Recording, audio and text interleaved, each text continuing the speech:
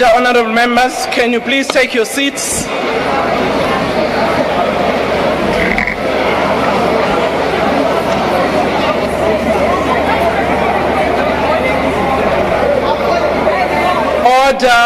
Order, please. The secretary will read the first order of the day. Consideration of the 2025 fiscal framework and revenue proposals, and of the report of the Standing Committee on Finance. Thank you very much, Dr. Order. There is a hand raised by the DA Chief Whip, as well as the EFF, and is it ATM?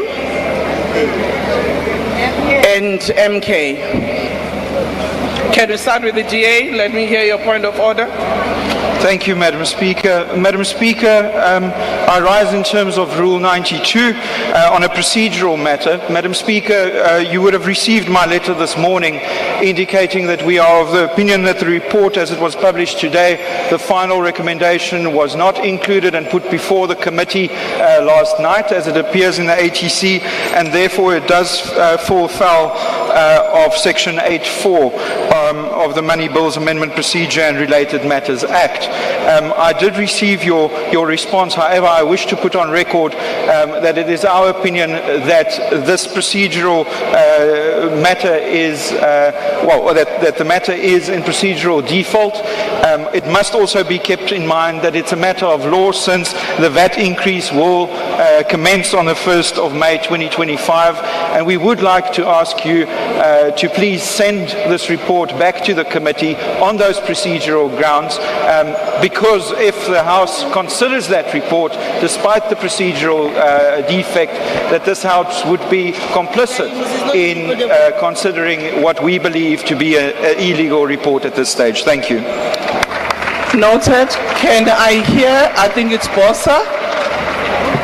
Was it Bossa or ATM?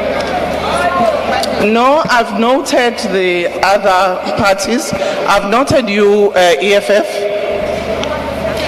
Thank you, no, Speaker. You were the third. It's okay? Yes, honourable member.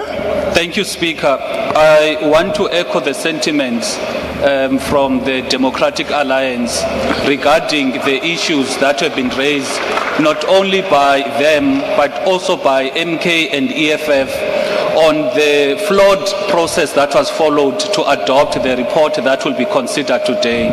So based on that, our submission is that the committee must be requested to properly and legally follow the correct processes in terms of adopting that report, so that when it comes to the House, it comes to the House having gone through the proper legal channels. Thank you. Thank you, EFF. Thank you very much, Speaker. Speaker, we wrote to you last night, and your response that you sent to us earlier today is deeply unsatisfactory. And Speaker, I want to put it to you that you missed the point completely, because you are quoting a rule that seeks to say that it was the workings of the committee. It is not. It's a legal requirement, Speaker. If you look at the Money Bills Amendment Procedure and Related Matters Act, Section 8, subsection. Speaker, my mic is going off. So Section 8, subsection 4 clearly says that there must be a clear statement of whether we accept or we amend the fiscal framework and revenue proposals. We are putting it to you that you were misled to believe that that happened in the committee, because it did not. In your response, you are saying that you got advised that that happened. I sit in that committee. We were there from morning until evening. That did not happen. And we are saying to you, it's a question of a legal requirement, not a procedure of a committee. And therefore, we appeal to you to suspend today's proceedings, send back the scoff to go and do the right thing and comply with the law of this country in terms of that act. Otherwise, if you continue as Speaker, it will be procedurally unfair and unlawful. Therefore, we're asking you, please suspend today's proceedings. Let the Standing Committee on Finance go and agree, firstly, with a clear statement, as is stipulated in the Act, that it must be clear that it's either amending or accepting. The issue of the recommendations and the report, that's a separate issue altogether. Here we are dealing with an objection because of the illegality of the process that happened yesterday. I thank you, Speaker. Thank you. Noted. The MK. Thank you, Speaker.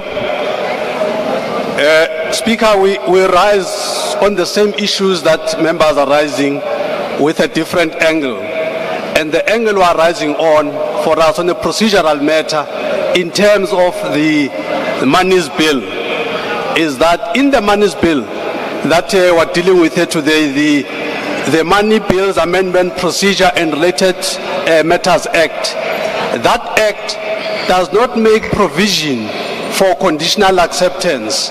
What we saw happening in the committee is a situation where one of the parties made a condition that they support the bill on condition that in 30 days this and that must happen. So we're saying, Speaker, that's procedurally flawed. There is nothing in that law that allows for conditional acceptance. So to bring a report here with a conditional acceptance is to bring a legally flawed report. Secondly, Speaker, in terms of the law, there is no latitude to reject the report. But if you go to the report, Chair, you go to the last line of the report, it has listed companies there that have rejected the report. That should have been the easiest of things to illustrate the illegality of this. It cannot be that you have a report that lists, on the last line, Speaker, have a look at that report. Even if you have to take a 10-minute adjournment, look at that report. You will find an unlawful line there that says this party, that party rejected. The law does not allow you to reject. So to have a report that talks about the rejection, we have a report that is unlawful. We're calling on you, Speaker, to do two things. One, to declare this sitting, to declare the processing of this report as an unlawful processing. And we're calling on your conscience, Speaker, to say you cannot lead an unlawful process. So we're calling on you to, and if you differ with that, Speaker, we're asking that you put this matter on the vote, and as you do, we allow us to vote individually if you differ with the fact of declaring this an unlawful processing of the report. Thank you very much. Thank you very much. Honorable members, I have noted all the hands that have been raised in respect of this matter. Honorable members, as we know, the passage of the fiscal framework and the budget are determined by the Money Bills and Related Matters Act of 2009. In the case of the fiscal framework, Section 8 of the Act prescribes that the Standing Committee must consider the fiscal framework within certain parameters. Moreover, in terms of its report, Section 8, subsection 4 of the Act states that, I quote, "The report must include a clear statement accepting or amending the fiscal framework," close quote.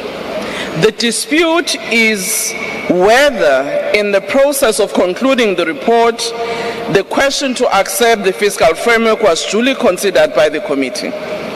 Honorable members, the Act does not determine the specific details of the decision-making process within the committee. The rules of the House do, however, provide some guidance. Assembly Rule 232 provides that the committee must perform the function and exercise the power specified in the Act, as well as those listed in Rule 227. The committee can also exercise the power specified in Rule 167, except insofar as any of these provisions are inconsistent with the provisions of the Act. Rule 167, subsection F, in turn adds that a committee may determine its own working arrangements. I am advised that the draft report was formally adopted in the Standing Committee. The report before the House states the following on page 35, which I think has been quoted by Honorable Manye. I quote, Having considered the 2025 fiscal framework and revenue proposal, the Standing Committee on Finance accept the 2025 fiscal framework and revenue proposal, close quote. On the basis of the report and advice received, I'm not convinced that the committee contravened the law or the rules when finalizing its report. Consequently, there is no legal impediment preventing this House today to proceed with its business. Honourable members, order. I also want to state that I received letters, even though at different times, from the economic freedom fighters, which landed on our desk at 5 a.m. this morning, asking us to respond by 8 o'clock. But because we were to satisfy ourselves about these matters, we missed their deadline, but we responded equally.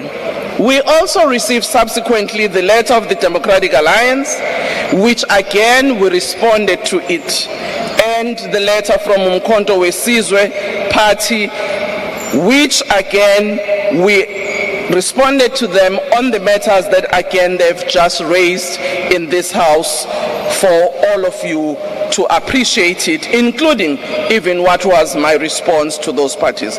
So this is my ruling that we proceed with the report today. Thank you. Honorable Manye, an honorable member of the EFF. Chairperson, I know how the rules work in terms of if one is not happy with the ruling. The issue I want to raise, Chair, is a different one. That purely based on facts, you say you've been advised. I want to put it to you, Madam Speaker, that you were improperly advised.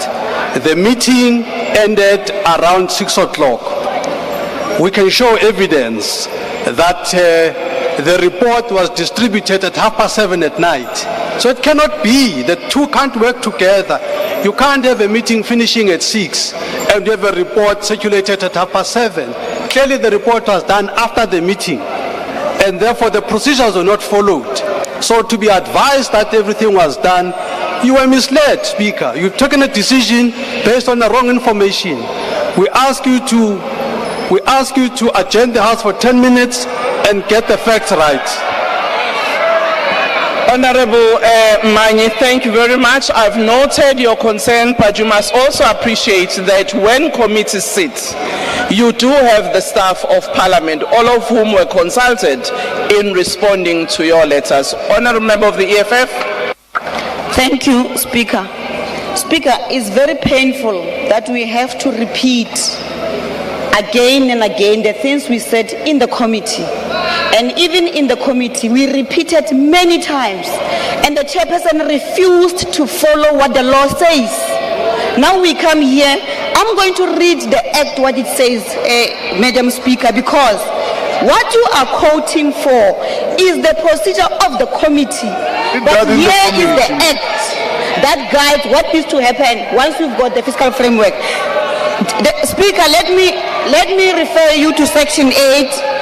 Honorable members, let's allow the member the privilege to quote the act which all of you have.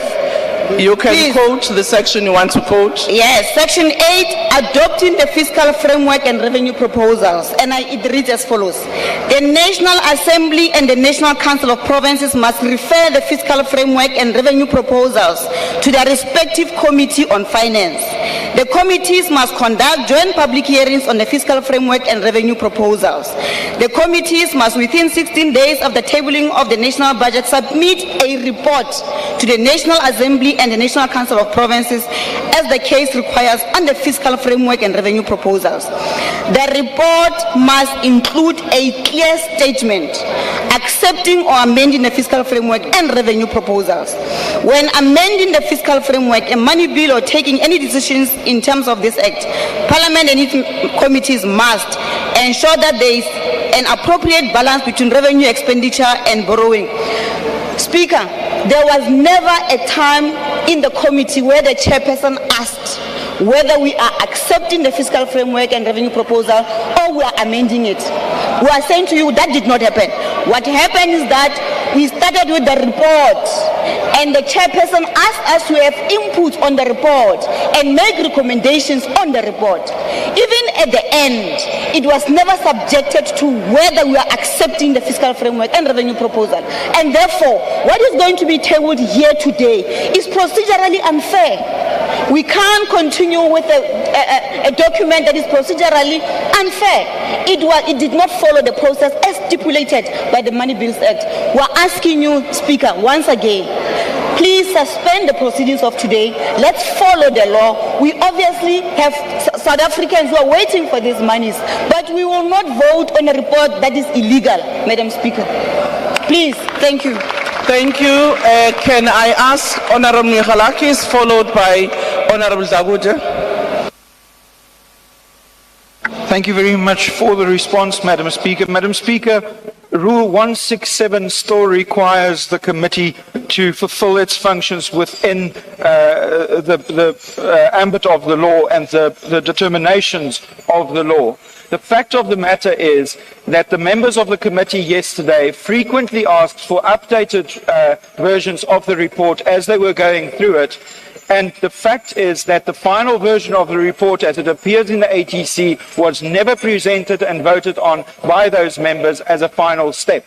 That is a procedural irregularity. I respect your right to make the determination and the ruling, but I do have to stress, Madam Speaker, that there is a serious procedural defect in this, and we do stand a risk as a House to be part of that procedural irregularity if this vote does not get postponed today. So I would like to ask you to please take Rule 167 into consideration, as well as the facts that we've put before you this afternoon, that the procedure was not followed according to the law. Thank you. Thank you, Honorable Zagude. Thank you very much, Honorable Speaker. Honorable Speaker, I want to inform this House on a point of procedure that the Standing Committee on Finance followed all the processes according to the money bills. I didn't howl at you when you speak. Chair. Point of order, Chair. Order, honorable members. Can we allow Point of order, Chair. Honorables Tambo? Can we order? Honorable member, I will take your point of order, but I've given a member an opportunity. This is a mistruth. She can't make a reflection of a committee she doesn't sit on. What is she reflecting on? Honorable She's member. reflecting on an ATC that is irregular, unlawful, adopted, unprocedurally. Honorable, she's telling a...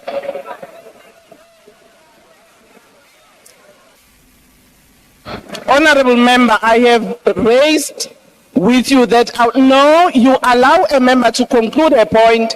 I will give you an opportunity to raise your point of order.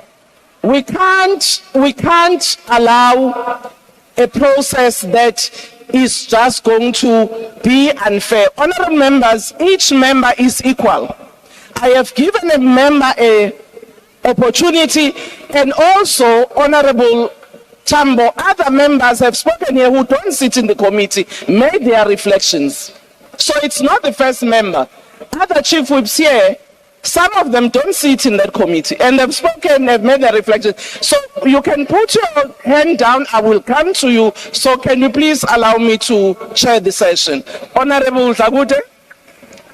Thank you very much, Honorable Speaker. Like I was saying, the Portfolio Committee, according to the report that we got, followed all the processes according to the money bills and also the rules of Parliament. We were then informed in the Chief Whip's Forum this morning by the EFF and also the MK that the sitting today is illegal, and they are going to court if this sitting is not postponed. So we indicated to them that as the ANC, we are going to the sitting, and those who feels that the sitting is illegal, they shouldn't attend, because by mere of their attendance in this house now, it means they agree with the processes and also they are legitimizing the sitting. Thank you very much. Thank you, Honorable Tambo. Order, honorable members. Honorable Tamok, Thank what's you. your point of Thank order? you very much, Chairperson. I think the first point of departure that we must state that although members of parliament should all be allowed to make reflections and contributions in parliament, it should be labeled and categorized as incorrect to reflect on the procedure of a meeting you did not attend and base your reflection on a report that is currently being contested in the House. The reflection on procedural processes that happened in the committee being made by Honorable Jagute is based on a report that we are currently debating whether it's valid or not. So her submission is invalid. Second to that, because we are saying that we can take this report to court, we must correct you on the timeline of when we sent you the letter. We didn't send you a letter at 5 a.m. this morning. It was sent to your office last night after we received this irregular report that did not contain the amendments we as members of parliament put into the report while we were in the committee. So the letter we sent to you was based on the fact that we received a final report that did not reflect recommendations and amendments that we stated in the committee, that had, in hindsight and in retrospect, a clause that accepts the fiscal framework of 2025 and revenue proposals, whereas we never deliberated on that in the committee. So please, let's refrain from reflecting on procedural occurrences in the committee when we were not there, and let us allow members of the committee who were there, who witnessed procedural errors. 3 political parties have raised that here today. Let's allow them to be the ones who guide those reflections and advise you. You are advised by people who manipulated a report. It's unlawful, it's illegal, and we must allow this House to conclude now. Thank you. Well, thank you, honorable members. I do think I must reflect, as I've said earlier. Each letter I receive from a party, from a member of this House, I do read and consider it. I do get advice in terms of the rules, in terms of the procedure, before I satisfy myself and respond, which I did. And I've given a ruling on the basis of what I received from you and the advice I received. I do not see any reason why this House must not sit. And I do want to say, honorable members, anyway, all committee reports come to the House. It is the floor that will decide whether it accepts or rejects a report. And all of you, as you will be participating in the debate, you can decide that you reject this report, you do not accept it. And therefore, I will now proceed with the discussions. Honorable member, I am not suspending the House, nor am I giving a 10 minutes for consultation. Thank you very much. Honorable member of the EFF. Speaker, thank you. I just need to correct this and put it on record that you did not receive the letter at 5 a.m. this morning. The letter was sent to your office at 11:46 last night. So your office is very much incompetent, and you can't say it was received. I've got proof here. So South Africans must know that the EFF wrote a letter to the Speaker at 11:46. You're wasting time. Madam Speaker, and you only responded to us now at 12. Thank you, honorable member. The second point, Speaker, let me just finish. It's incorrect for you to... Order, honorable members. It's incorrect, Madam Speaker, for you to say all committee reports comes here and gets voted for. We are dealing with the fiscal framework and revenue proposal, which is guided by the Money Bills Act. And the Money Bills Act is very clear and explicit to say in the committee, there must be an indication of whether you accept. Honorable member, you have repeatedly raised that point. Order, honorable member. Can you allow us?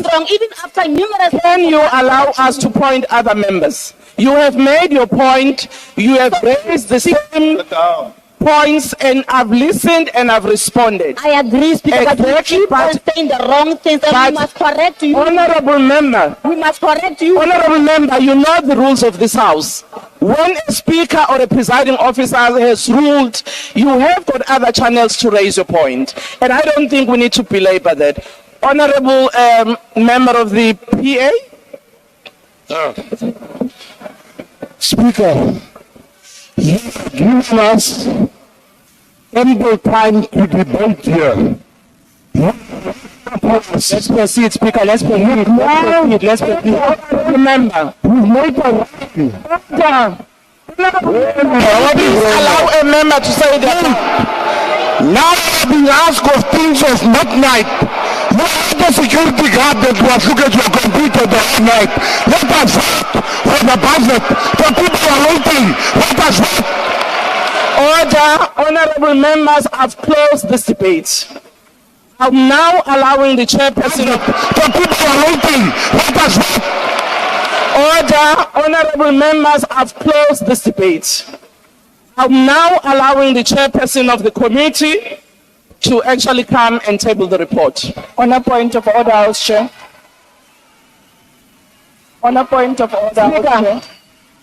Speaker, on a different point. Speaker, on a point of order. Point of order, House Chair. Honorable members, I have closed the debate on the point of order, whether the issue must be debated or not.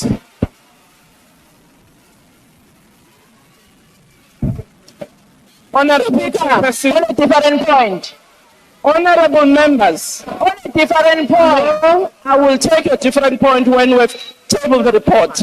Honorable Manya, you can put your point down. On procedural matters, I've responded to you on this matter. And the item on the agenda is on the tabling of the report of the fiscal framework. And we must proceed. We have taken your points.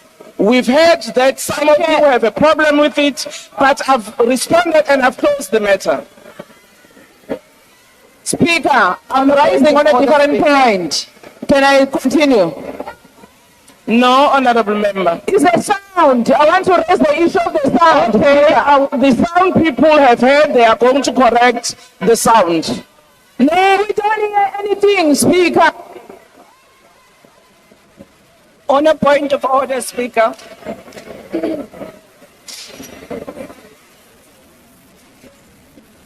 Honorable member, People's Forum will raise the issue of the sound.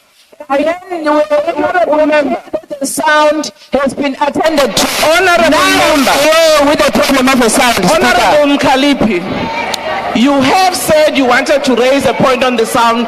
The sound people must deal with the sound, but we must continue. No, we can't hear. What are you responding cannot to? hear. You are responding to what? The members that are dealing with the sound are going to address it. Honorable, We can't hear, Speaker. Honorable Manye, if it's the point about the report, I've ruled on that. So I don't think we're going to take another new point on that matter. Fix the So what sound, is your rule? Speaker. We don't hear anything. You are hearing everything. What is your point of order, Honorable Manye, which is not on this matter?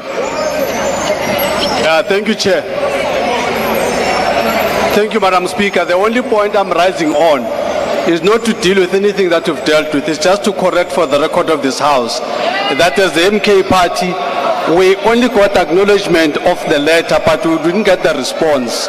I've seen other responses to other parties, but the response to MK has not arrived as we speak. There is no response on the issue that we've raised. That's why we put that on the record. Honorable member, you can also check on your reports or on your emails. The response was given to the MK party.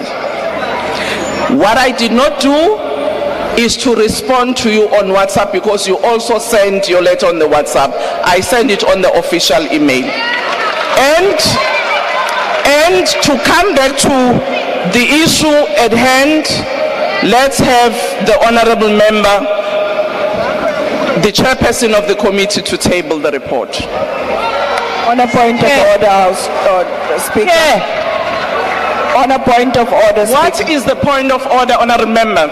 Speaker, the sound, we cannot hear a thing. Yes. We cannot hear anything. We can't hear. I'm not sure if you address the issue of sound. Honorable Reddy, the issue of We are the sound, proceeding with a meeting the where issue, we cannot hear anybody. you know, honorable And members, your members across are It's- making the biggest noise here. it's very interesting because I can hear you, but you can't hear me.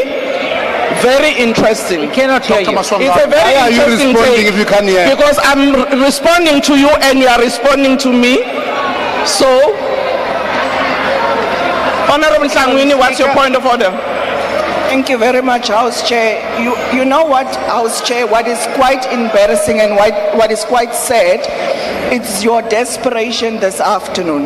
You can clearly hear that there are issues with the sound and your reluctance to just give us a 10-minute break to sort out the sound issues. Because it's not only about me and you seated in this tent, it's about the millions of South Africans that are waiting on this house to make a decision. We can and hear to you only very make well. it about you, it's wrong. And to only make it about the ANC, yet again, We can hear you it's very wrong. well. Stop wanting to be a voting kettle. Stop addressing the issue of the sound. Let's take a 10-minute break. The sound and the echo, it's bad. And We that can is a hear you very reflection well. on the videos that It's we are putting wonderful. out there to our constituency. We are saying this is a people's parliament, so let us act as further that and stop still. this rubber Sound stamping is that you are perfect. We planning to can do hear this you. afternoon. Our people can hear you, Speaker. Continue. Order, remember the member of the PA.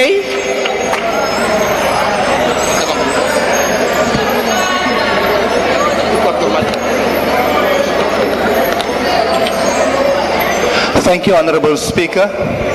Speaker, I agree with all parties complaining about the sound. It is now and then a bit inaudible. But I've got two solutions. One, I've tested the headphones. It works perfectly and it solves the problem with the sound. And secondly, if they are quiet, they will hear the sound better, Honorable Speaker, because we've got South Africa waiting on the budget, and we cannot waste the time of our citizens of this country by listening to frivolous things when we do have solutions. Thank you. Thank you, Honourable Member Nolunchungu. Thank you very much, Speaker. We are going to vote at the end of the session. And I want to appeal to you that this is a matter that is very important, that you allow that each and every individual stands up and vote verbally. It is not something new. It is not something... Sit down, eh? Order, honourable members, let's allow the member to raise their point. She's abusing us. No, honourable member, you've got no right. That's my right to determine whether what the member is saying is out of I order am or not. simply making a Honourable member, can recommendation, you finish your point? Yes, it will not be the first time that we do that. Remember, on the issue of Pala Pala, we did the same. When Judge Stoppe, we voted verbally. So I'm appealing to you that we entertain that process for today. Thank you. Thank you, honourable member of the MK party. Thank you, Chair. Thank you, Madam Speaker. We support, but we are saying it should be on a secret ballot. I'm supporting it should be on a secret ballot. We're not in a PGM, yeah. We're not in a PGM. Honourable member, order. I have a duty to ensure the smooth conduct of proceedings. Order, honourable members.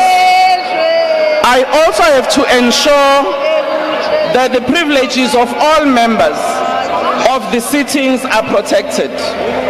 Honourable members at the back, on the side of the EFF and side of the MK. You can converse, but you mustn't drown other members. I also want to indicate that all members have got the same privileges.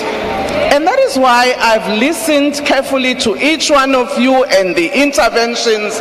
We've done that.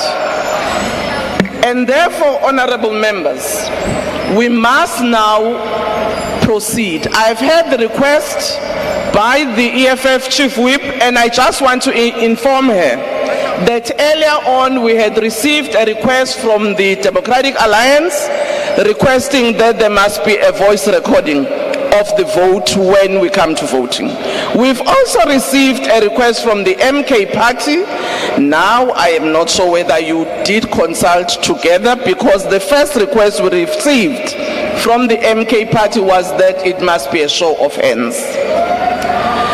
So we will formally inform you when that time comes what process are we going to follow. But I just want to alert all parties that the three parties did make a request on the mode of voting that must be followed. Thank you very much. I'll now ask the chair to table the report.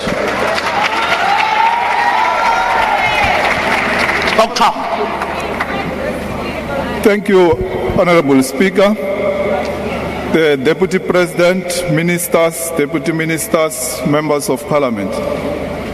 I want to indicate that the Minister of Finance, Honorable Godongwana, tabled the 2025 national budget before Parliament on 12 March 2025 in terms of Section 27 of PFMA and Section 7.1 of the Money Bills Amendment Procedure and the Related Matters Act. The Minister, together with the Commissioner of South African Honorable Member, sorry, Honorable Chair. Chair, we can't hear this illegal... Can we please ask members... We can't hear. It's even illegal and we can't even hear it. Can we please ask members to use their earphones? Chair, it's even worse when they put it on. We're not lying. Honorable members. Chair, it's even worse when they put it on. We're not lying. Honorable members. When ANC, you'll already Honorable members. money. Order. That's why they say this thing. Honorable members, we are I'm pleading with you. We cannot abuse our privileges. No, you are abusing us, Speaker. You are abusing us by not providing us quality sound. Sound is 101. We're not even pretending. Honorable Speaker, listen to it yourself. Chairperson of the committee, can you please proceed? Honorable members, I am not going to allow points of orders because really this is about abusing privileges that we have. Speaker, it's not No, true. You are honorable using member. us as a speaker and representing our constituencies. We cannot hear. Speaker, listen. It's horrible. Plus there's squeaky things here. We can hear you. Telling us how illegal this framework is. I don't even understand how you can't hear the squeak in this dome as well. This is the quality that you are giving us to listen to an illegal report, Speaker. It's not fair. Honorable members, I've raised earlier on that while all of you have got privileges as members of the House, such privilege cannot be abused.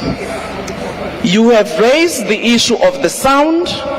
We have asked the sound people to address it as you are continuing to make your points of orders.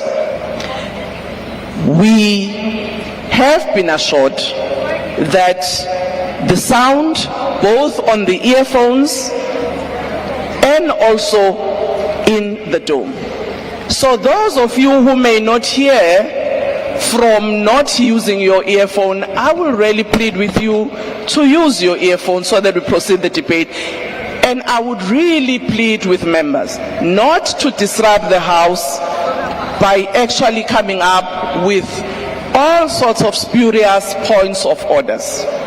Honorable member, can you please raise your point of order so that we can proceed with the debate? Thank you, Speaker. And Speaker, we don't want to disrupt the proceedings. I think that's the first point of departure. Speaker, you might downplay this issue of the sound, but it's not the first time. We've raised it before, and this is now the third time. The last session we had to adjourn for them to fix the sound. The other time it was the aircon. The other time it was something else.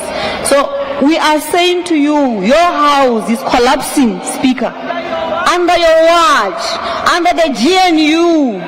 And that is where we are saying, this is a very important sitting. A the whole of South Africa is watching the proceedings of Parliament. We might look like we are unreasonable by actually pointing out to you the things we've pointed out to you before. The sound is not good, and the people, our constituency, are WhatsApping us, are telling us that they can't hear the proceedings. So we are asking you, Madam Speaker, please let's have 5 minutes break. Let the sound. The last time the sound people had to be fired. And that was confirmed by the Secretary of Parliament after our request and after our complaint that the sound system is not proper. They were fired. So these new ones should have gotten the right back and should know that they should have done the right thing. Because we are now back to the same issue, we are appealing to you, Speaker, adjourn the session for 5 minutes so that they can fix the sound. Our constituent, my mother is watching, but he can't hear what we're dealing with. All the honourable members. This affects all South Africans. That's why you want to appear on TV. Honourable member, that actually borders on abusing the process. And I really would plead with all of us. Let us respect ourselves, this House, and the people of South Africa. And I really think we should do so. I said honourable members have an opportunity to raise their points of debate in this House, and they've got an opportunity to even vote. If there is a need to do so at the end, you will determine that. And I don't think we need to belabor the point on this matter. Honourable member with waving the paper, what's your point of order? Thank you, Speaker. Speaker, I've not gotten involved in the debate about the legality, but I'm telling you in all honesty, we can't hear over here. I've tried the headphones, it actually works. Speaker, I'm going to ask you if you can adjourn for 5 minutes to have the sound. We can hear. Speaker, I'm not being funny at all, but we lost 16 billion rand over the last few days because of this budget. We want the chair to deliver. I personally want to. If I can't hear him, Speaker, then we might as well all go home. Thank you. Honourable members, I am proceeding. You can use your earphones. We really cannot belabor the points.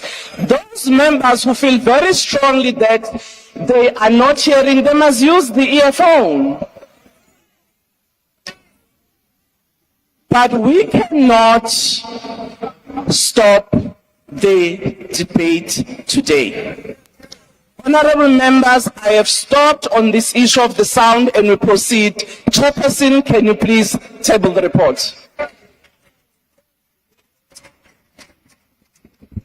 Speaker, I will spend some time to outline the procedure that has been followed by the committees in processing the report. The Minister, together with the Commissioner of SARS, briefed the Committee on Finance on the 14th of March 2025. On the 18th of March 2025, the Committees of Finance, both in the NCOP and NA, received the post-budget tabling input from the Parliamentary Budget Office and the Financial and Fiscal Commission. The committee issued adverts for public hearings on 4th March 2025 on website, social channels, and print media. The committees held public hearings on 25th March 2025.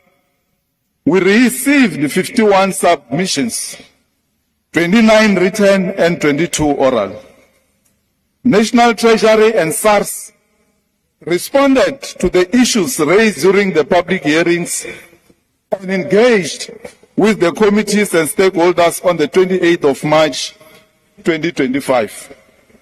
On 31st March, the committee secretariat sent out the draft report and the agenda of the committee meetings to the members of the standing and the select committees, respectively. Yesterday, which was the 1st of March, the two committees the standing and the select committees had a meeting to consider and adopt the report. The meeting is conducted in terms of the rules as outlined in the rules book.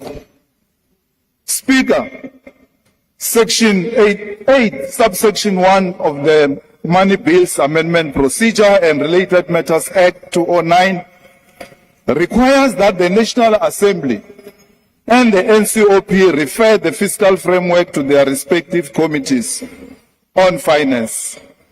Section 8, subsection 3 requires that committees must, within 16 days after the tabling of the budget, report to the NA on the fiscal framework.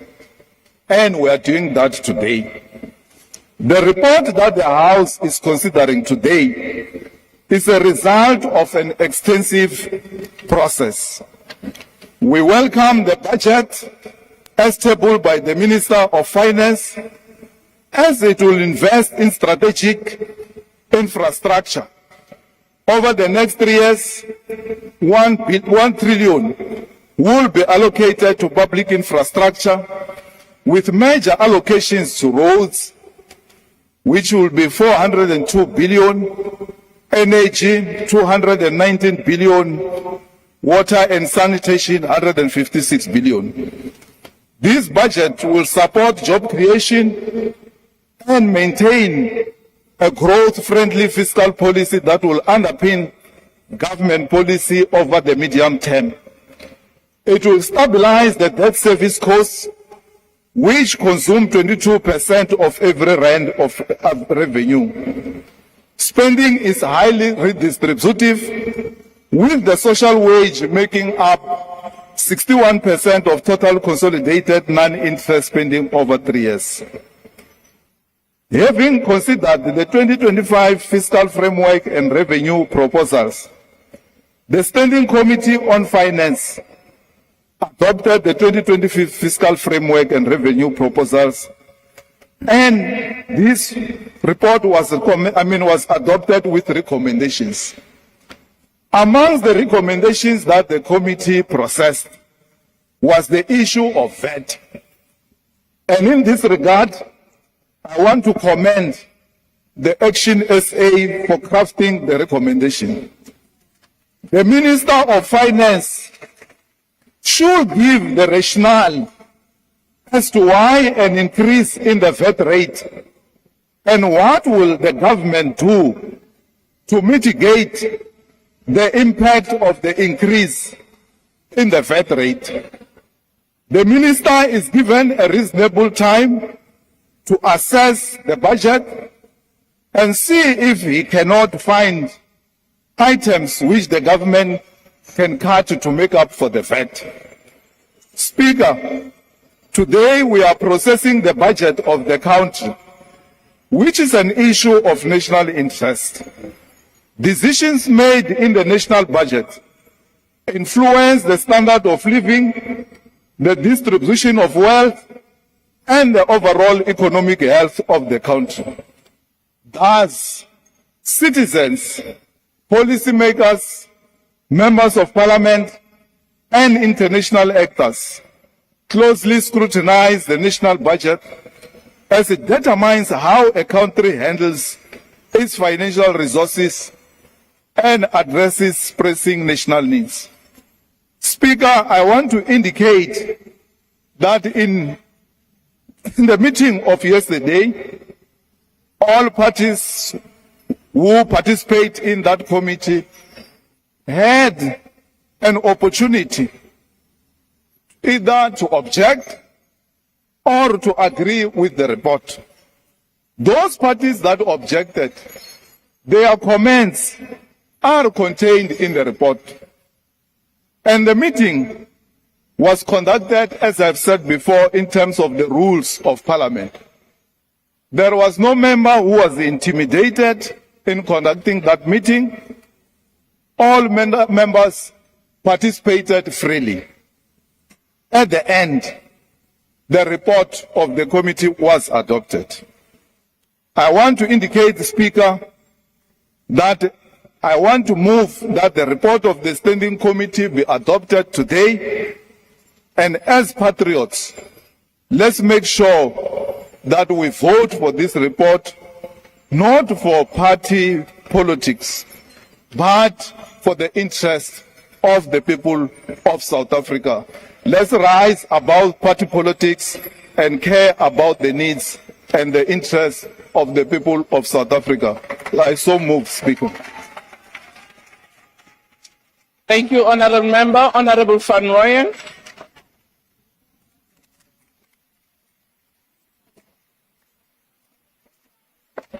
Thank you very much, Honourable Speaker. Allow me, Speaker, just to share two of many MK party. Order, honourable members, can we allow the member on the platform to be heard?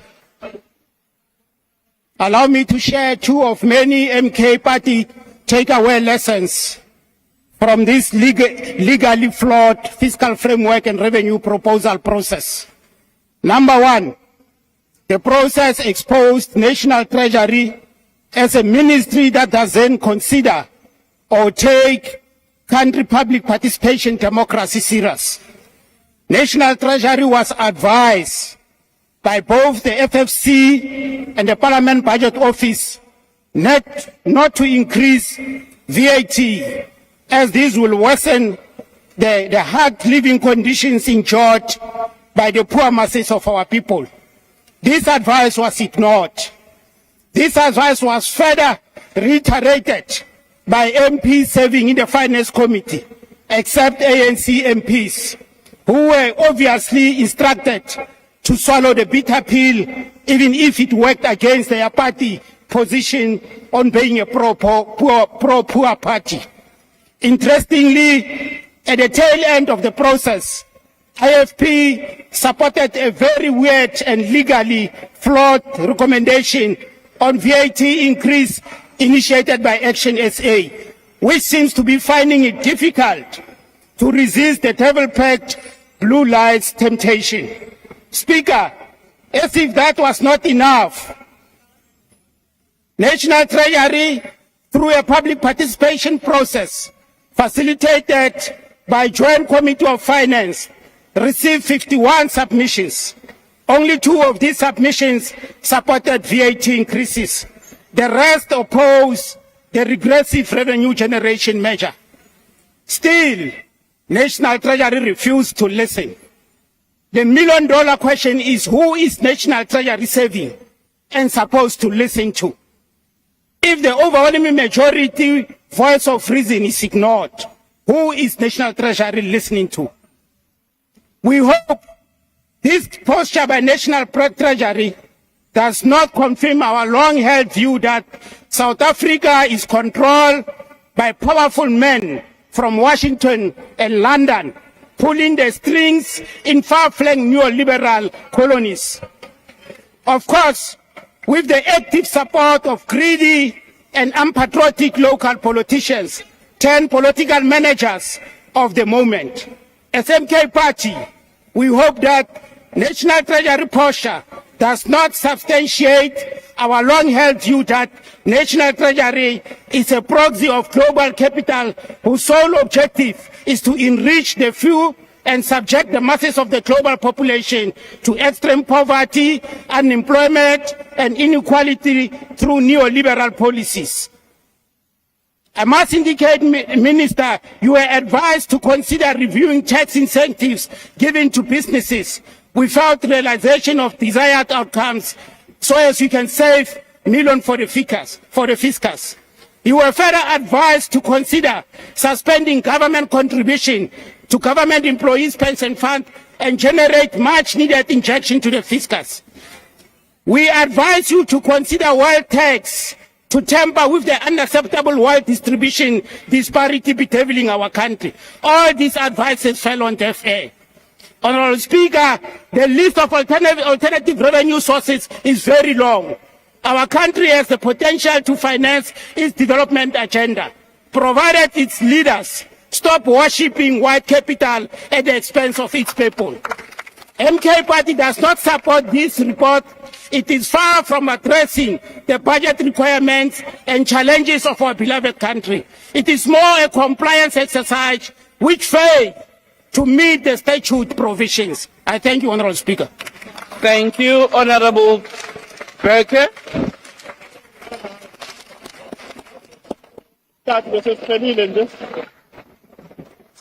Mrs. Kelly.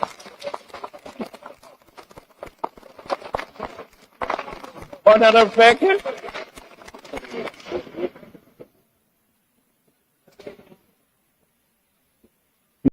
Speaker, it's significant that this report was considered in yesterday's committee on the first day of April. A farcical day for a farcical process leading to a farcical report. Yet, it's a report that sadly is not an April Fool's joke.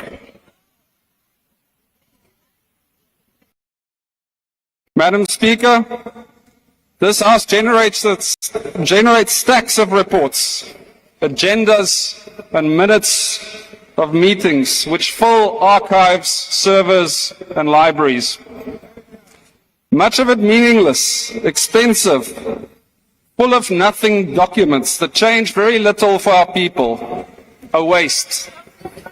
But every now and then, Parliament has the ability to take regular A4 paper and give it remarkable power to change lives with laws, to table budgets, and because of the power in the Constitution and the Money Bills Act, gives Parliament the power to amend bad budgets.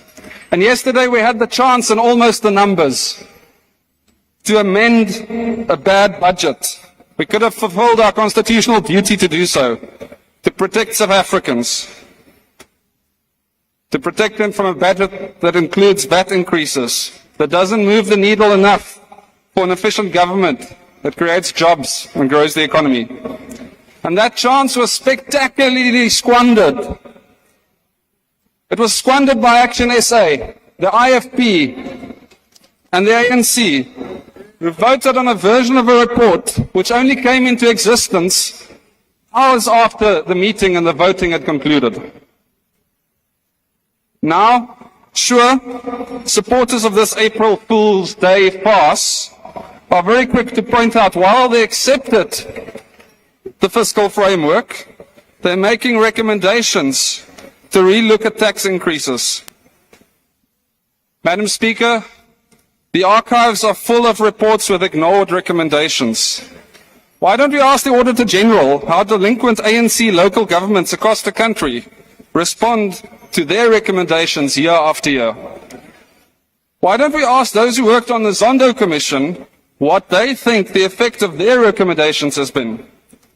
After all, the Zondo Commission detailed how the Honourable Joe Moswangani was complicit in state capture. Yet that honourable member is here with us today. He spoke just earlier. And he chaired the farcical, procedurally flawed meeting yesterday. Reports in the hands of ANC-led governments mean nothing. Let me be specific. Action SA took the votes it received from market-friendly and centre-right South Africans and sold them out Honourable member, to support the framework for what? Order, Honourable Becker. Can you take a seat? Honourable member, what's the point of order? No, thank you very much, Honourable Speaker. I'm raising on Rule 85. The Honourable member is casting aspersion on Honourable Moswangani. He says Honourable Moswangani is complicit in terms of the state capture. So if you want to do that, he must bring a substantive motion. Thanks. Honourable member, I would listen to the Hansard and come back with the ruling. Honourable Makhlakis, what are you rising on now? Thank you very much, Madam Speaker. Madam Speaker, when you consider the Hansard, will you also consider that the honourable member actually quoted the Zondo report, which was a fact? Thank you. Honourable Member, I said I will look at the matter and come back to the House with a ruling. Can you proceed, Honourable President? Madam Speaker, I've consulted the Hansard dictionary on what casting aspersions means. Honourable Member, can you please proceed with your speech? None of what I've said was false or misleading. It's all very well documented. And for me to damage your reputation, you need to have one. Honourable Member, on order, Honourable Member. I have said on the matter, because there was a point of order raised, I will come back to the House. So can you proceed with your speech on the report? As I was saying, Madam Speaker, what did Action SA sell their voters out for? 5 minutes of media coverage? Promises of future cabinet positions? Insults. Certainly not to stop taxes, because those taxes and those increases are still very much baked into the fiscal framework. Action SA has said it's in Parliament to be a constructive opposition. Its only significant achievement so far is to support a report enabling an ANC anti-poor, anti-growth and anti-jobs VAT-based budget. Go home. We hate the ANC way, that's a man. And so there are only two rational explanations for what they were thinking and what the IFP might have been thinking. Either they were the April Fools and they genuinely thought they were changing the budget with their flimsy, pointless recommendations, and they didn't come to the committee with even a basic understanding of the Money Bills Act. Or, alternatively, these parties knew exactly what they were doing and were trying to make South Africans the victims, selling us down the river for an ANC VAT-based budget. And either way, what the IFP and ASA did was treachery. The DA is very clear about what we're doing, and we've been consistent, both in our intentions yesterday and through the course of the 7th administration. We joined this government to drive efficient spending, grow the economy and create jobs, not to enable the worst parts of the ANC. The ANC will have to turn to Action SA for that. Kailicha is poor. We've been met with an ANC that's refused to upgrade the economy or to compromise. They don't want coalition partners. They want supplicants. Welcome, ASA. Goodbye. I will say one thing. Order, honourable members. I will say one thing about all the paper that Parliament generates, Madam Speaker. Even the reports and motions that achieve nothing do record our deeds or misdeeds. And what will they record now? Today, you, honourable members, have the same opportunity Action SA and the AFP had yesterday, and squandered either for cheap political points or as victims of the saddest April Fool's joke in parliamentary history. So your choice is as follows. 1, you can choose to vote for a report that keeps the fiscal framework as it is, that enshrines tax increases, enshrines bad economic policy, and supports the anti-poor, anti-growth and anti-jobs ANC budget. Or 2, you can support us in opposing this increase. Support you. As the DA, we will remain on course. We'll pursue an efficient government, growth and jobs, and vote firmly against this farce of a report. We reject it with the content it deserves. We reject you. It's not worth the paper it was printed on.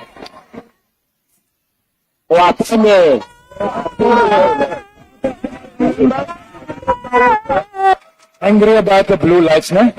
Honourable Maude, yes. Honourable Van Rooyen, what's your point of order? Sorry, Honourable Reddy. Madam Speaker, I rise in terms of Rule 65 You know, while the previous speaker, it's not every day that we like to hear what the DA has to say, and today we wanted to hear, but members were actually speaking into the mic, switching on their mic, and as a result of that, we were unable to hear the speaker.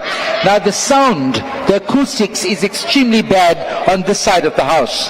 I'm really appealing to you, Speaker, to get some control here and inform members that they should not howl so much so that we cannot hear the speakers. Please. Thank you, Honorable Reddy. That point I made myself for all of you in this House to actually be in order. Honorable Mauta, take your podium. Thank you, Speaker. Greetings, President and Commander-in-Chief, Honorable Julius Malema, officials, commissars, and fighters. The EFF does not support the 2025 fiscal framework and revenue proposals as tabled by the Minister of Finance. Speaker, we wrote you last night an urgent letter requesting the withdrawal of the report on the 2025 fiscal framework and revenue proposals adopted by the Standing Committee on Finance yesterday, adopted during a very chaotic meeting and in a procedurally illegal manner. In our letter, we demonstrated that the committee failed to follow a very basic but essential legal requirement in terms of the Money Bills Amendment Procedure and Related Matters Act of 2009, and requested that you withdraw this item from the order paper, but you chose not to do so. This is what will ultimately collapse the confused GNU government, not the present backroom dealings and backstabbing we are witnessing, but the failure to follow a simple legislative process. With all the confusion we witnessed in the committee yesterday, we are reminded of a giant of our struggle, Mama Winnie Nomzamo Madikizela Mandela, who passed away on this day 7 years ago. She once said, and I quote, "We have betrayed our people. Our struggle has been betrayed. The ANC has become something we never envisaged." And I end quote. This quote rings truer than ever before, as the ANC, now hiding behind the so-called GNU, continues to sell out the aspirations of our people. The less said about Action SA's misunderstanding of the legislation which guides the process and procedure to amend and approve the proposed budget as tabled by the Minister, the better. We will take time outside the sitting and explain, perhaps in a more simpler manner, that the budget is not passed based on negotiations of good faith, but is a creature of statutes. But let's deal with the crux of the matter, the debate, and what has caused so much chaos with this budget. Speaker, allow us to take the educational approach, and then we'll make some of the proposals that should have found expression in amending the report. Firstly, the procedure to process the fiscal framework and revenue proposal tabled by the Finance Minister is guided by the Money Bills Amendment Procedure and Related Matters Act.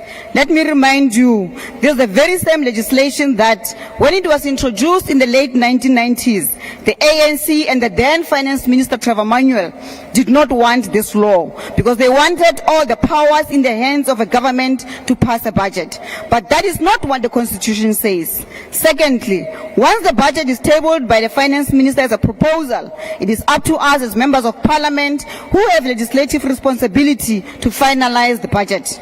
We cannot send it back to the Finance Minister. It becomes our baby, and we must see it through to the end. Number 3, like we said in our letter to you, Speaker, this report was adopted unprocedural because despite our advice in the committee, the ANC refused to hear the advice and follow simple procedure. They could not allow for this to happen because they wanted to hoodwink Action SA into adopting a report they seem not to understand in its implications. And for that, we don't blame them because they simply didn't know.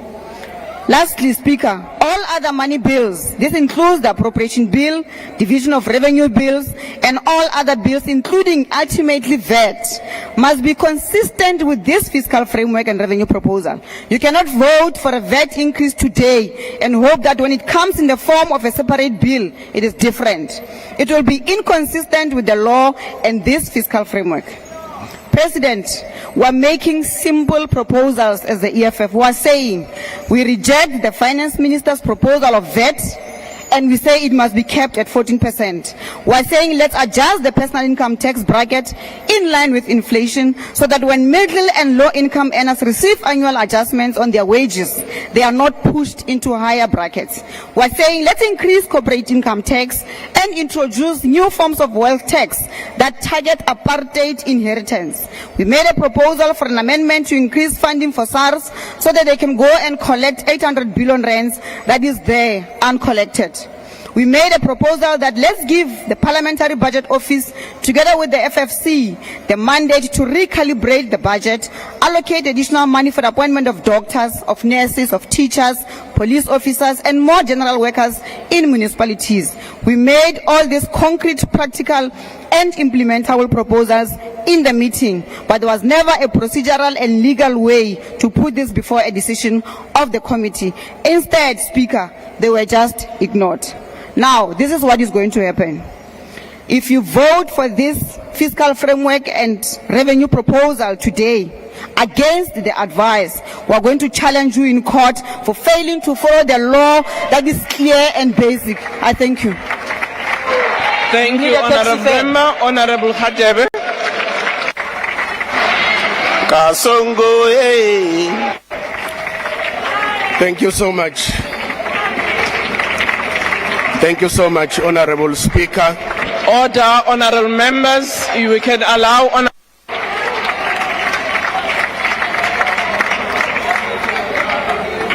Thank you so much, Honorable Speaker. The Inkatha Freedom Party acknowledges the presentation of the 2025 fiscal framework and revenue proposals.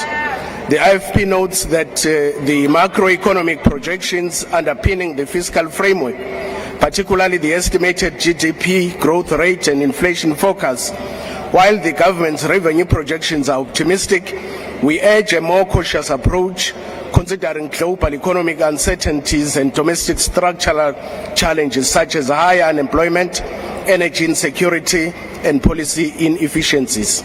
We support efficient government spending but remain concerned about continued wasteful and irregular expenditure. We call for a strengthened oversight mechanism to curb corruption and mismanagement, realignment of expenditure priorities to ensure increased investment in healthcare, education, and job creation initiatives, and greater fiscal support for small and medium enterprises as engines of economic growth and employment. The revenue proposals include adjustments in taxation and the introduction of new levies.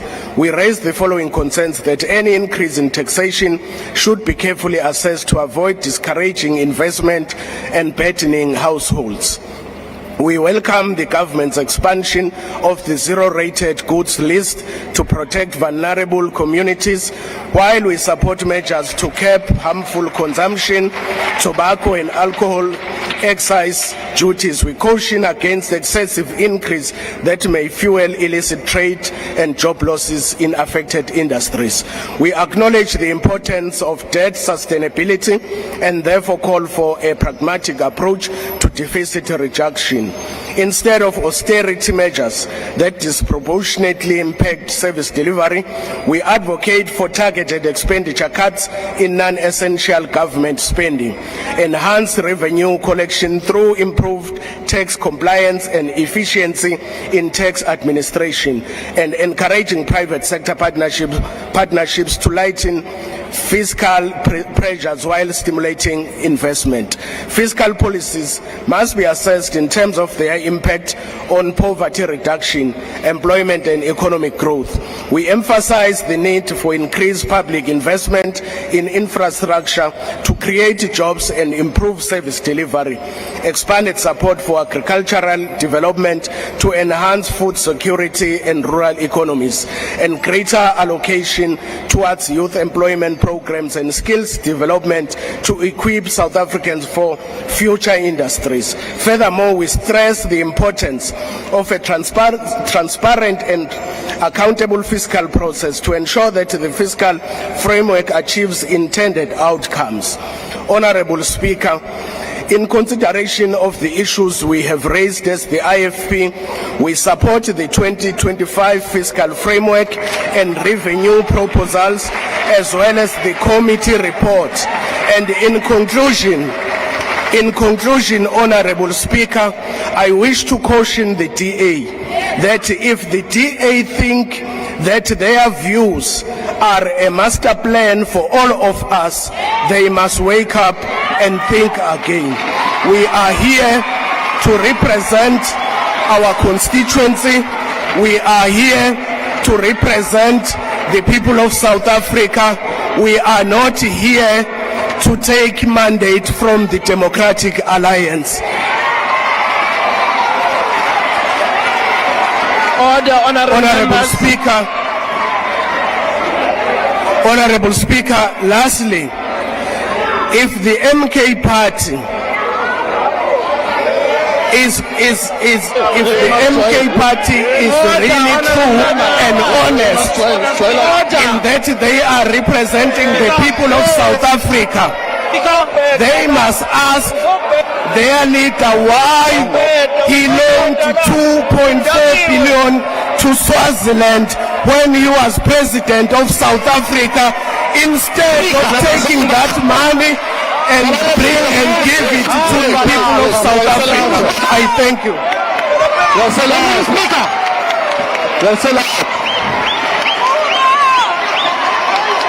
The Minister of Sports, Art and Culture.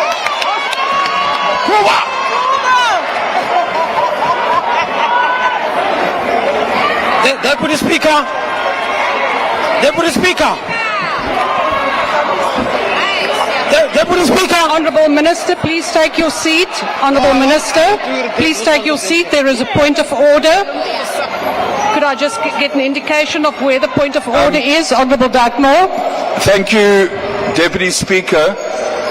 My point of order relates to the fact that when the Honourable Member from the IFP started speaking and addressing some comments about the MKP that we could not hear, and we request that he be given an opportunity to repeat what he said about the MKP.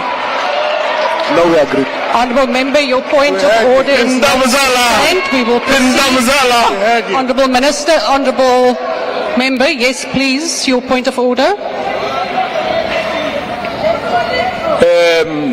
Chair, Deputy Speaker, can you ask the member who just spoke now, under which rule is he talking about here? Honourable Member, I did not sustain the point, so we proceed. Honourable Minister, please proceed. Honourable Minister.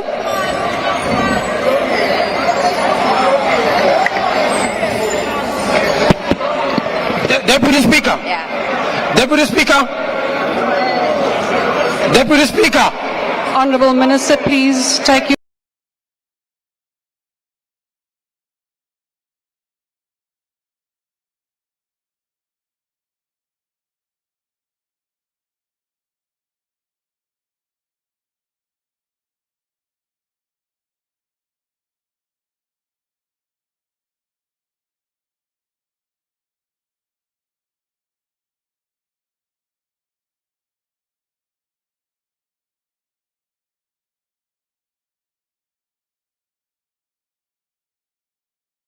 and I have not sustained that point of order, so therefore we proceed. Yes, Honourable Member. Thank you, Deputy Speaker. We cannot be judged for sound issues that we've been raising for quite a number of times. And the member must understand that MKP are not sound engineers. While MPs hoping that Parliament will be not engineers of making the environment quite inclusive for us to do our work. Honourable Member, that is not a point of order.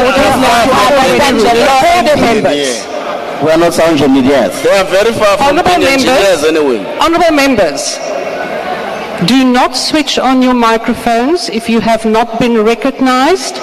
I see there is a problem there in front, Honourable Member. Very far from that. But please, can we now proceed? I have ruled on the matter, and the Honourable Minister may now proceed.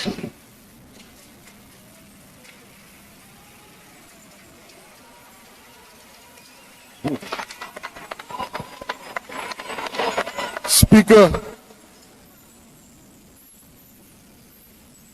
we are fighting here today with our GNU partner, the DA. Now it's important that I must give context and history of the fight. The finance minister approached us and he said, we are looking at a 2% VAT. We immediately said, that's too much. We were negotiating, we were fighting, we were debating. We ended up on 0.5 percentage points. I can't have it my way or the highway.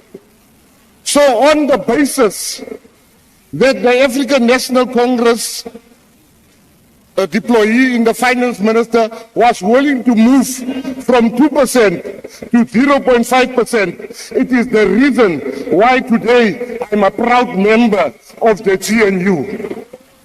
Honourable Minister, please take your seat.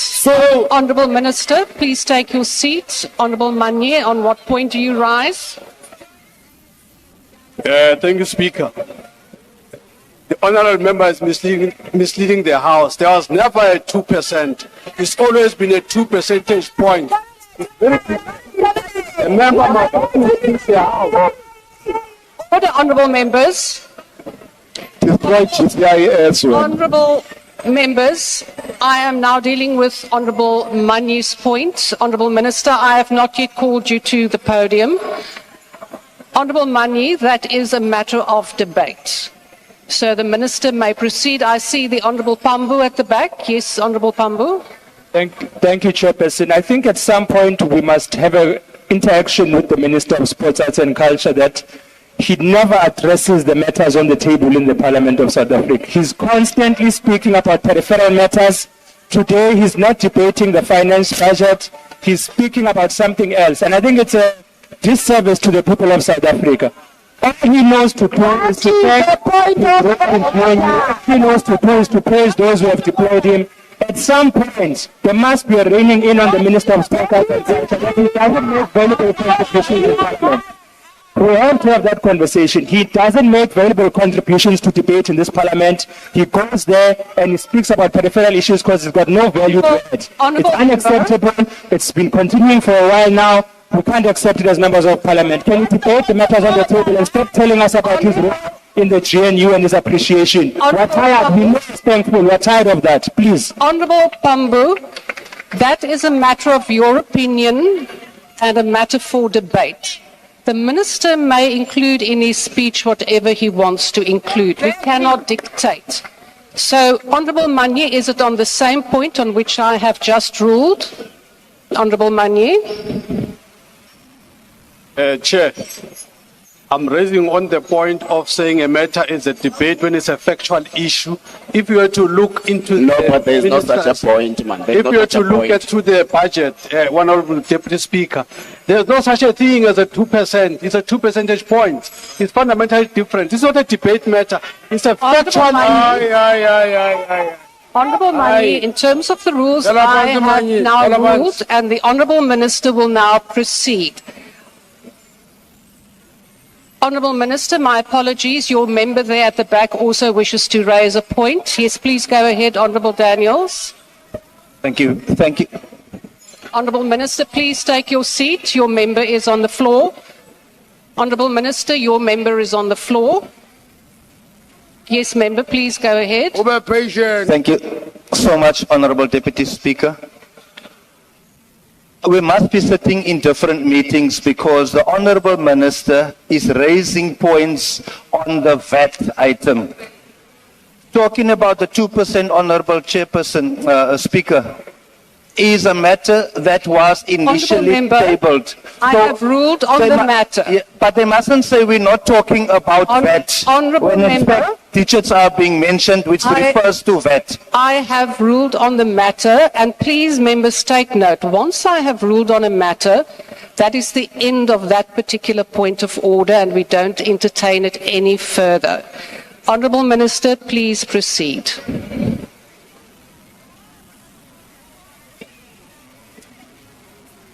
So, Honorable Speaker, it was on that basis that I wanted to explain why is it that I support what we are discussing here today. Unashamedly. But you see, this parliament, since I joined this parliament, the name of the poor, it's been used by every Tom, Dick and Zabulani. Everyone, the poor, the poor. The DA wanted to treat the VAT issue with Bella. Where was the poor in that transaction? Yesterday, a lady called Bronwyn Williams, her son was shot dead yesterday in Westbury. In Westbury. That lady is sick. After forensics took her son, they said to her, follow us. She said, no, I must go and vote first, because voting is the only way to silence the guns in my area.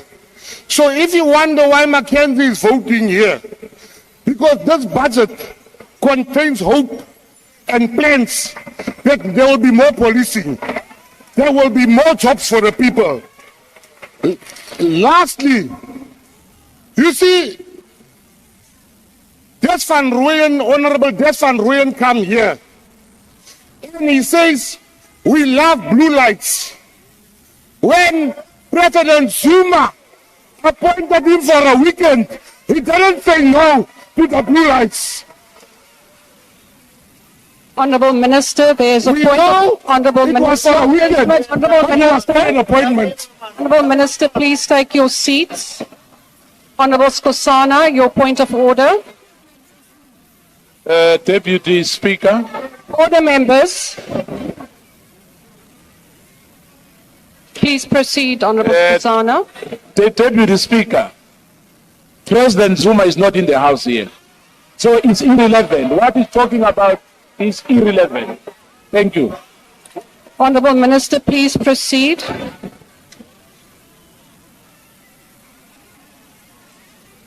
Honourable Minister, my apologies. Please take your seat. Member from the EFF, what is your point of order? Speaker, and this is on relevance. You know, we were having a very sophisticated debate on money bills, on fiscal framework. The minister has totally degenerated the debate on budget. The guy simply has no clue what the money bills is about, what the fiscal framework is about. He's speaking here like he's talking some numbers there in prison, talking about and all of this. Can you ask the minister, does he know what the fiscal framework says? Or is he going to continue degenerating the standards of the debate in this parliament about the budget? We can't stand for this mediocrity, we cannot. Honourable Member, I have already ruled on the same point raised by the Honourable Pambu, and that is my ruling. Honourable Minister, please proceed.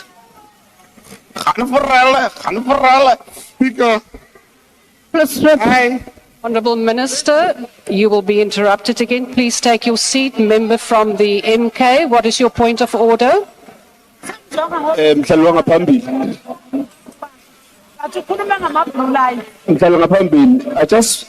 just wish to check if the 3 minutes is not yet depleted of the minister there. He's wasting our time. Honourable Member, that is for the presiding officer to indicate that the time has been concluded. Thank you. Honourable Member, MK. Deputy Speaker, I just want to check welcome player with the minister. The allegation that there's the child missing, and then is the one that is suspected. I want to check with the minister. Is he aware of that? He is supposed to be arrested for that. Honourable Member, that is out of order. Minister, please proceed. You know, Speaker, I'm sitting there being very proud of myself because I am containing myself. I'm being given economic lessons by people that have never given nobody a job, never opened a business, while I've given thousands of people a job. I've opened plenty of businesses. In conclusion, Speaker, I just want to conclude by saying 5 minutes before this hearing, I was the one running around saying to people, we can't lose the DA. We must convince the DA to remain. I'm standing here today to say, Abahambe. Thank you. Abahabe.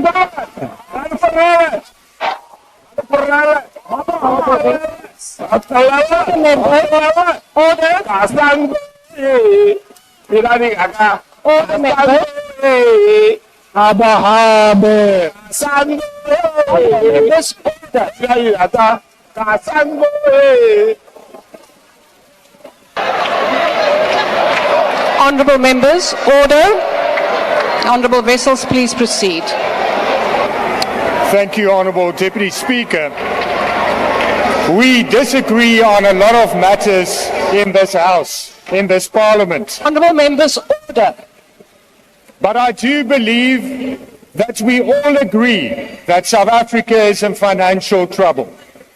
I do believe that we can all agree that we are in economic trouble, that there's not sufficient economic growth, that there's an unemployment crisis, and that the majority of South Africans are poor. I do believe that we disagree on the causes hereof. But whilst we disagree because of different ideologies and different policies, I do believe we can agree that the people out there, the ordinary South Africans, the majority of South Africans are suffering. I do believe and I am convinced that we can all agree, and we do all agree, and that there's a broad consensus in this Parliament that a VAT increase is not desirable. I do believe that. And that is why I also believe that accepting this fiscal framework, which still provides for and are based on a VAT increase, won't be acceptable for the Freedom Front Plus. The fact of the matter is that we could have amended this fiscal framework and made it better. For too long, Honourable Deputy Speaker, Parliament has functioned as a rubber stamp when it comes to budget. And that is why it is in the past accepted that what is tabled were just passed and implemented. Times are a-changing. We have to accept that.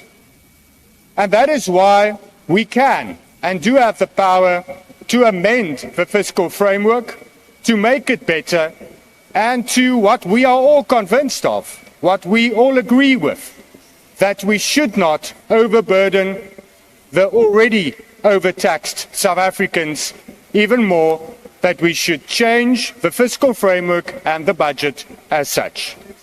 South Africans are overtaxed and underwhelmed, or underserviced, if you want.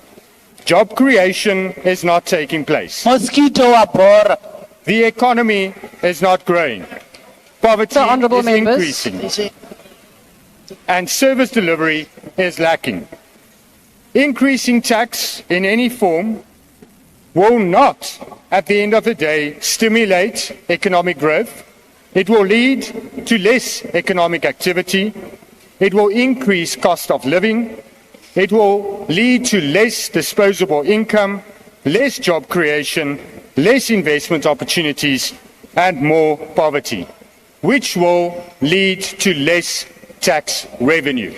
And the projected tax revenue won't realize because of that economic reality.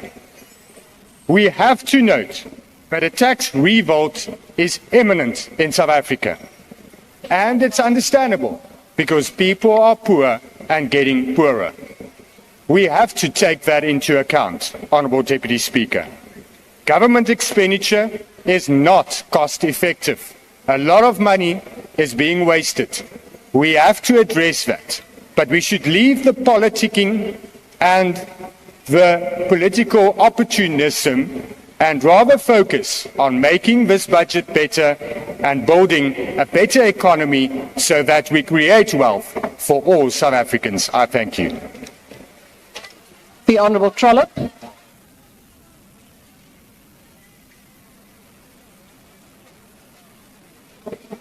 Honourable Speaker, let me remind us all why we are here this afternoon, and that's because we have a budget impasse and that the GNU has not been able to thread that budget needle, having been in government together for 9 months. And the main protagonist in this conflict is the very party that were clapping like seals this time a year ago when the minister tabled his budget. But now they are moaning like a drain. From the outset, Action SA has fiercely opposed any increase in VAT and the personal income tax bracket creep. We remain unwavering in our commitment shielding ordinary South Africans from unjust and unnecessary tax hikes. At the first aborted effort to table a budget, I said that the government must cut the fat and leave the VAT. Action SA chose to recommend changes to the fiscal framework rather than amend it outright because an amendment would have required the Minister of Finance to redo the entire budget process. This would have caused more delays. Let me remind you what the delays are. 19th of February, aborted budget. 21 days later, 12th of March, presentation of a budget. 21 days later, we are here today and we have an impasse. All that while, the value of our rand has gone down the drain. The rand to dollar value has decreased by 1.1%. Rand to pound, 1.2%. Rand to euro, 1.1%. That's making South Africans much poorer than a proposed increase in VAT that we object to. Instead, our approach allows for the necessary time to table alternative revenue proposals and, most importantly, to gazette a postponement of the VAT increase without triggering a full budget revision. Action SA led the charge in the Standing Committee on Finance to protect South Africans from increases in VAT. We made this recommendation to prevent a VAT increase, to prevent inflation or to ensure inflation adjustments for personal income tax and prevent income tax stealth bracket creep. Instead, the committee now will have 30 days to develop alternative proposals to raise 19 billion rand in personal income tax and 13 billion rand to make up the shortfall that is required to balance this budget. This approach ensures that the government explores reasonable and responsible revenue solutions without burdening the ordinary South Africans with unfair tax hikes. Action SA's constructive, responsible alternative keeps the fiscal framework intact while preventing more fiscal instability and procedural deadlock. SARS has proven today that they are the master revenue collectors. They collected 1.855 billion rand of revenue in the last financial year. 8.8 billion rand more than their projected, 114 billion rand more than the year before. There is the solution. The solution lies with SARS doing its job and this House empowering SARS to do its job, not by taxing poor South Africans, not by exposing South Africans to bracket creep. We now have a month to fix that, and I hope that this House will put South Africans first and put their parochial priorities in their pockets. Thank you. The Honourable Swart.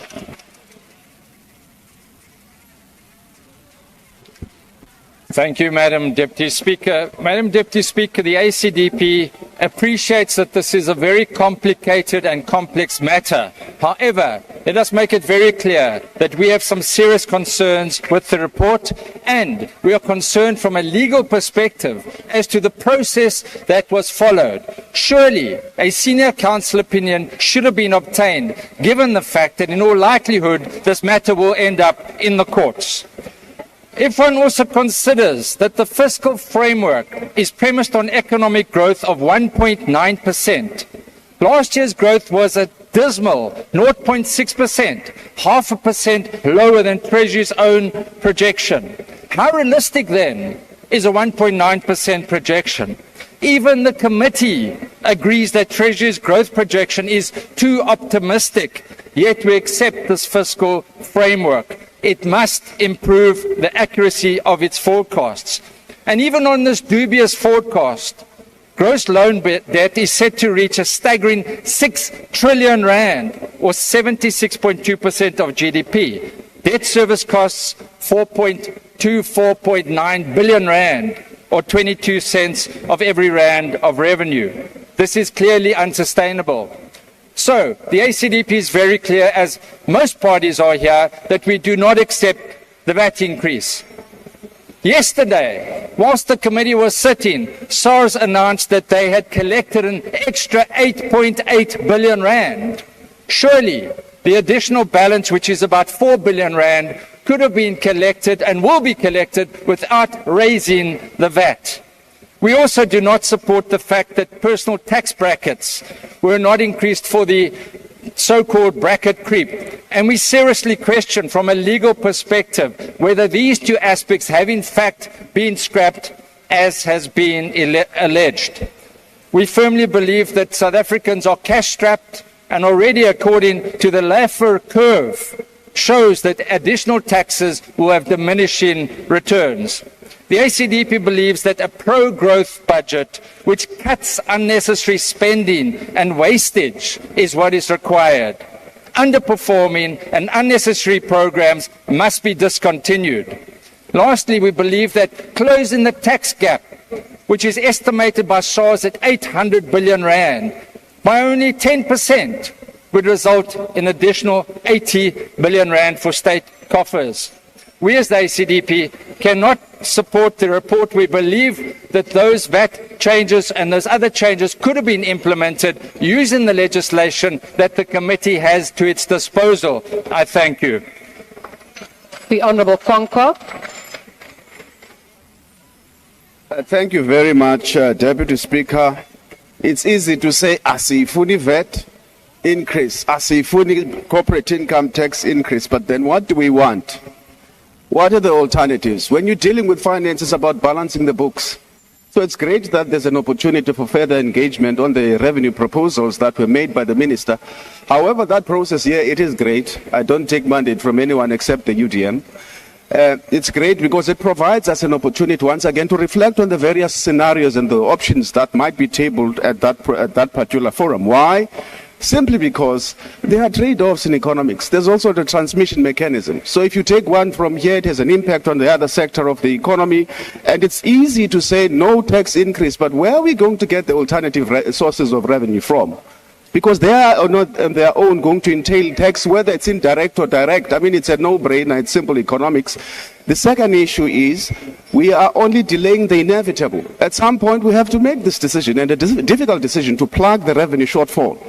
So I hope this exercise is not intended to kick the can down the road, if you like, but that we are going to engage in intensive and extensive engagements about how best to find solutions for our country. And that is what is critical in essence. And it's not going to help us to try and seek refuge in our ideological enclaves and narrow partisan interests. It's not going to help South Africa to do that. And secondly, I think what is even more important, it's great to talk about the debt to GDP ratio. It's great to talk about growth forecasts which are unrealistic or unreasonable. That's true. But at some point we have to grow the economy so that we can reduce the debt to GDP ratio as a ratio of the economy. Now it means we need to try and manage all the economic fundamentals and the economic indicators simultaneously. They are not mutually exclusive. They have to be done concurrently because management of the economy is like that. But I think we should learn a lesson from what is happening right now. That consultation should have started way back when the budget cycle started last year, so that we're able to reach the compromises which we are likely to reach if we deal with this matter in a very matured way going forward. But as the UDM, we need money to bring our soldiers back from the DRC. We need money to be able to pay the SRD grant. We need the money to be able to pay social welfare. budget. All of those are required when I go to my constituency. I am not asked about Bella and whatnot. I'm asked about social grants, and we support this thing. Kuba siyazi ukuthi in the process, mayingena imali ebantwini, we sort ourselves out after that. Thank you. The Honourable Zibi.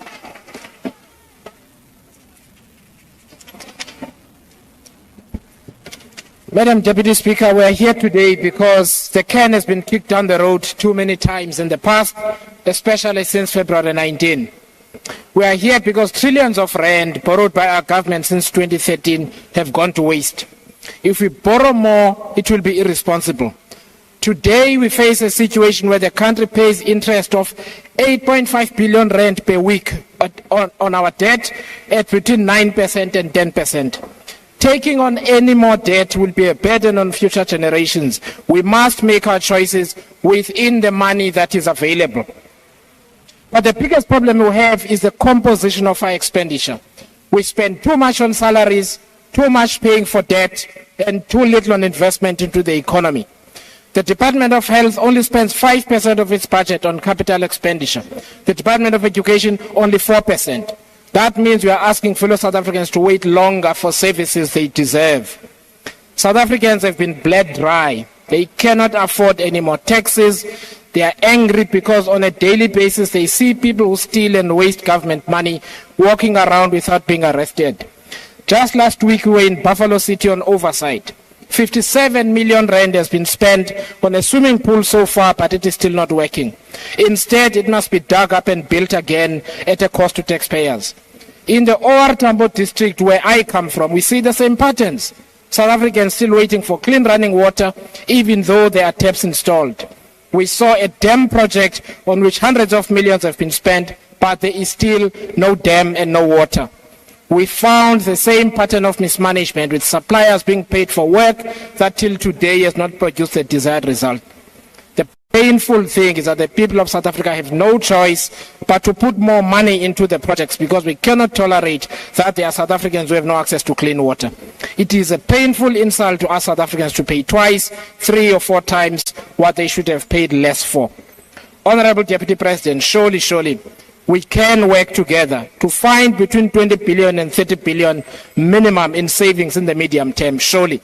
But that means we must work together between now and October to start producing results from next year. South Africans cannot afford to bleed any more money. They don't have it.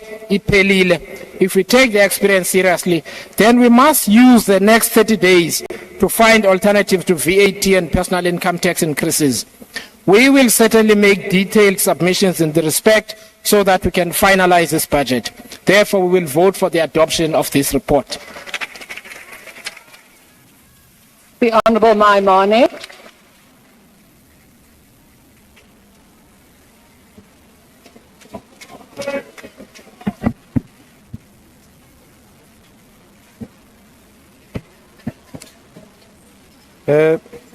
Madam Deputy Speaker, I think it's common cause. Today we're not being asked to make an easy decision. We've been asked to make a responsible and a decision that serves the people of this country, not court processes, not political processes, but the people's processes. And therefore, fellow South Africans, it's not a choice between good or bad.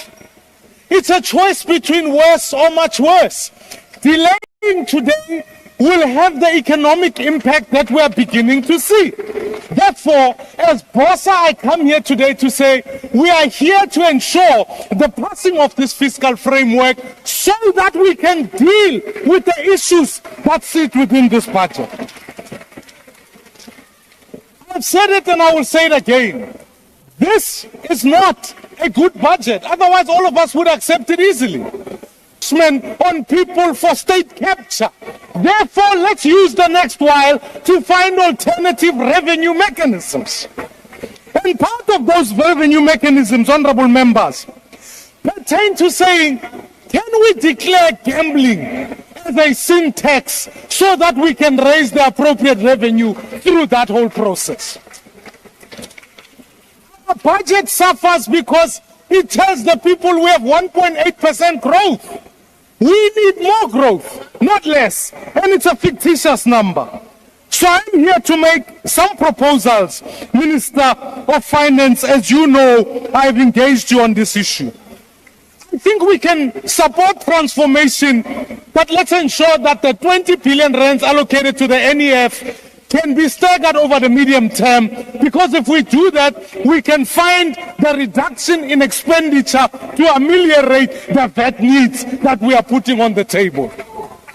Secondly, I think we need to strike a deal with one of our trading partners, which is the USA, so that we can increase the growth capital formation in this country.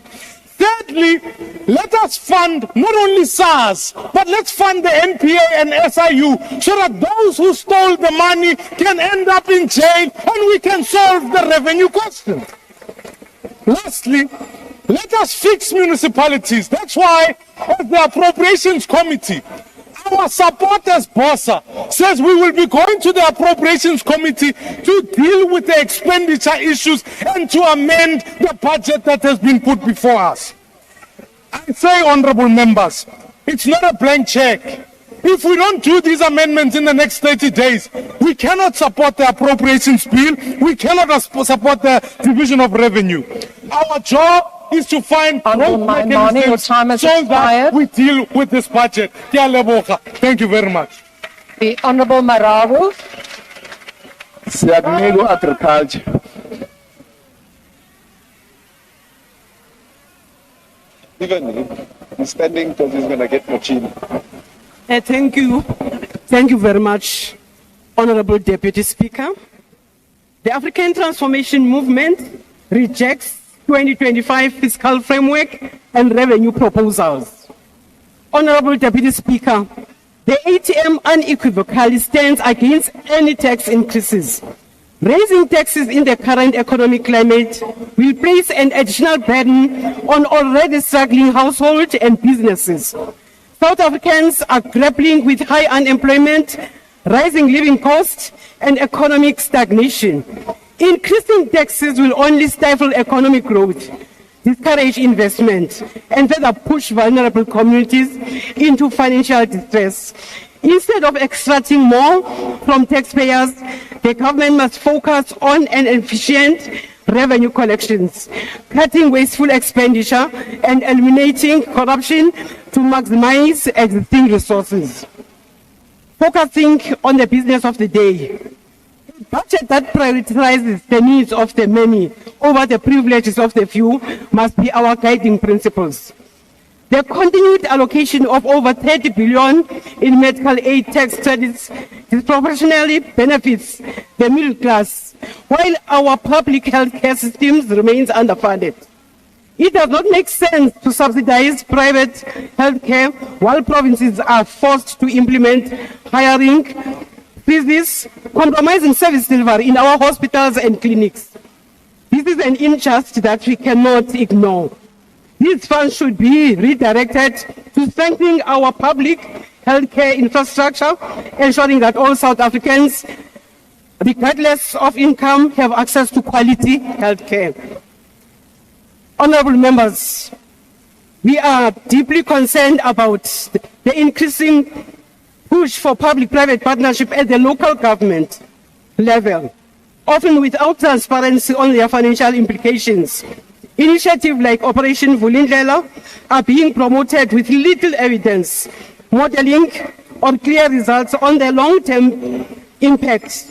PPPs often obscure debt obligations and expose critical services such as water and electricity to costs escalation that makes our people more vulnerable, and they are unaffordable for our people. If we are to pursue such partnerships, there must be full disclosure and public scrutiny to prevent unintended consequences that disproportionately affect the poor. Honourable Deputy Speaker, we stand at a crossroads. South Africa's fiscal framework must be one that serves its people equitably. We cannot continue with policies that entrench inequality while millions struggle to access basic services. The ATM calls for a budget that prioritizes your time has expired. Expenditure. we do not adopt the report. Thank you. The Honourable Makubela.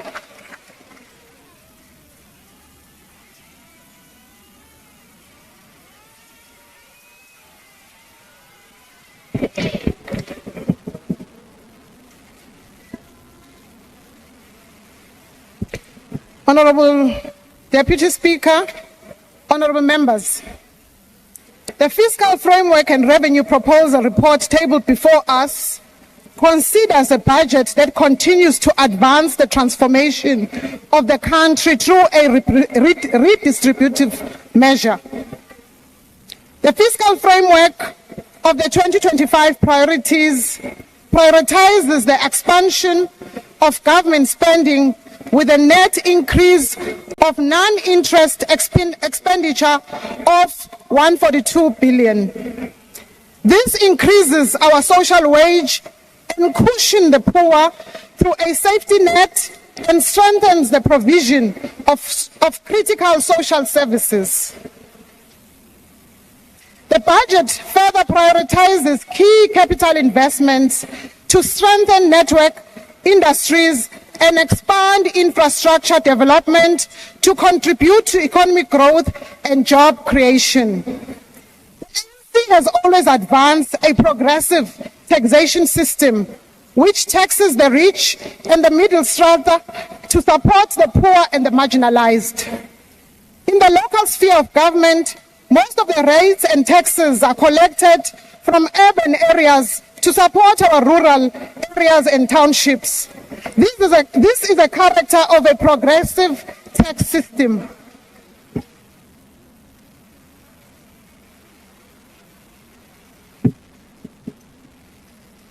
True to its commitment to the people of South Africa, the ANC has shaped our fiscal policy to prioritize the social wage, which currently stands at 61% of the budget. The social wage is about the poor and the marginalized. In the main, it expands access to education, health, shelter for the poor, and it provides a safety net through a comprehensive social security system, which is one of the largest grant systems in Africa and in the continent. On revenue proposals, the ANC welcomes the internal processes of the National Executive, which resulted to a decline in the VAT from the first 2% proposed to the 0.5%.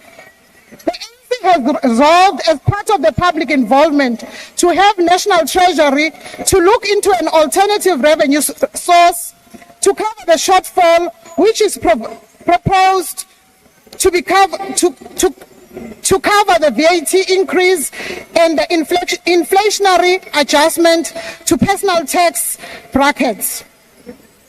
We can assure South Africans that this fiscal framework is subject to a strict recommendation coming from the Standing Committee on Finance, which recommends that National Treasury facilitates to seek alternative revenue and expenditure savings to balance the 28 billion shortfall. We believe that multiple social interventions will cushion the poor, such as the zero-rated food basket, social grant increases, and the increases in the indigent program, and the decision not to increase the fuel levy and the intervention to improve affordability of public transport will provide a relief for the public.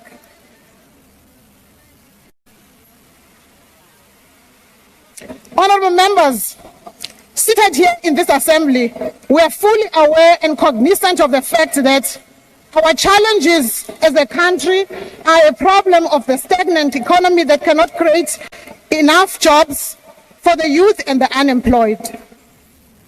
The budget that is tabled before us makes bold measures to cushion the poor and the workers. That will be done through the increased social grants above inflation, including funding of the social relief distress grant, support unemployment, which will cover about 28 million South Africans. Allocations for the 3-year public service wage agreement, which is above inflation, will mitigate against the cost of living for the poor, stimulating increased household consumption. About 19 billion is added to cover the medium term to keep approximately 11,000 teachers in their classrooms. 28 billion is added to the health budget to keep about 9,300 healthcare workers in our hospitals, in our clinics, which will contribute to addressing the matter of unemployed doctors, nurses, and employ about 800 post-community service doctors. This fiscal framework includes funding the missing middle to enable their continued access to higher education. Honourable members, to stimulate economic growth, the fiscal framework takes bold measures through increased public infrastructure spending for over 3 years, which will amount to about 1 trillion, focusing on SANRAL, Transnet, ESCOM transmission, and the provision of water. New regulations for the public-private partnerships will take effect from 1 June 2025 to increase infrastructure investment and enhance crowding of the private financing for public infrastructure.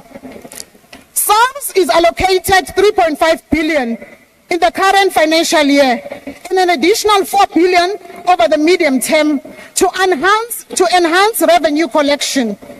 This will strengthen SARS' efforts to collect a significant portion of the projected 8 billion that is collected and to tackle illicit financial flows. Honourable members, about 2.1 billion of over the medium term is allocated to support about 120,000 SMMEs, which will benefit businesses owned by the youth, persons with disabilities, and other small business owners.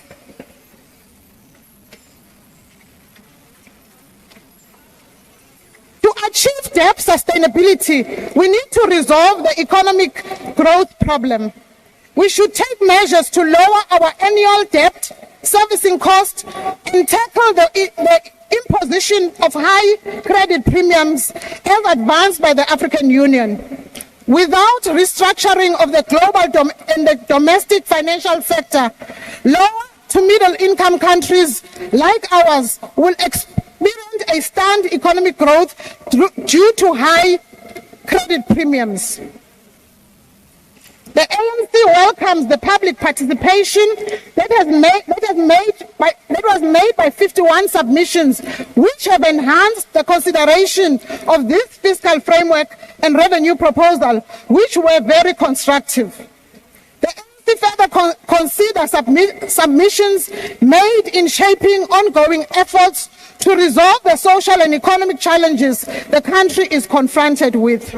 As I conclude, Honourable House Chairperson, I want to leave you with a saying that resonates amongst my people, the people of the Lowveld in Mpumalanga, who are Shangaan speaking. They often bring hope by saying, Hambi shote kankari, mara shinga endleki. Niswasho, hiri hambi shote kankari, shinga endleki. Akhenza, ntama stulu, inkomu, kalmam. The Deputy Minister of Social Development, Deputy Minister.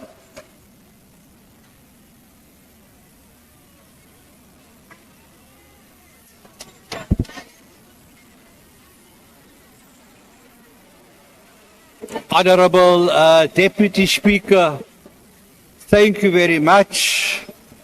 Al-Jamaa would like to thank the Minister of Finance for going out of his way to give pensioners and children and people with disabilities above inflation increases in spite of difficult fiscal constraints. Minister, 28 million people in the receipt of social grants, they salute you. Please, a round of applause to the Minister of Finance. a 30-day breather is very progressive. A round of applause to Action SA. The report of the Standing Committee on Finance on the 2025 fiscal framework and revenue proposal dated the 1st of April is a revolutionary report. And the fiscal framework is a world-class framework. It was developed after entertaining 51 submissions, 29 written and 22 oral. The point of order raised earlier today is like April Fool jokes compared to these well-thought, evidence-based submissions by the thought leaders of South Africa. There were independent members of society who also contributing, making the points of order and positions of some speakers, honorable speakers before me, mute. None of them refer to any of these submissions. All of them support 15% VAT and raise no objection to this creature of apartheid.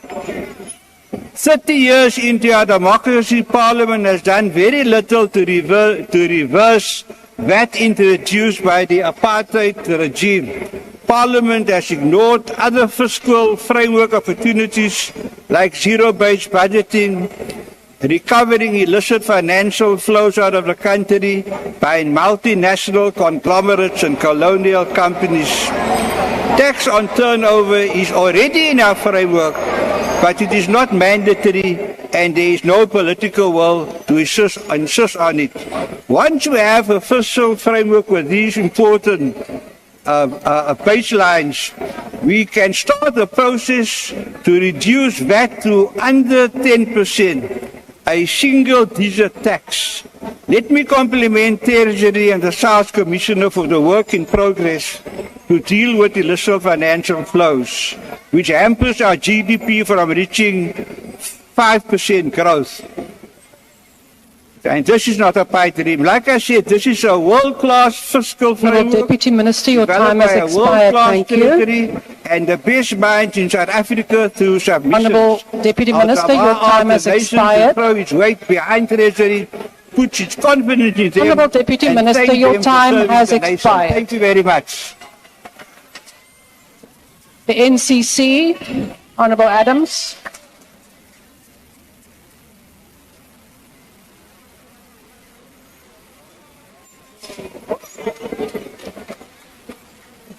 Thank you, Honourable Speaker. Thank you, colleagues, the Progressive Caucus, and the 9 wasted months. It is impossible for anybody with a conscience to support this report. It is because some of us have forgotten the cold chills in the shack. Some of us have forgotten what it's like to eat mealie meal with no sugar. Some of us have forgotten the indignity of using long drop toilets. It's why we are so comfortable to support this injustice. If this report ever goes to court, this meeting will be meaningless because it will be overturned. But what we can say is that this has been a heated debate. It was a debate between those who speak from the souls of our communities and those who speak from the pockets of Rob Hershoff. Ultimately, this is dehumanizing to pass the flops of this government onto the poor and say it's only 0.5%. The honest truth is that it is 6% over 2 years. But lying to the people who brought us here is nothing new to this parliament. I want to applaud the DA for standing up against this 0.5%. But I want to ask the DA how they balance that, considering that they want to scrap minimum wage and want our people to work for food and water. The seeds of food riots have been planted in this report. We thank the Progressive Caucus for standing by their morals, for standing for the poor, saying no to this report. Thank you. PAC.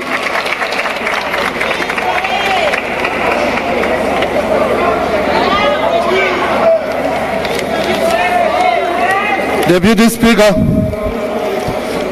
phambi koba ixesha lam liphele kuba i-3 minutes incinci mandiqale ngendaba endayibalulekileyo.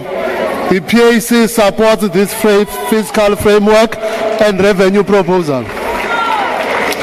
It is our observation that maintain the practice of expenditure on servicing the needs of our people is the correct position given the foundations of a developmental state that is focused on redress politically and addressing poverty. Spending on the poor, providing access to basic needs and services such as food, housing, water and electricity is the reason why we are here. Our people expect a budget that speaks to the needs of the majority. We call on the improvement on tax collection before cutting expenditure on increasing the burden on compliant taxpayers. We are looking forward to see how the budget allocated to SARS for improved tax collection will be utilized. At the same time, let us not rush to borrowing money that comes with harsh conditions and future patterns. Cutting expenditure that directly impact on the living conditions of the poor is unacceptable. The investment in transport Madiba infrastructure as an example of pro-poor expenditure is welcomed. Given the distance the poor travel from migrant labor in our metros, cities and towns. The working poor spend up to 60% of their income on transport, and this leaves them in a perpetual poverty trap. We support a budget that seeks to provide universal coverage in health to all our citizens. Our support for the budget is based on our mandate, which we received from the majority of the electorate who remain poor and unemployed. If we are serious about addressing the inequality in our country, it cannot ignore the fact that we are here because of decades Honourable of Minister, there is a understanding point on of the order. African Please take majority. your seat. Honourable Minister, please take your seat. There is a point of order. Honourable Member, MK.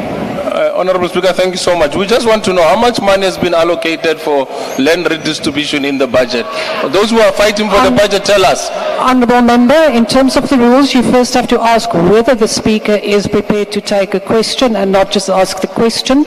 Honourable Minister, please proceed. I don't have time for comedy.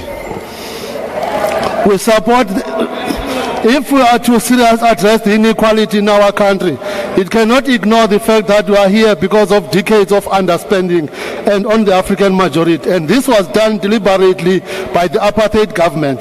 By ignoring the needs of the majority of opposing a pro-poor budget, as was presented, we are further entrenching inequality and advancing an apartheid-type government. Speaker, we fought for poor people. We went to jail for poor people. We went to exile for poor people. We were hanged for poor people. We can't be told by our former oppressors that they are fighting for the poor. We support this budget. The UAT.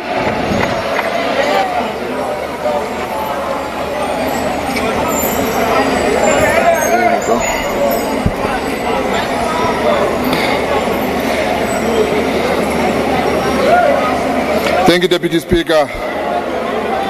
Khotso Afrika.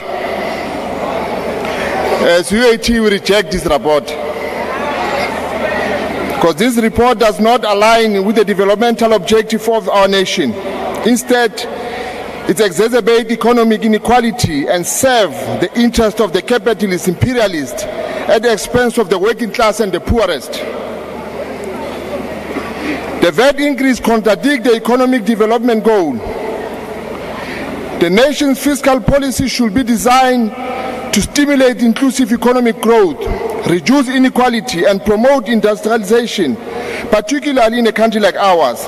However, increasing VAT achieves the opposite. The South African National Development Plan and the African Union Agenda 2063 both emphasize the need for progressive taxation and inclusive economic policies that do not burden the lower income groups. This increase will lead to a decline in consumer spending, particularly on essential goods, a rise in food insecurity and poverty levels, increased financial strain on small businesses which rely on consumer demand. South Africa must prioritize its citizens over the Western capitalists. It is deeply problematic that the National Treasury justifies VAT increase by comparing South Africa to OECD countries. We cannot allow our economy our economic policies to be dictated by Western capital frameworks that do not serve our people's interest.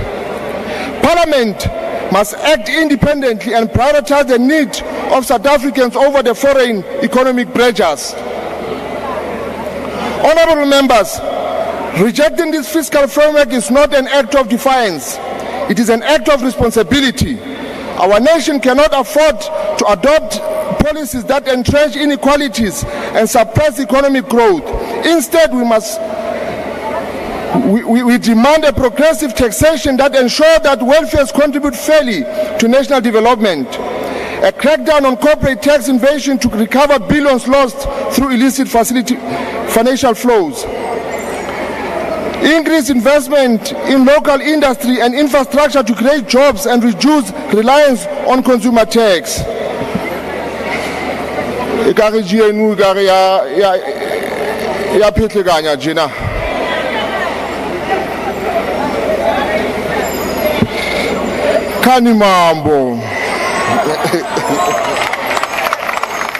The Honourable Minister of Tourism.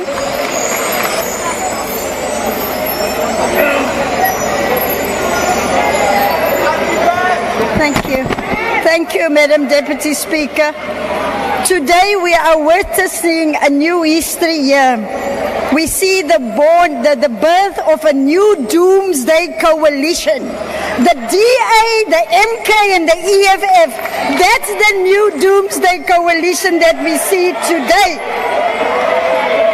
Now it's the time, not for party posturing and politicking. Now it's the time for us to work together and put our country first. As the Good Party, we commend the increase in the allocation of education and infrastructure, as well as the retention of the social relief of the stress grant. We further welcome the recommendation by the Appropriations Committee that the SRG be taken into a basic income grant, because Section 27 of our Constitution places an obligation on government to make sure that we... Honourable Minister, please take your seat. There is a point of order. Honourable Member of the MK. I'd like to... Honourable Minister, please take your seat while the point of order is being raised. Thanks, Madam Deputy Speaker. I just want to ask if the Minister can take a question. Honourable Minister, are you prepared to take a question? No, Suga. Please proceed. Thank you, Madam Deputy Speaker. Madam Speaker, is Suga parliamentary? Honourable Minister, please take your seat. Honourable Minister, the gesture and the hand gestures against the Rule 84. Please take your seat, Honourable Minister. Your point of order, Honourable Member. Please repeat it. I want to establish if it's parliamentary for the Minister to use these gestures and say Suga on myself. She was stretching her hand. So please rule on that. Honourable The Minister Member, was stretching her hand. please do not interfere whilst I am busy deliberating on a point raised. It is unparliamentary to say Suga with the hand gesture. Honourable Minister, I would ask you to please withdraw that. I withdraw, Madam Deputy Speaker. Slalapansi. Madam Deputy Speaker, every member of the executive has got a role to play to grow our economy and to create jobs. It is not the responsibility of National Treasury alone. What we need to see as a matter of urgency is that every minister in the executive come with a plan as to what their departments will contribute towards economic growth and job creation, not just National Treasury. And for ministers to create jobs, they need a budget. So those ministers with budgets that are going to vote for their budgets today, they can create jobs. But if you are a minister without budget that you are not voting for today, you can't create jobs. So we have to look into that. Madam Deputy Speaker, I am confident that with the allocation to South African Revenue Services of 7.5 billion over the MTEF period, that they will be able to collect more taxes next year, and that the 0.5% VAT will only be applicable for the current financial year. I'm confident that they are going to raise that money so that we only have the 0.5% VAT for 1 year. So I would like to appeal to all of us to make sure that we work together. We can't just say for the interest of the sake of the country, but then some of us wants to be holier than thou. So the strange bedfellows, the Doomsday Coalition, we are going to vote you out. Thank you. The Honourable Cuthbert.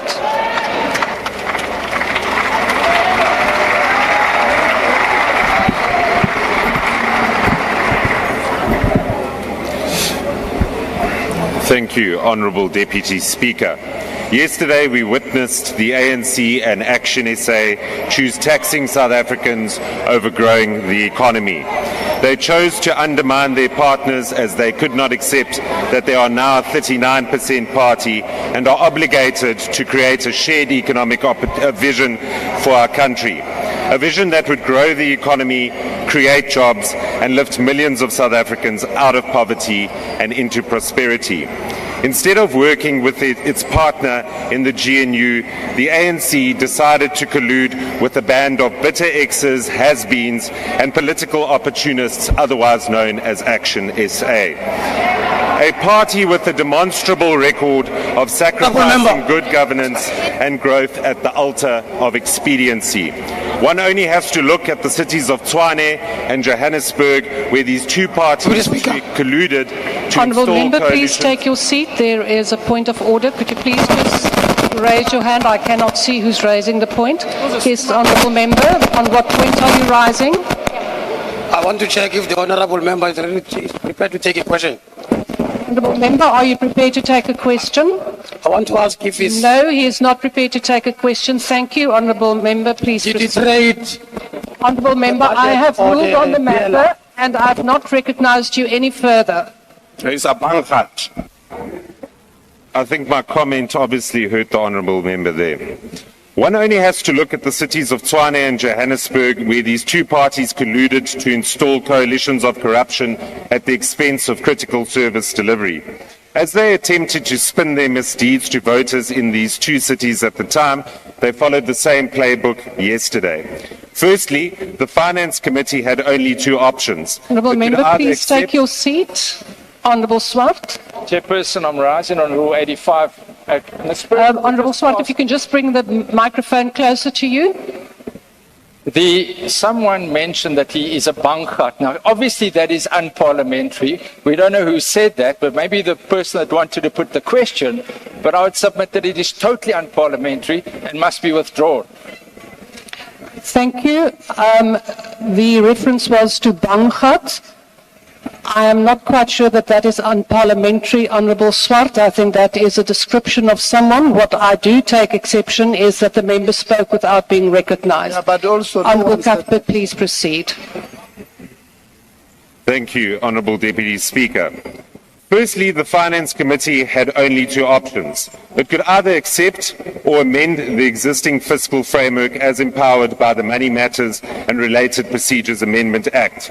On this score, the ANC, IFP and Action SA voted in favour of the existing fiscal framework, which included a 0.5 percentage point VAT increase and the non-adjustment of personal income tax brackets for inflation, commonly referred to as bracket creep.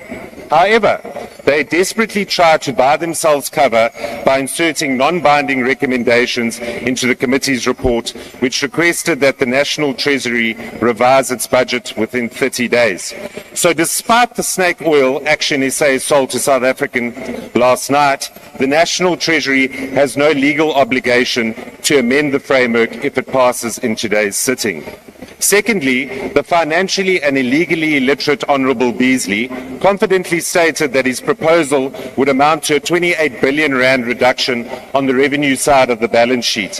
However, if one were to remove both the VAT increase and bracket creep, the actual amount would be 31.5 billion. Worst of all, he had no idea where the National Treasury would find the money to plug the gaping hole left in the fiscus. To make it abundantly clear to members of the public, Action SA capitulated to the ANC's misguided policy of taxing South Africans and undermining the economic reform agenda.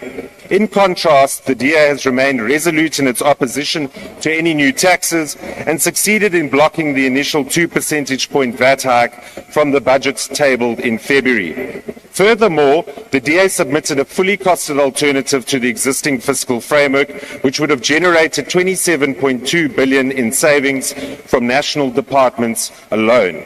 These savings could have been used to eliminate the need for any tax hikes and prioritize expenditure towards growth-enhancing reforms. However, the DA did not stop there. We proposed a comprehensive overhaul of the country's economic policy to address the following critical issues. A GDP growth rate that has remained capped at 1.3% from 2008 to 2024 and cannot keep up with annual population growth. This is best demonstrated by the fact that South Africans, on average, have become poorer over the years, with GDP per capita declining from $7,900 in 2010 to $6,000 in 2023. An expanded unemployment rate that has increased from 31% to 42% between 1994 and 2024, which means that millions of South Africans have joined the unemployment queues on an annual basis.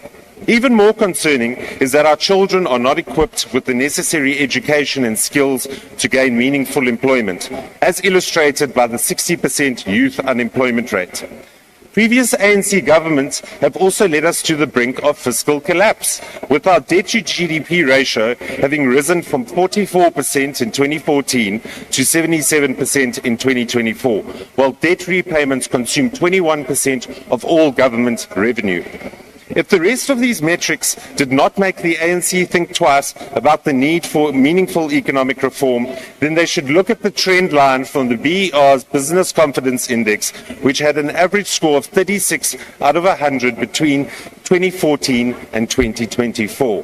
If we genuinely expect businesses to invest in our country and create jobs, but they lack faith in the government's policy direction, we have absolutely no hope of addressing the frightening policy crisis that is facing our economy. This is why we as the DA remain resolute in our call for the following bold economic reforms. Pursuing an aggressive debt reduction strategy to ensure that we live within our means and do not allow debt repayments to crowd out the expenditure on frontline services. Expediting the private sector's involvement in electricity generation and transmission to create a truly competitive energy market. Finalising port and rail concession agreements with private partners to enhance competitiveness and position ourselves as an export-oriented economy. Scrapping duties on manufactured goods not produced in South Africa and other localization policies that hinder trade and make goods more expensive for consumers. And lastly, removing the extension of collection bargaining council wage agreements for SMMEs, which hinder hiring and add to the number of South Africans in grinding unemployment. Honourable Deputy Speaker, the choice before us today is clear. Those parties in favour of voting for this fiscal framework will betray the voters who elected them to this very House. My only advice to these parties is, good luck explaining this to your voters at the local government elections next year, and do not be surprised when they punish your expediency at the voting booth. The DA rejects this pro-tax, anti-growth budget with the contempt it deserves. I thank you, Deputy Speaker. The Honourable Molefe.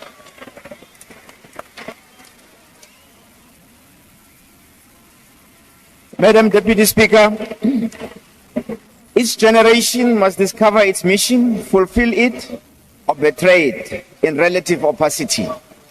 This is what Frantz Fanon said more than 50 years ago in his book, The Wretched of the Earth. That I'm invoking the writings of this great African speaks directly to the challenges imposed on us, this generation, by centuries of oppression and exploitation. The response of our fathers and forefathers in their titanic battle to defeat the demon of racism and exploitation, and the things that have been done and not done since the attainment of freedom in 1994.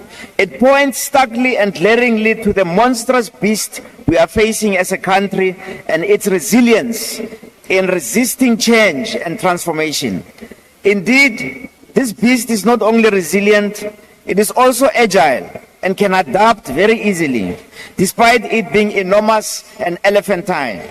It easily changes its colors, but more ominously, it has very loyal surrogates who work extremely hard and reside within the bosom of its opponents in such a sophisticated way that in time, many effectively begin to believe that the surrogates and the beast itself are in fact the leaders against all that defines the same beast and its legacy.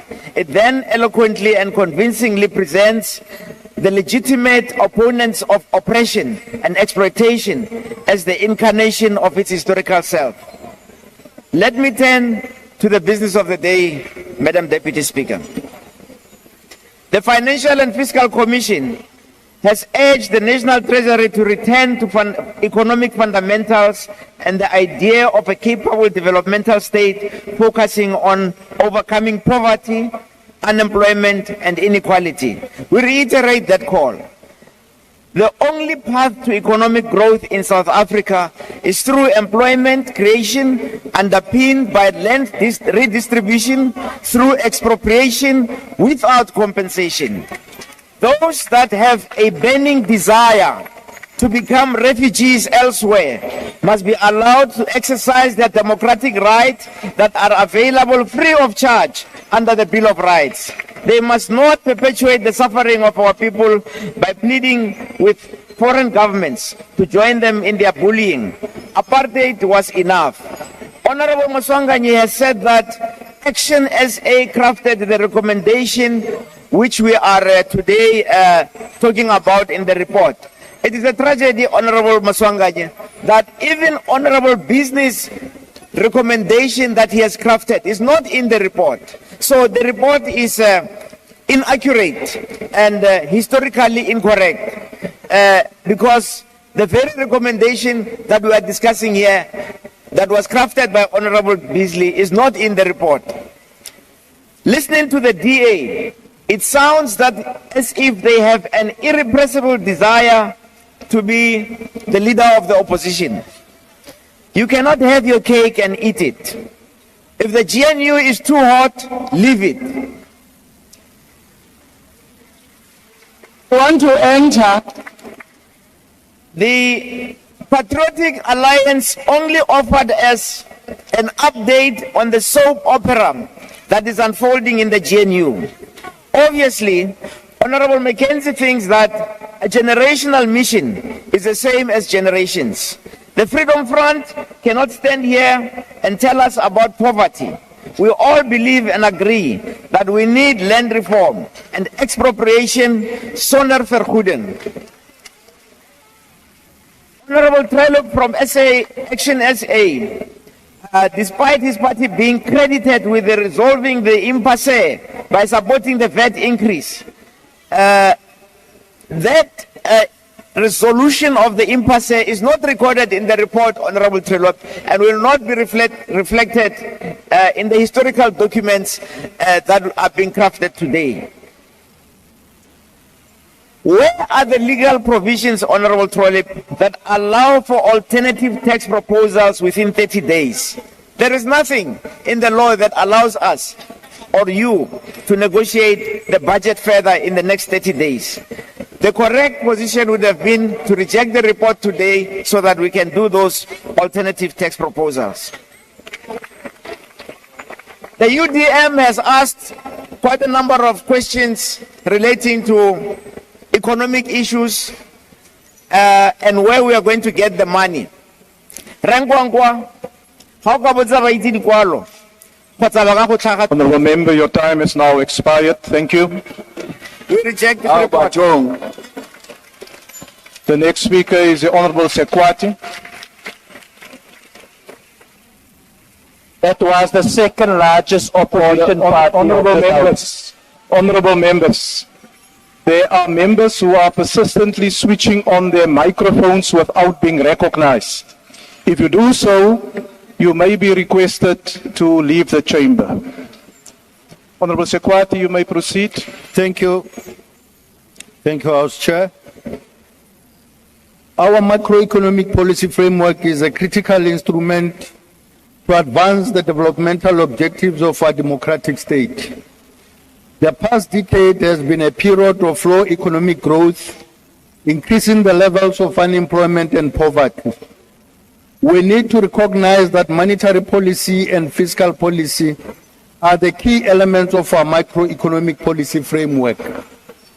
Through our fiscal policy, the ANC seeks to advance the imperatives contained in our Bill of Rights and the realization of the aspirations of all South Africans. The fiscal framework and revenue proposals increases a focus on stimulating economic growth and job creation, as they also create an opportunity to increase our revenues and our tax base. The ANC government has taken measures to strengthen state-owned enterprises in the sixth administration, and we can see the positive developments thereof. Eskom has restored electricity supply reliability, though with some hiccups, and investments in the green economy have also increased significantly in the past administration. The budget supports Eskom's financial sustainability, which is critical for its ability to invest in plant maintenance and infrastructure developments of transmission line. Erekere jwalo kere modula stulo ke tsebise le botlhe bao e leng gore ba ka ba le magaeng ba theditse re bile ba ne le kgatlhego ya ditekatekanyetso tseo di tlisitseng ke ministera wa rena ke re ditekatekanyo tseo e leng gore re a di thega le polelo ya ministera wa rena re thega ka mabaka a latelago gobane go setse go tlile mo pele ga rena dingangele le diphure bao ba ganago ditekatekanyetso tseo e leng gore ministera wa di tlisa tseo e leng gore ke tša go leka go kaonafatša maphelo a rena maphelo a batho ba Afrika Borwa e reng ke le tlišetše mpolelo ya gore tekatekanyo tseo diphure tseo di ganago ke tša gore batho ba borena ba tla ba khwetse ba tswele pele ba khwetse mphiwa fela o okeditswego bagekolo le bagalajo ke ya gore batho bao ba borena bao e leng gore re koledia le moyeng le dikuranteng gore ba tlhoka mešomo e le go ba e leng gore ba ithutile ke dingaka le manese tekatekanyetso tseo ministera boletseng ka tsona ke tša gore batho bao ba thwalwe gore ditirelo dipetleleng tša rena di tla di kaonafale ditekatekano tseo e leng gore diphure tse di a di gana le kgono ba re ka se kgonege e fela e tlo kgonega e direla gore bao e leng gore ke barutisi ba ba itswa go dikolong ba ithutile ba tla ba thwalwe gore ba tliše dikolong tša rena gore dithuto di tle di kgone go tswela pele bana ba rena ba hwetse thuto ya maleba e re ke re gape modulasetulo ke re bana ba kgoši ba tlo nwa metsi a mogako ka ditekano tseo ke ka tsela yeo rena ba African National Congress re emago thekeng tseo e leng gore ministera wa rena o di boletše gape re support-a yona tekatekano tseo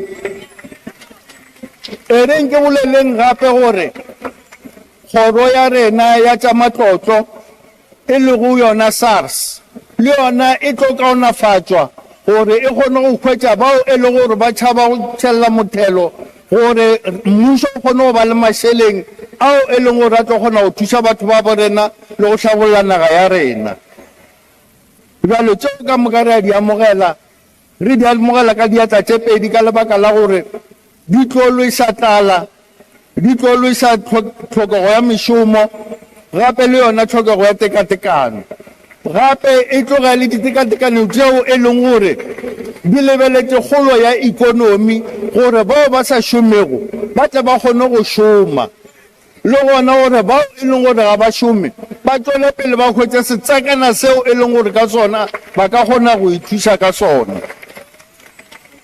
Jwale re a makala gore dingangele tseo e leng gore di re ditekatekanyo tše di seke di a tswela pele ke eng seo e leng gore ba se tshepile gape ba tloge ba laetša lehloyo le legolo go batho ba rena e fela ba ikaketša ba re bona ba emetse ditokelo tša batho ba rena. Re ke mokgatlo wa African National Congress wo o nago le ona kgahlego ya gore batho ba borena ba tswe mo dinaleng tša tlala le yona tlhokego ya mešomo. Ke rata go le tlišetša ye nngwe ya gore bao e leng gore ke borakgwebo dipotlana mmušo wo wa rena le sona seo e leng gore ke polelo ya ministera wa rena se tlišitšego ke gore borakgwebo potlana le bona ba tlo tšeelwa tlhoko ba beelwa setsoko se sengwe seo e leng gore se tlo kgona gore se ba thuše gore bao e leng gore ba ke bone di-SMMEs goba bona borakgwebo potlana ba tlo hwetša se sengwe se e leng gore ba ka kgona go matlafatša dikgwebo tša bona ba kgona go tlisa mešomo le gona gore ba kgathe tema mo ikonoming. Ke tswele pele ke laetse gore bao e leng gore ba ganetšana le yona tekatekanyetšo ye ba gana gore batho ba borena ba tla ba hwetše monyetla wa go godisa ikonomi monyetla wa go fetiša tlhokego ya mešomo le ona monyetla wa gore ba tle ba fetiše tlala ka mogare ga naga. Jwale rena re le ba African National Congress re support-a reporto yeo gape le tšeo e leng gore ya di tlhotlhamisa. Ke a leboga modulasetulo. Thank you, Honourable Member. All the Honourable Members, I now recognize the Honourable Minister of Finance.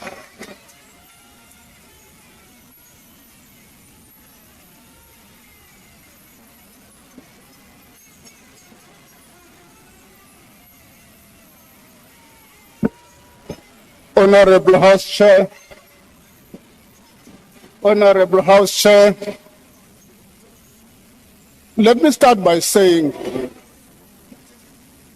what has happened in this financial year in debating this budget. There's a positive aspect which we're missing. Never since the democratic breakthrough have we ever had this public debate of the budget. That in itself is a positive development. Sadly, though, the debate is focused on one side of the equation, and that equation is on the revenue side.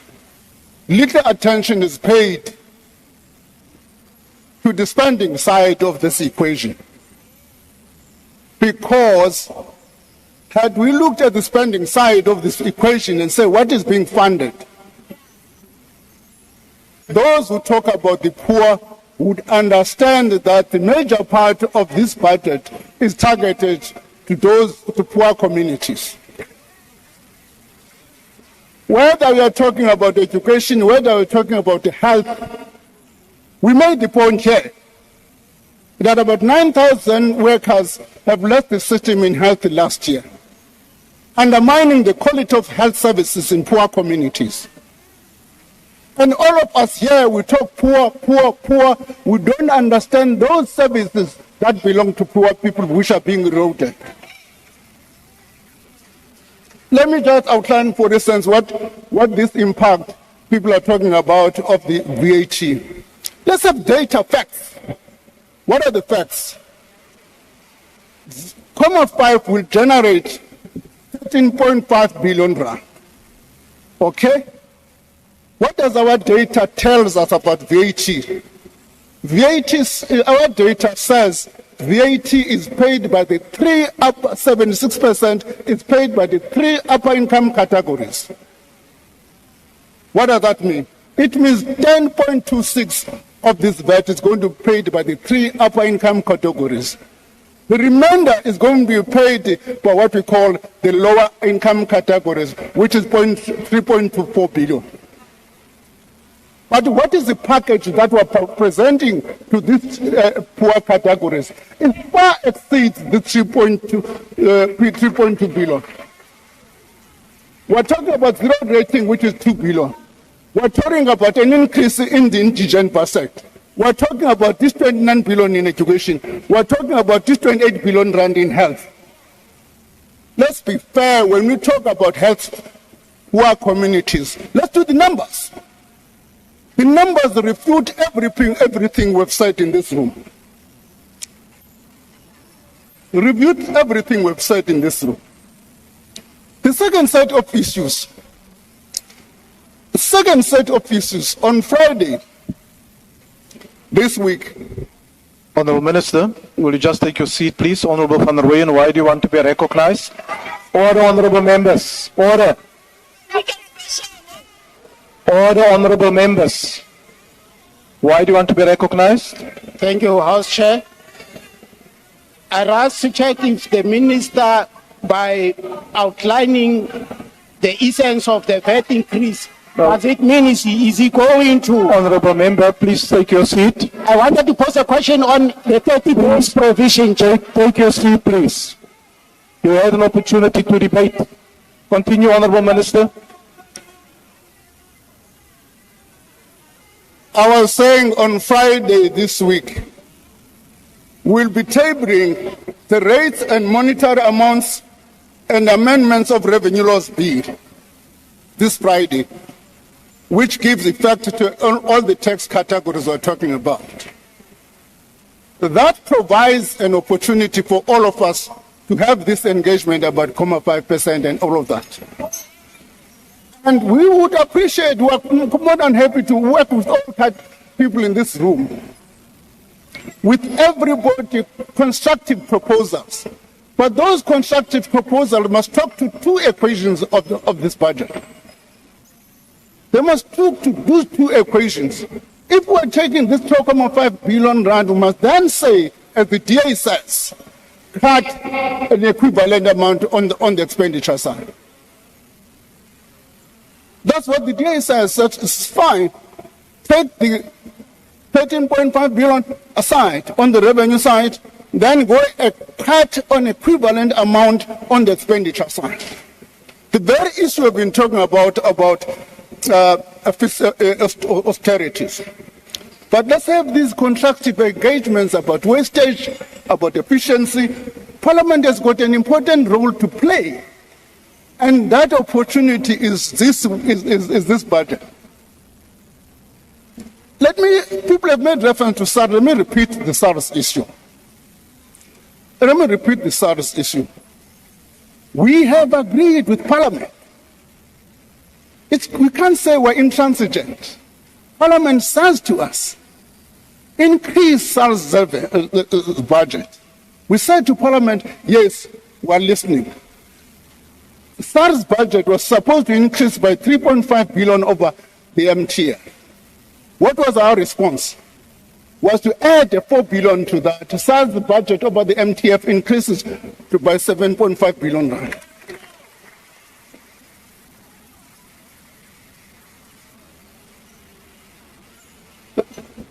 The honourable member from ACDP talks about our forecasting. The unfortunate part in the joint committee, when we made a presentation to demonstrate on average with comparators how our numbers look like. Ian was not probably, I don't know, was not part of the meeting, because we debunked that notion that our forecasts are inaccurate. On the budget process, I must say we accept that. The budget process now is going to be changed. We've got to think about, we'll come back to the committee, how do we make sure that we can involve everybody starting from July, September, October. That's what we want to do. But let me just say, the DA does not necessarily tell the truth normally. And they've got a tendency to shift the goalposts every day. The Deputy President chaired a committee where we were looking at alternatives. The DA proposals were no bracket creep. That's the DA proposal. No bracket creep, increase, no tax, medical credits, nothing. We have accepted their proposal. Today, they've got the audacity to stand up and say they don't want bracket creep. It's a lie. It's a lie. What does that mean? I mean, let's be fair, let's debate honestly and disagree honestly. We accept genuine disagreements. It's in the nature of a robust debate. I think this budget has produced that robust debate. But let's make sure that the debate is robust. Don't base it on lies.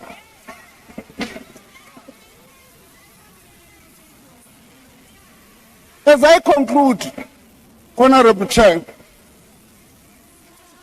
as for the GNU, I don't think you can vote against a budget and tomorrow you want to go and be part of its implementation. It can't be. It can't be. We've got to draw a line on that point. I thank you. Thank you, Honourable Minister.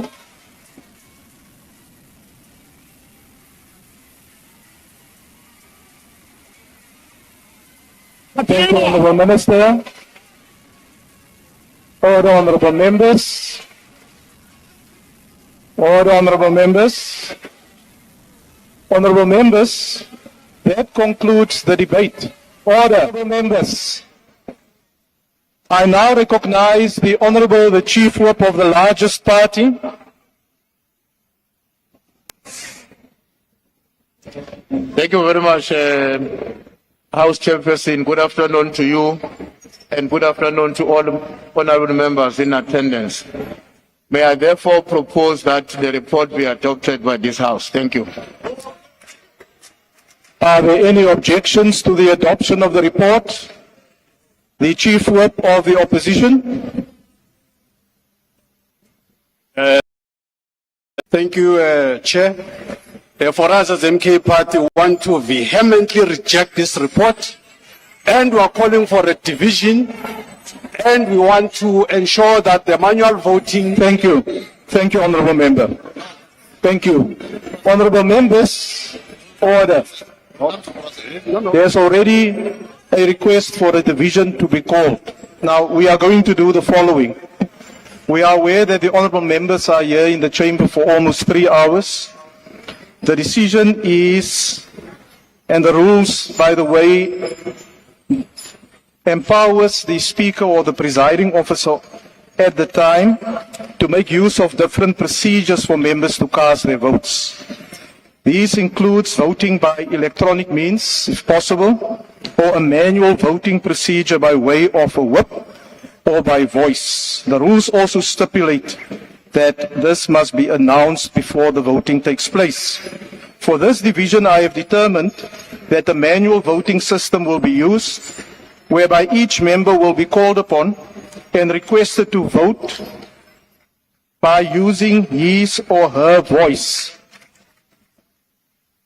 Honourable members, to allow the support staff, the table support staff, to get the necessary procedures in place, we will now adjourn for 10 minutes, and the bells will be rung when we resume our proceedings. Thank you very much. Agreed. Bye.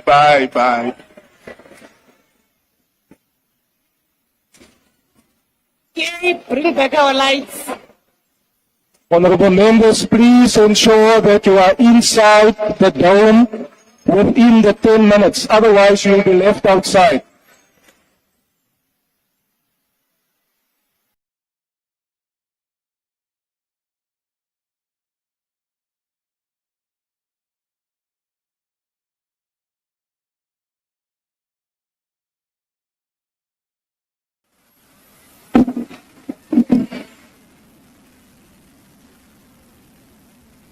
Chi.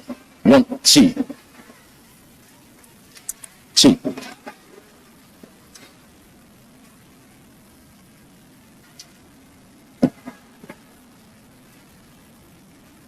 Chi.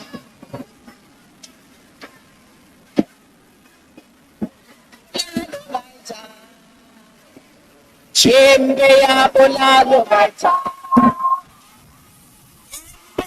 Bolalo gaita. Chi.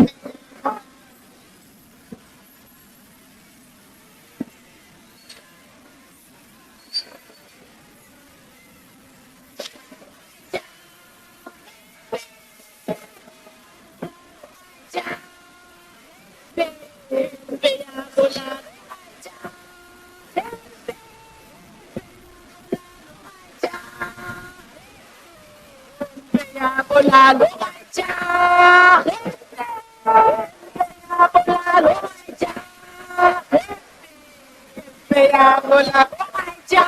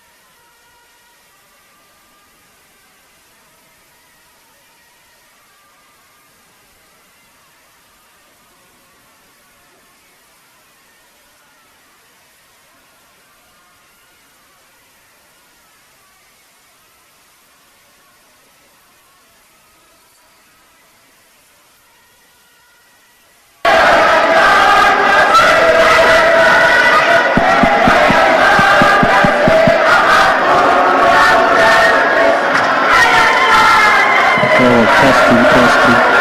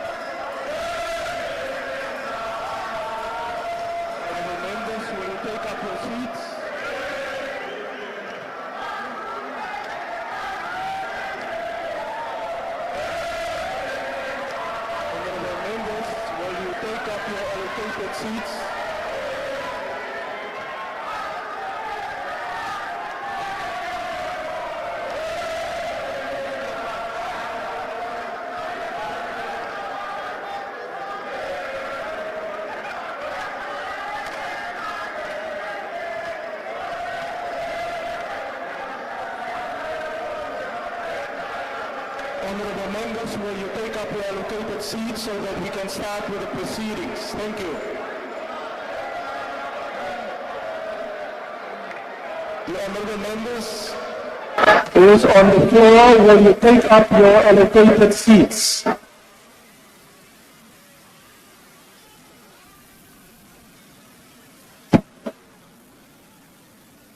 All the honorable members.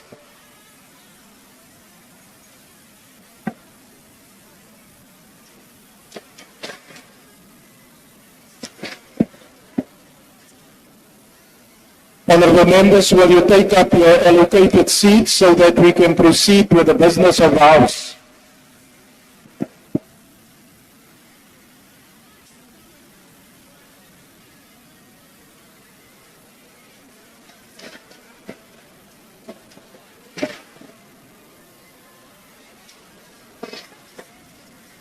All the honorable members.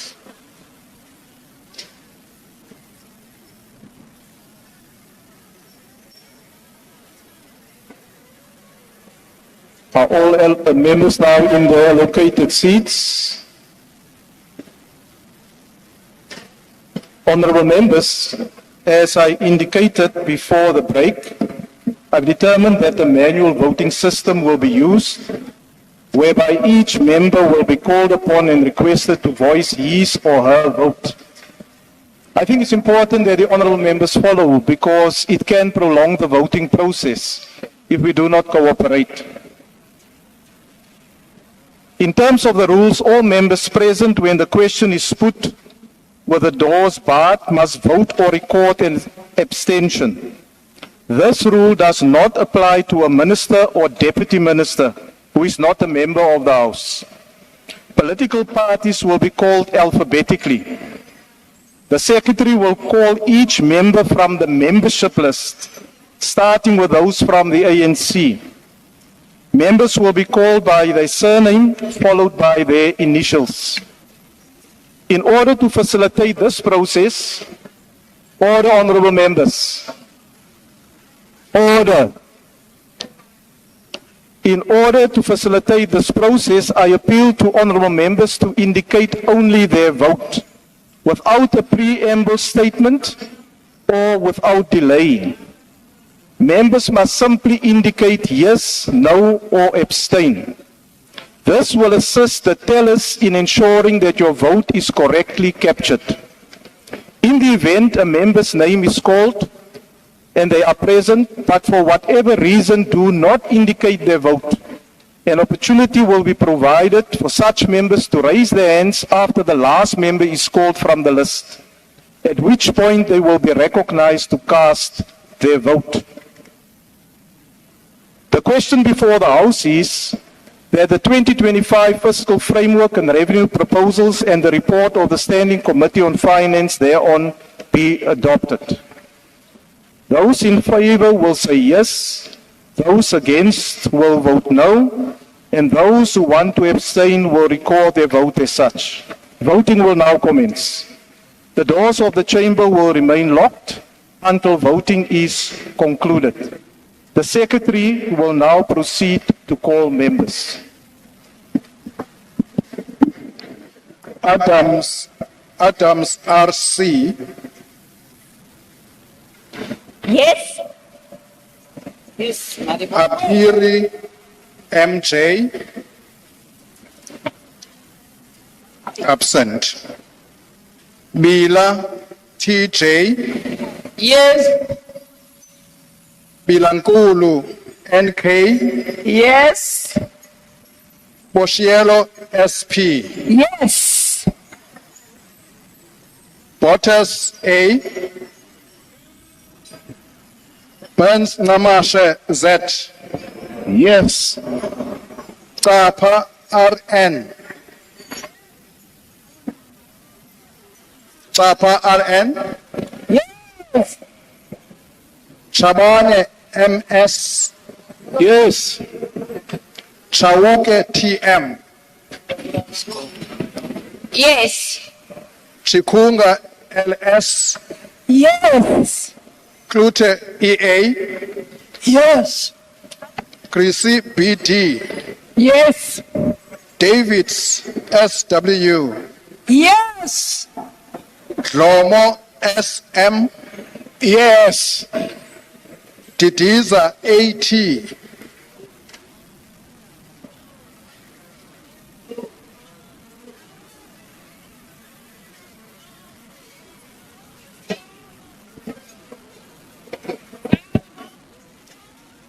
Can we get the roving microphone, please?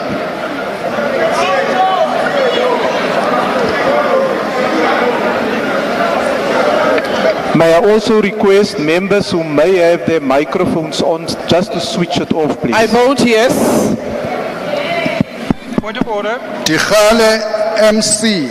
I vote yes. Secretary, Honourable Michalakas, we're in the middle of a voting process. Why do you want to be recognized? House Chair, my apologies for doing this, but members are approaching the door and the doors are supposed to be locked. Doors must remain locked and closed. House Chairperson, a member actually came in after the doors were locked. Who is the member that came in? The member from the PA in the green top. Honorable members.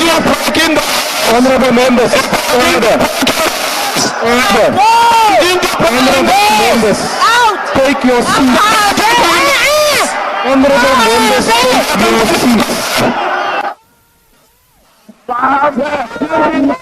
The chief order. Who is speaking?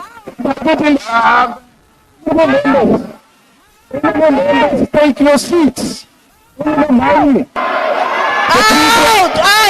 The chief of MK, can you prevail on your members, please? You are now disrupting procedures. Who is the member that came in when the door was locked? The Mdntv. Honorable member at the back. House Chair. Honorable members. House Chairperson, also on a point of order and on this subject. Honorable members. Honorable members, why are you standing here? Take your seat. Calm down.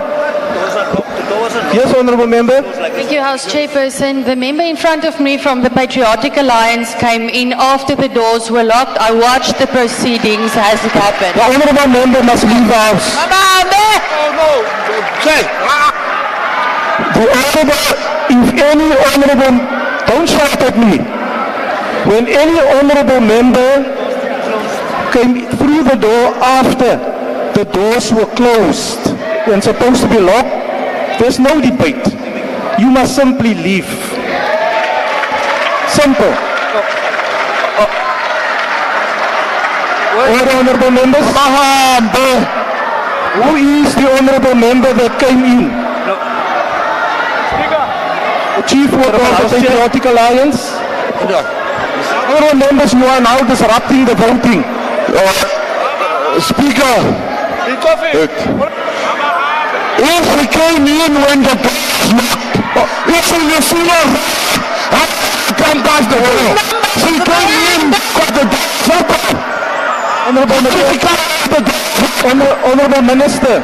Honorable Minister, please do not speak so directly into the microphone because I couldn't hear anything you said. Thank you, Speaker. My question is, if the door was locked, as the DA is saying, how did she get in if the door was locked? Oh, Honorable Minister. Honorable Minister. We saw. Honorable Minister, and this is my ruling. I'm not going to recognize any more hands. This is my ruling. The members that came through the door after I made the announcement must leave. They cannot vote.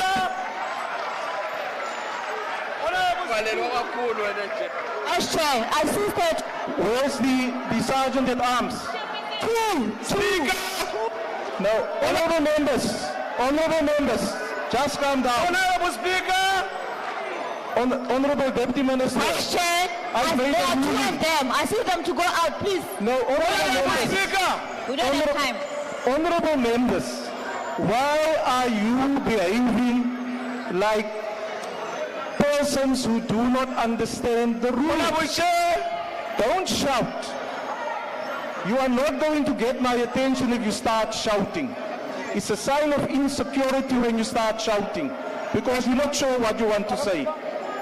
Honorable Deputy Minister, well, I'm not debating the point. I made a ruling. The ruling is that those who came through the door after it was closed must leave. That's the ruling. And the guy must go. Where is the sergeant at arms? Honorable Speaker. Sure. Sergeant at arms, will you see to it that those members who came through the door after it was closed leave? Yes. Honorable members, I'm not in a debate. We're in the middle of a voting session. Honorable Chair. We're in the middle of a voting session. Honorable Chair. Honorable members, stop shouting at me. Honorable Deputy Minister. Here's my question. How do you use members of parliament to decide who came in or who came late? Because all of us here. Please take your seat, Honorable Deputy Minister. Down. Please take your seat. You see, we expect members of parliament who have sworn Or they made an oath in Parliament to accept responsibility. They know they came in late and leave. Why must you be pointed out? So I request those members who came in late simply to leave. Otherwise, I'll have to ask the Sergeant at Arms to remove you. No, I'm not recognizing you. I'm busy with the ruling. Was the door locked or not?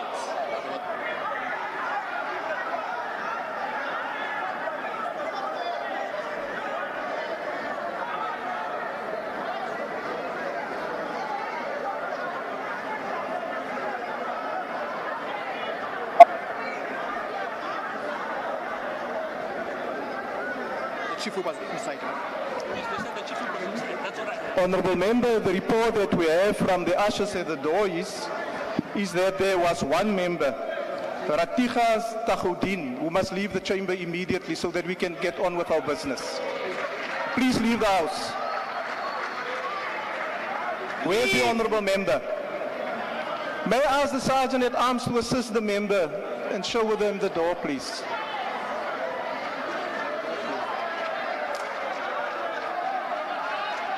Thank you. The Chief Whip of the DA. Thank you, House Chair. House Chair, I'm being reliably informed that the member was fetched from the door by her party whip, who knows full well that when the voting is going on, no member... No, Honourable Member. Honourable Member. Member was also not instructed by... Order, Honourable Members. Honourable Member, please take your seat now. You're not assisting the proceedings. Not in a prison here. There were two. You're not broke into the house. There are banditis who broke into the house. Honourable Members, there were ushers at the doors who managed to give us the name. The Chief Whip of the PA was inside the venue.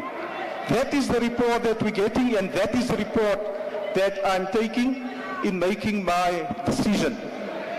Honourable Member, we are in the middle of a voting session. Why do you want to be recognized? No, Chair, I want clarity. If a member's name is on the register as present during the session, how can she be considered not to be part? Take your seat. Take your seat, please. Read the rules. How can she be considered absent from the session? She was here. Honourable Member, take your seat. Take your seat. Take your seat, there's rules here. Could you explain the rule? There's rules here. Please explain the rule. Is a member who's you are now delaying the voting in the House. Speaker, could you explain? I'm not going to allow you to delay the voting in the House. We want to proceed.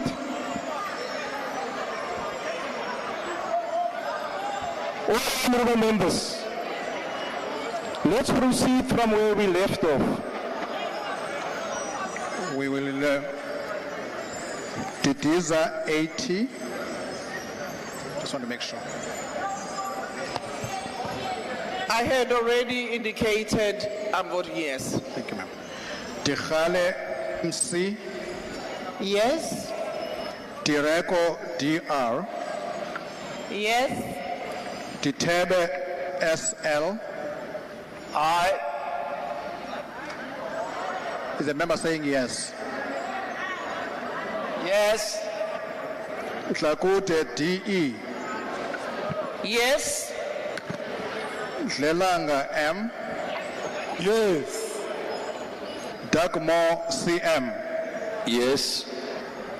Dundra ML. Yes. Gancho N. Yes. Kaleka Mazibuko NA. Yes. Kigaba KMN. Yes. Kina N. Yes. Godlimpi Z. Yes. Kodongwana E.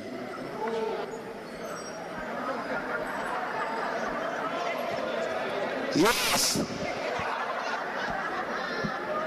Governor Y. Yes. Kungubele M. Yes. Hala MM. Yes. Hassan F, Yes. Hlongo AS, Yes. Kehakilwe BM, sorry. Yes. Apologies for the pronunciation.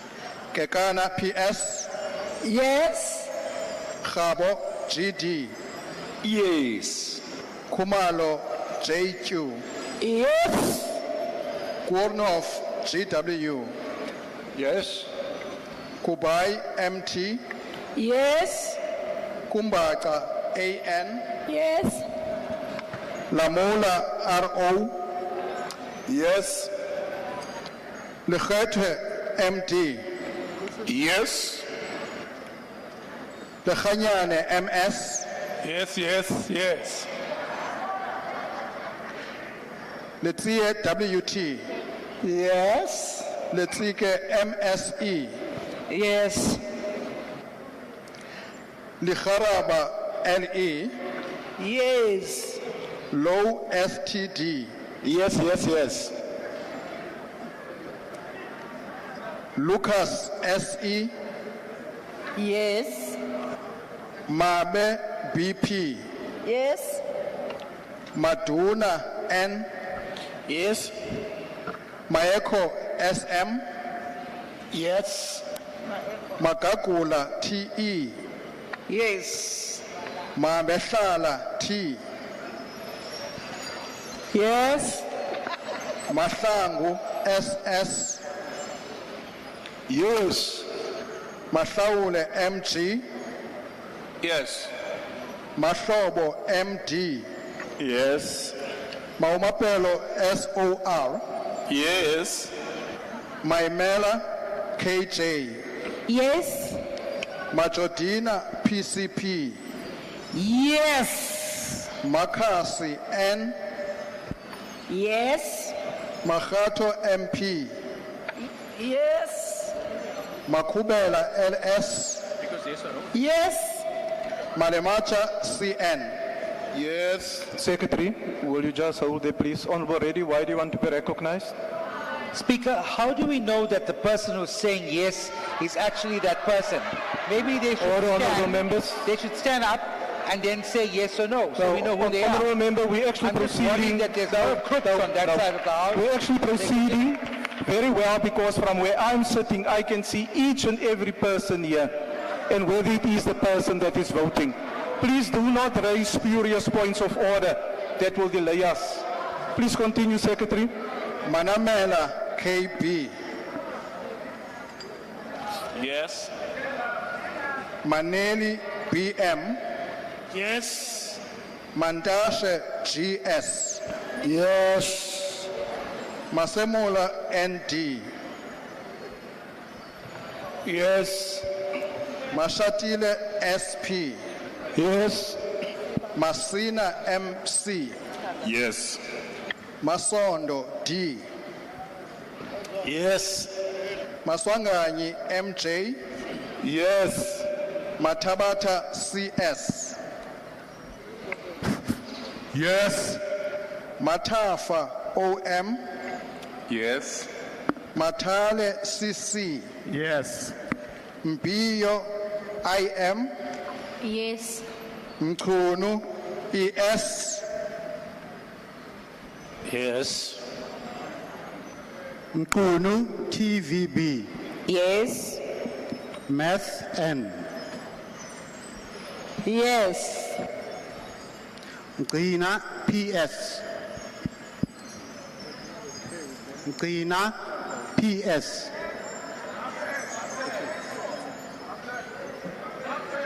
Mkweba T, Yes. Mhaule MR, Yes. Mhlauli NB, Yes.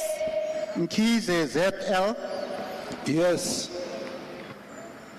Mkutu L, Yes. Mulotsani ML, Yes.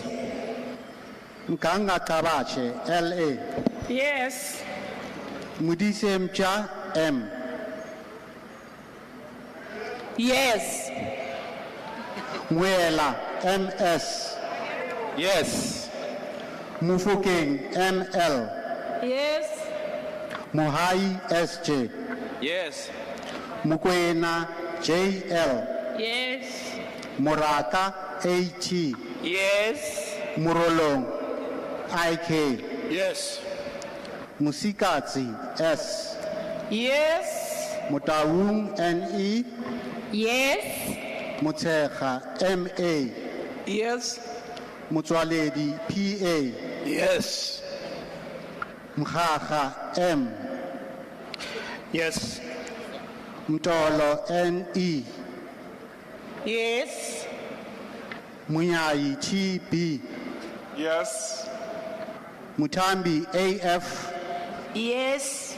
Mvana NQ. Yes. Malumango RS.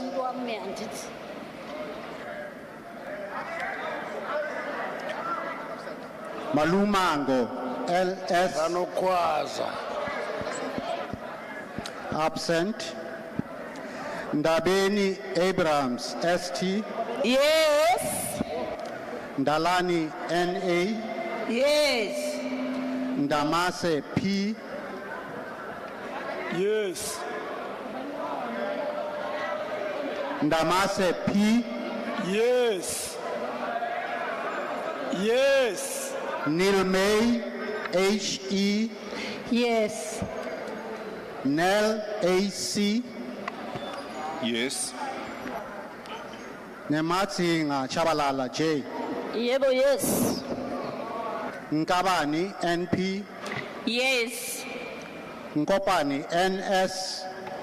Yes. Nkosi NE. Yebo, yes. Nkosi VA. Yes. Nkosi VA. Yes. Nonsele M. Yes. Ngola X. Yes. Nchalinchali LL. Yes. Nchaveni KPS. Yes. Ntuli M. Yes. Zimande BE. Yes. Nzuza NS. Yes. Pasha. Yes. J. Yes. Piri CM. Adumela ndiyatenda niyapfumela. Polwani MB. Yes, kuyadumela. Blakis WTD. Yes. Pule DD. Pule DD. Yes. Ramaila KS. Kuyadumela. Ramukhupa ML. Yes. Ramukhupa KD. Yes. In community of Rupai. Ramulobeng KA. Yes. Sangoni KLN. Yes. Sapo L. Yes. Siabi AM. Yes. Siete MO. Yes. Sikiti M. Yes. Sikwati SC. Yes. Silamulela SD. Yes. Sine MM. Yes. Shabangu FL. Yes. Shiviti TG. Yes. Sibia NM. Yes. Simelane TP. Yes. Siweya RT. Yes. Skosana GJ. Yes. Sokanyile T. Yes. Sokopo MM. Yes. Okay. Can you please raise your voice? Sokopo, MM. Yebo, yes. Sompa Masiu, NS. Soju, MM. Yes. Subrati, SI. Yes. Swat B. Swat B. Tau, MPF. Yes. Tikana Kotiwe, W. Yes. Klong, KC. Yes. Tolashe, NG. Yes. Todetsi, NT. Yes. Abanchaba, PP. Ngiyavuma. Xhego, ST. Yes. Zikalala, S. Yes. Abrahams, ALA. Voting against. Alexander, WR. Voting against. Atkinson, PG. Voting against. Ocamp, WAS. Voting against. Bahrain, M. Voting against. Bapti, EV. Bapti, EV. Bason, LJ. No. Bateman, AG. No. Bass, EM. Voting against. Bergman, D. No. Bodzani, TK. No. Ballman, NJ. No. Breitenbach, G. Voting against. Beck, MJ. No. Cameroon, I. No. Chance, WRT. No. JTM. No. Christians, DC. No. Christie, KA. No. Clark, MO. No. Cuthbert, MJ. Voting against. G-Block, Van Seltinger, AD. No. De Villiers, JN. No. Engelbrecht, J. No. Essak, F. George, DT. No. Okay. Correct. Essak, Sorry, the mic wasn't working. No.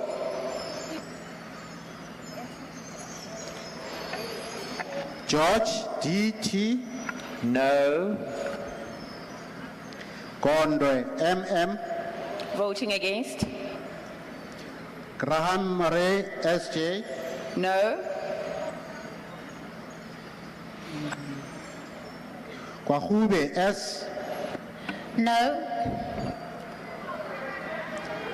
Harting, C. No. Horn, W. No. Hansinger, CHH. No. Ishmael, H. I vote against. Jacobs, LC. No. Jordan, C. No. Khobisa Ngaba, K. No. No. Khachau, KL. Chair, I vote against. Kanyile, TA.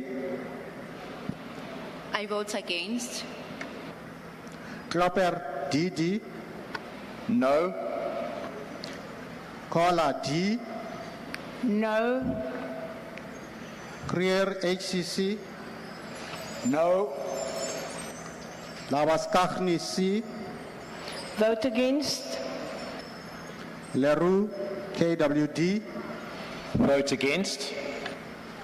Linde E. Vote against. Lorima JRB. No. Lotrit A. No. Mabena TB. No. McPherson DW. No. Madikizela BS. No. Malatsi MS. Voting no. Marai EJ. No. Masango BS. Masango BS. No. Maseko LM. No. Matsoni NWA. No. Mbiko F. I'm voting against. Meglua JJ. No. Meglua JJ. No. Mdluli NM. No. Mihalakis G. No. Milham KJ. Voting against. Moore SJ. Voting against. MPTL. No. Maibach NG. No. Nana ME. No. Notata BB. No. Peach WD. Voting against. Pool G. No. J. Potriter LR. Voting against. Powell EL. No. Ramungalo TR. No. Ruos AC. No. Sarupen AN. No. Schikkeling L. No. Schreiber LA. No. Situlo JS. I vote no. Shelembe ML. No. Singh S. No. Sitole RJ. I vote against, Chair. Smith CFB. No. Smith R. No. Spies ERJ. No. Steenhuisen JH. No. Van der Wald D. No. Van Sale AM.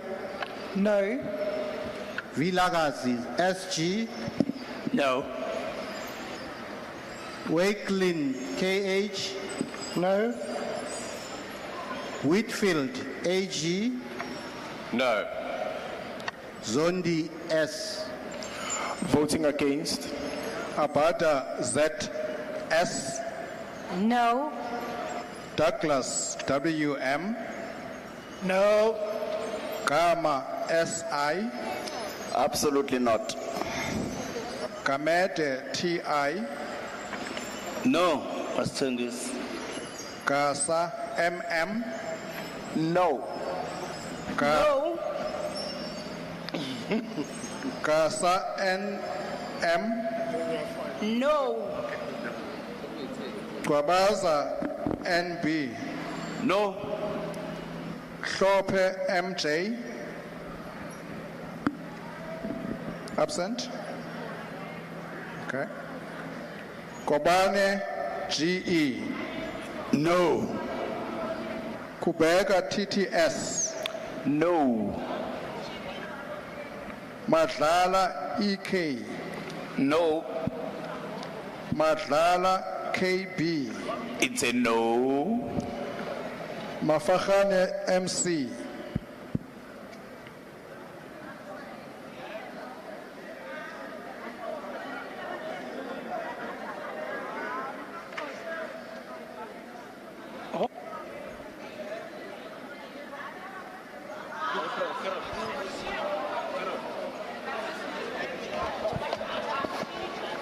It's a no. Makubele C. No. Malinga JS. No. Manyi M. No. That's Matsa FS. Matsa FS.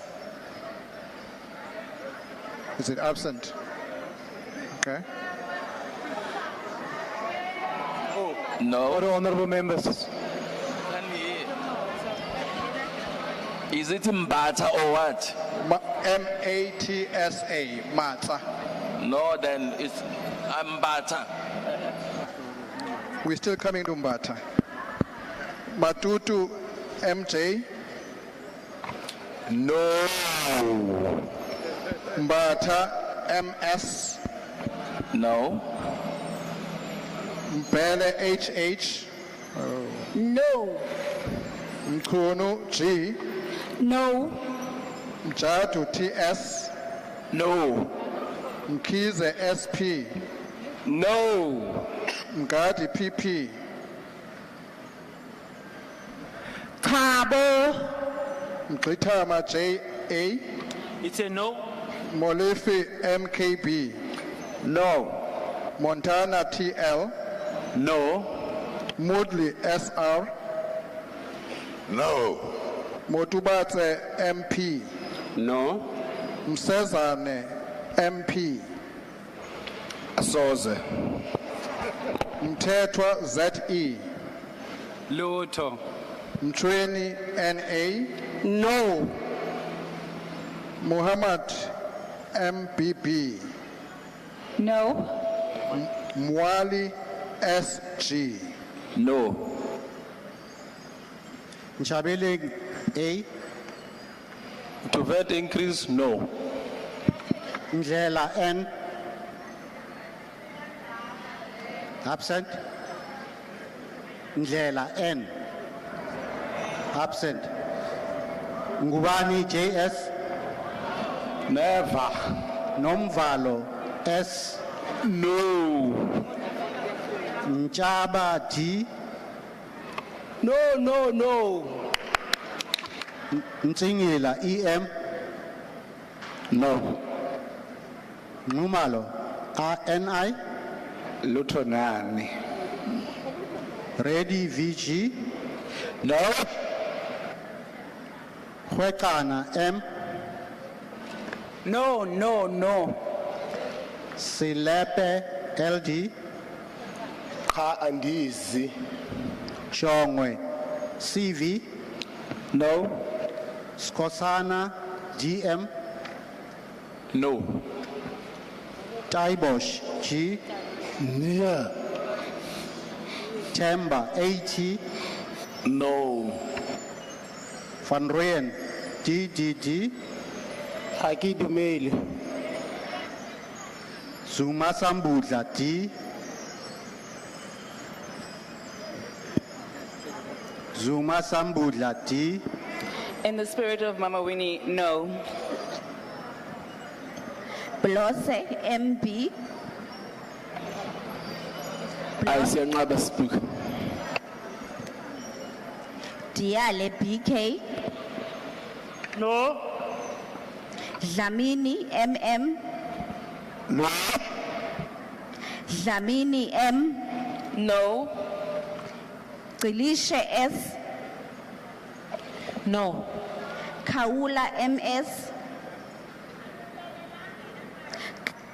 Kaula MS. Cha. Komane LM. No. Litlape MS. No. Lonzi S. No. Mailola PR. No. Malema JS. No. Managa L. No. Mawotwe OMC. Voting against. Marey P. No. Mashabela NR. No. Matulelwa B. No. Matthias L. No. Matthias NS. No. Matiwane C. Aye. Mentenkuna NV. No.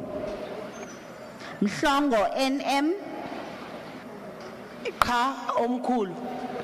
Mkhaliphi HO. No. Mkhonto CN. No. Mukhale TP. No. Muhlala MR. I'm voting against. Mukwili TJ. Nyakyagana. Muntwedi MK.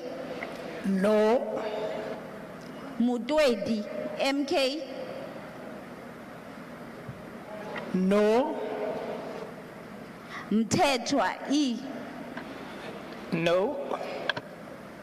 Nihouse CG. Near. Noluchungu NJ. No. Ntlangwini EN. Near. Pambo V. No. Paulson MN. No. Shikwambana M. No. Tafeni N. No. Tambo S. No.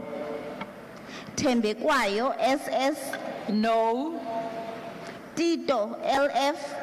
No. Buthelezi EM. Yes. Buthelezi NZ. Yes.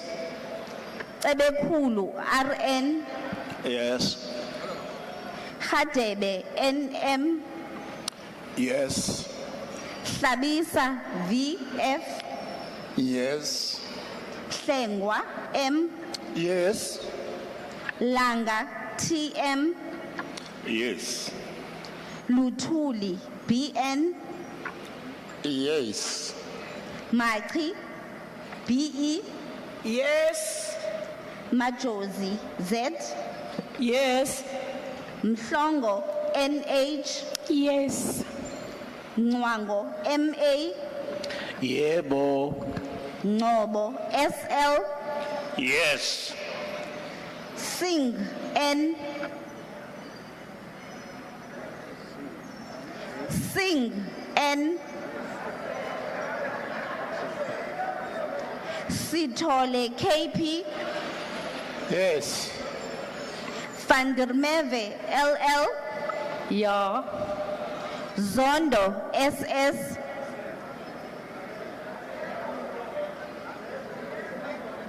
Zondo SS. Absent. Daniels MV. Yes. Freeman E. Yes. Matoba ML. Yes. Mackenzie G. Yes. Peterson JS. Yes. Rocky FS. Yes. Souls A. Yes. Takodin R. Absent. Van Veek SHM. Yes. Boshoff WJ. Near. Dana H. Near. Grunewald PJ. Grunewald PJ. Near. Mulder CP. Mulder CP. Absent. Okay. Van Staden PA. Near. Vessels WW. Near. Beasley AD. Yes. James DE. Yes. Kobe MP. Yes. Letlape TKS. Yes. Ngobeni LM. Yes. Trollip RAP. Yes. Meshwa KRJ. No. Swart SN. No. Freeing WM. No. Holomisa BH. Yes. Kwankwa NLS. Yeah. Notenja CT. Yes. Ghana SM. Yes. Zibi SS. Yes. Shazo Webster NL. Yes. Maimani MA. Yes. Mahau TL. No. Zungula V. Zungula, no. Hendricks MGE. Yes. Sally S. Yes. Adams F. Adams F. Absent. Frenchman S. Absent. Nyonzo M. Yes. Mahlatsi LW. No. Delil P. Yes.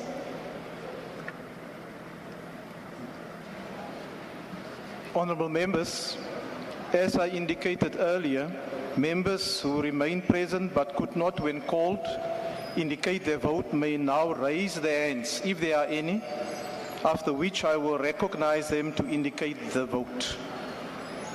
Are there any who did not vote? None.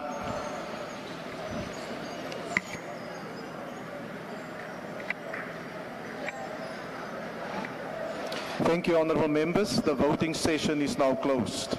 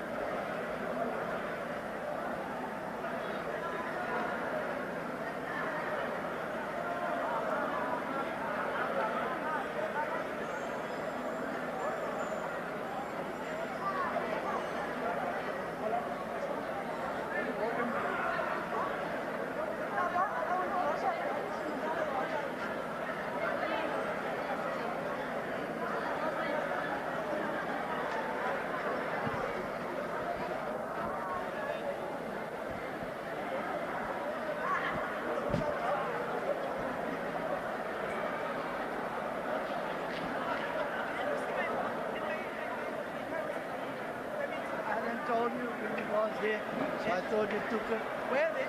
Are they not there? Or maybe they might.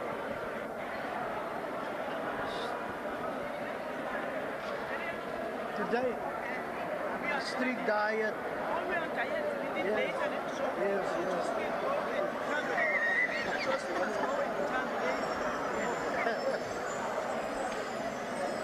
Was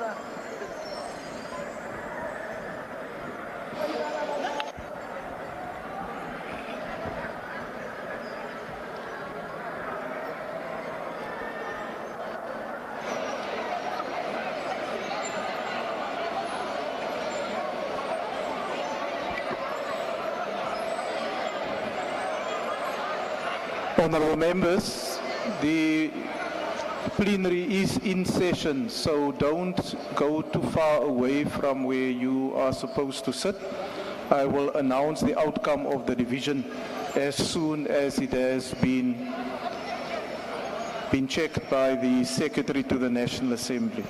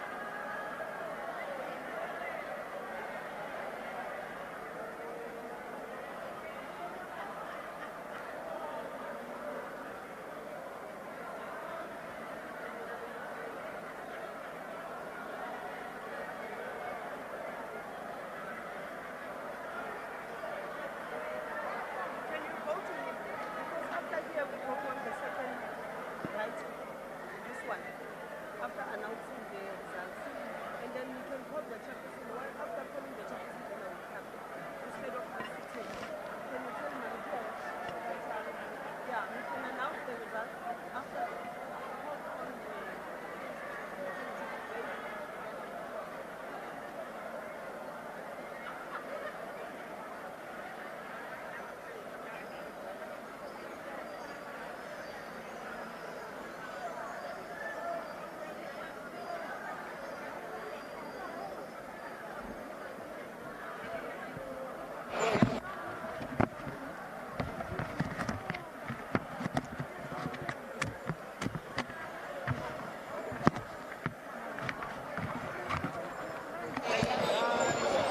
Zeningoyiki langongo.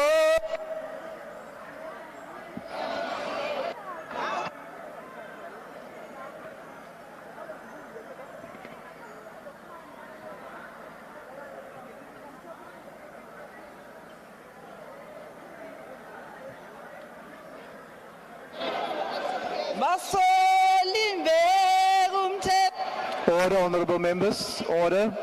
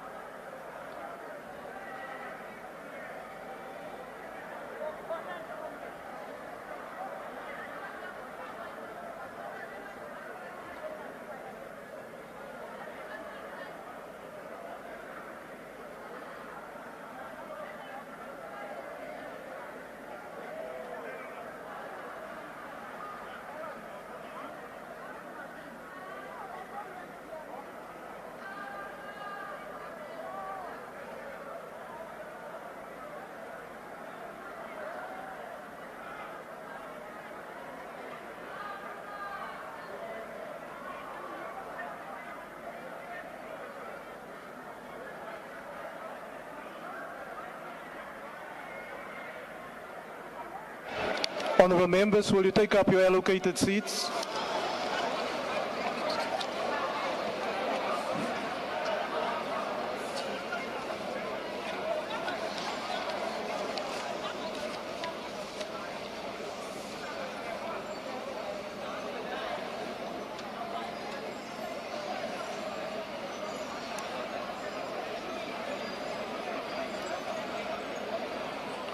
Honorable members, the outcome of the division is as follows. There were no abstentions, 182 voted against, and 194 voted in favor.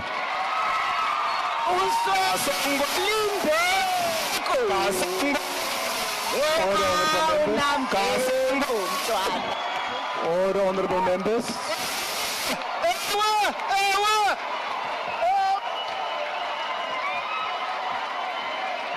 Order, honorable members. Honorable member. Honorable member.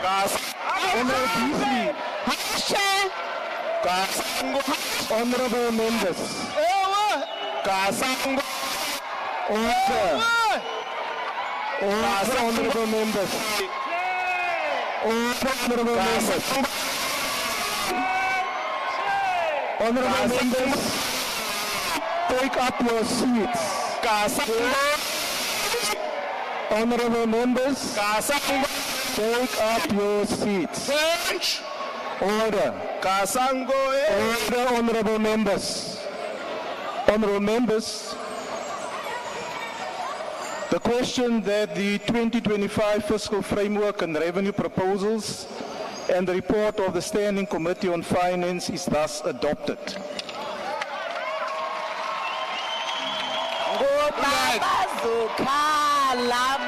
Order, honorable members.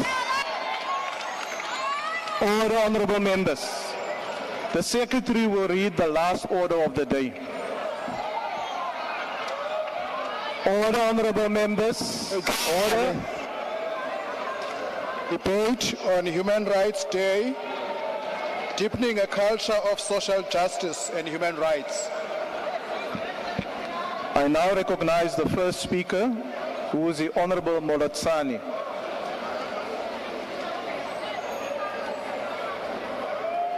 The Honorable Molatsani.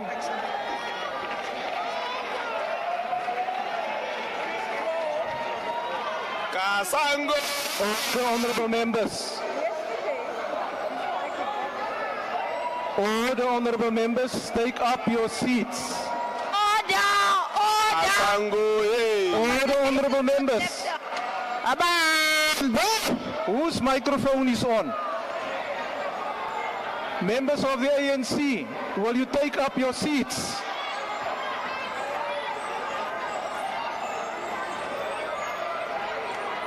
Honorable Deputy Chief Whip of the ANC, will you assist us so that we can proceed with our proceedings?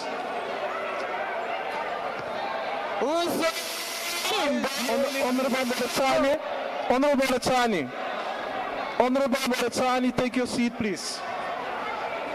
Honorable members, take up your seats. I now recognize the Honorable Molatsani.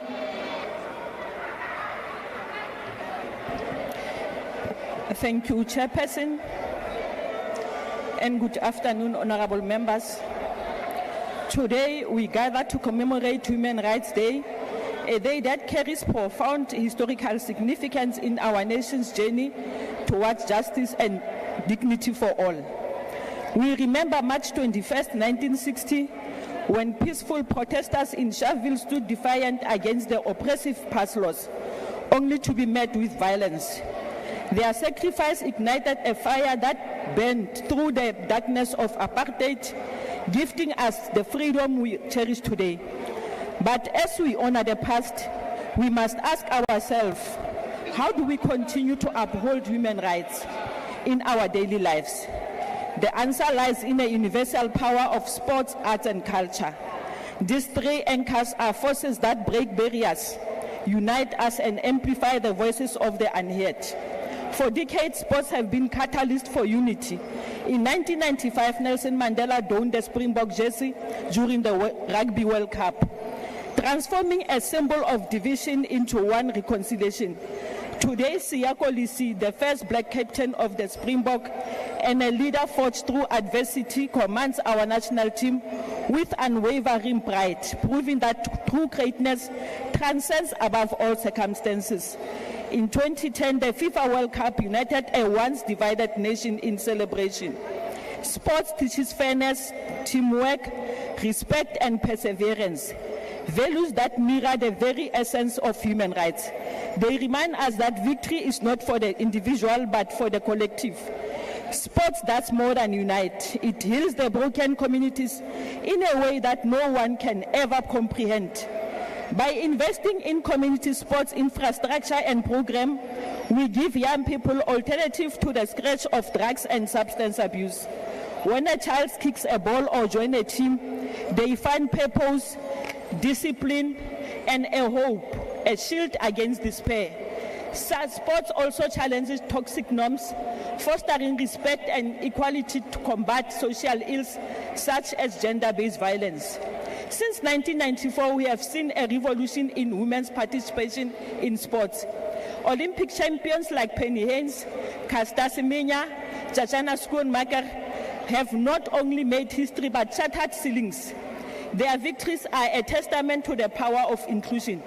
We applaud the leadership of Cricket South Africa for being the first federation in South Africa to professionalize women's cricket, as well as the Premier Soccer League for embracing female teams, proving that the field belongs to everyone. To pioneers like Ria Ledwaba, Natasha Titlas, and now Jessica Mutaung, women who fight for equity in boardrooms and on pitches, we see you. Your courage lights the path for future. Honorable Chair, our culture defines who we are.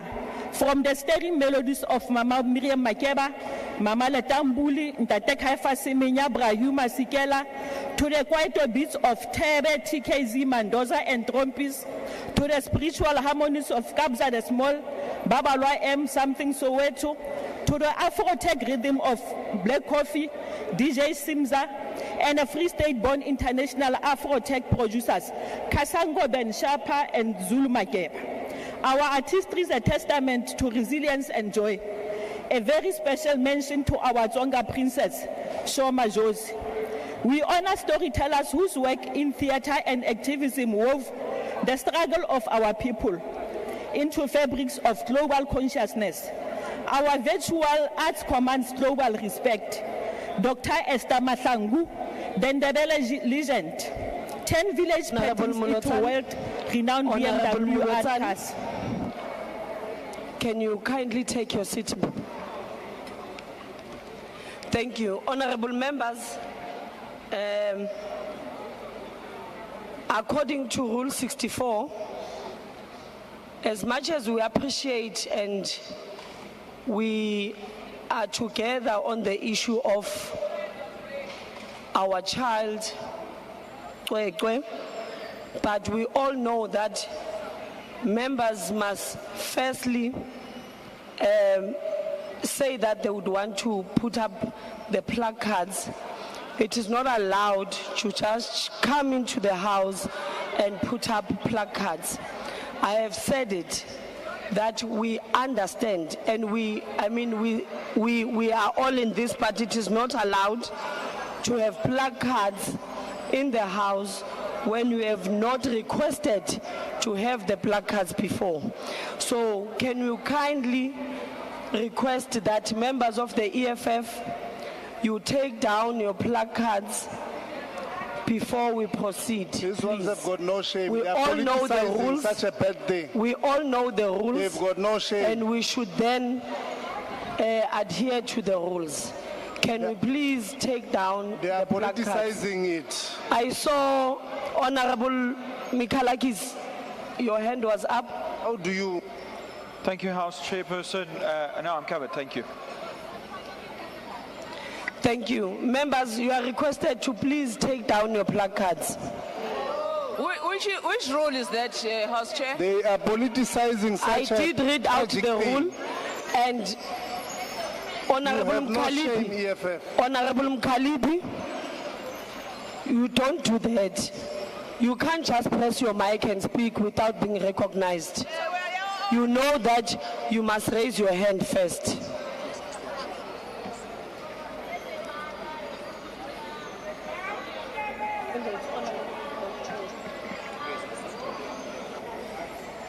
Honorable Chief Whip of the EFF, Honorable Nolchung, can you please assist us with the placards? I think we all know the rules and we should adhere to them. As much as the matter, we know how sensitive it is, and we are together on that issue. Like, there is nothing that you are opposing what you have written on the placards. It's just a matter of procedure. They are politicizing such a tragic thing. What a shame. Thank you very much, Chair. We are not aware of the rule. Which rule is that? Can you repeat? I didn't hear that. I'm saying we were not aware of the rule. Which rule are you referring to? Because we are not aware of the rule. Please give us the rule. Okay, let me read it out for you so that you understand. According to Rule 64E, members must at all times accord the presiding officers of the National Assembly and members due respect and conduct themselves with dignity and in accordance with the decorum of the House, and are required not to bring, number one, weapons of any kind, nor dangerous or threatening objects or articles, nor replicas of such into the chamber. Number two, non-dangerous or non-threatening objects, articles, or placards into the chamber except with the prior approval of the speaker. So I've read it out. Can you kindly take down your placards?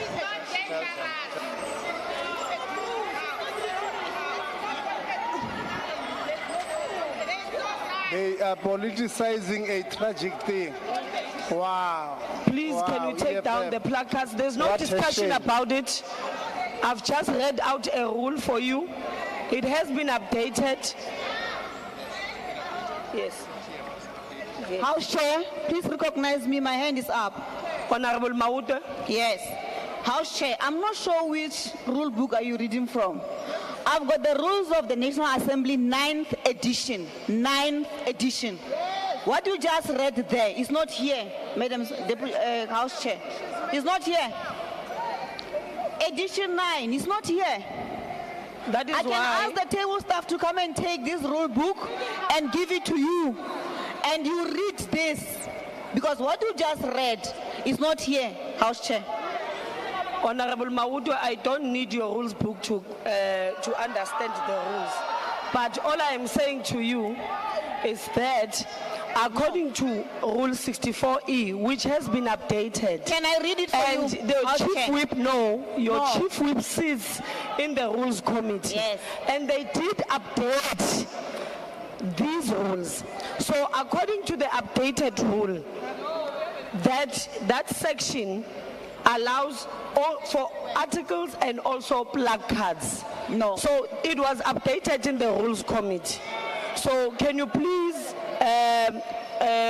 speak to your chief whip? She might have an idea because I'm definitely sure that she sits in the chief whip's forum or in the rules committee. So that is why I even asked her to please assist in members taking down the placards. On a point of order, House Chair. On a point of order, House Chair. Honorable Tlangwini.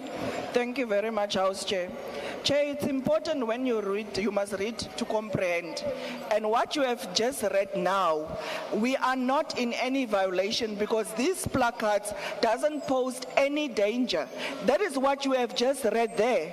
So please, when you are reading the rules, please read with comprehension so that you can also understand, because I don't think you clearly understanding what you have just read there. Mr. Kaso, please help the House Chair properly and guide her properly, because she is definitely misguided. Honorable Tlangwini, I don't need any guidance and I can read properly. This placard. No, Honorable Tlangwini, I don't need any guidance and I have read the rule properly. Maybe it is your hearing problem that you have. But when I said it, I said non-dangerous or non-threatening objects. And comprehension problem. objects. So it doesn't even count on that one. I said and articles and also placards. So what you are telling me now is an issue of you understanding what I've just read to you. You won't I will take this matter. Problem. It's fine. We will proceed. I will take this matter. Withdraw it. I will forward this matter to the Rules Committee and to the Speaker as well, so that this matter is discussed further and a decision is taken on this matter. I will now allow Honorable Molotsane to continue. They are using a tragic event to politicize you. there's nothing political here. Wanna keep quiet, man. Honorable members, please, can you stop pressing your mics? Continue, honorable member. Thank you, Chair.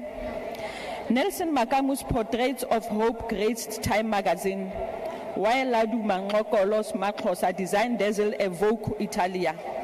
To the famous Rikofi artist Enoch Mlangeni from Zamdela, who went from making coffee drawings in his parents' house to having solo exhibition in Belgium.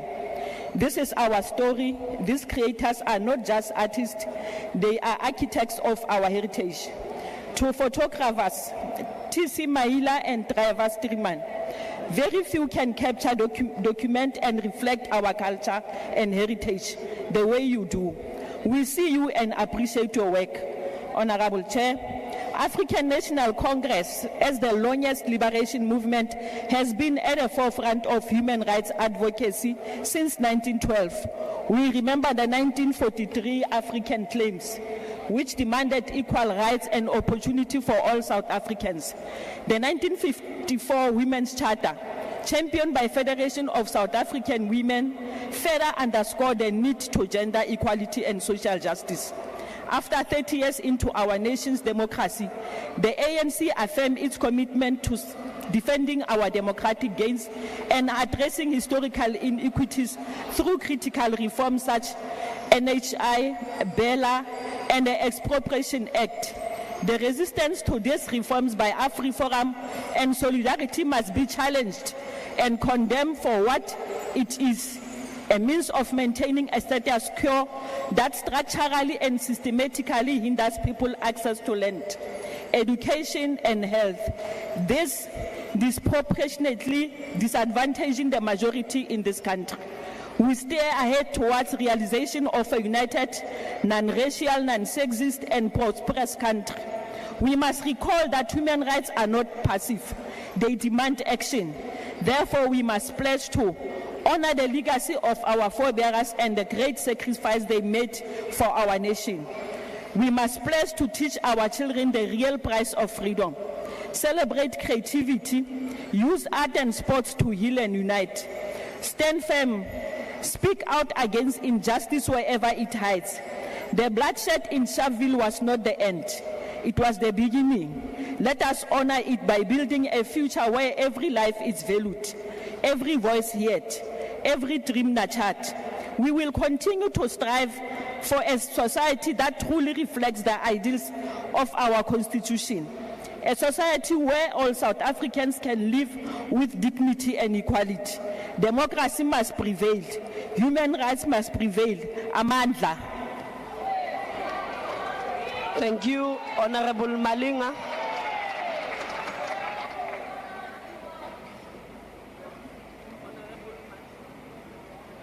Honorable Malinga.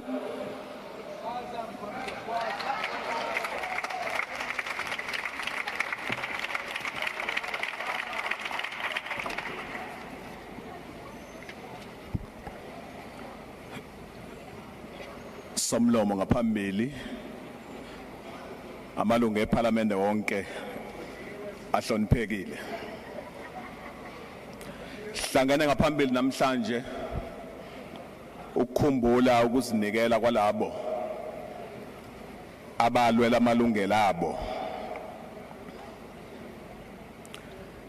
ngomhla zingama-21 kuNdasa ngonyaka wenkulungwane namakhulu ayishagalolunye namashumi ayisithupha. Ngalolo suku ke uhulumeni wobandlululo lapha endaweni yaseSharpeville, lona ke nina njenge-GNU esenibethe ingube yodwa nawo, wadubula abantu bebalela imnyama ababengahlomile bengaphethe nto ngokuthi nje babalola amalungelo abo bethi sebekhathele ukuthathwa njengezihambi ezweni labo.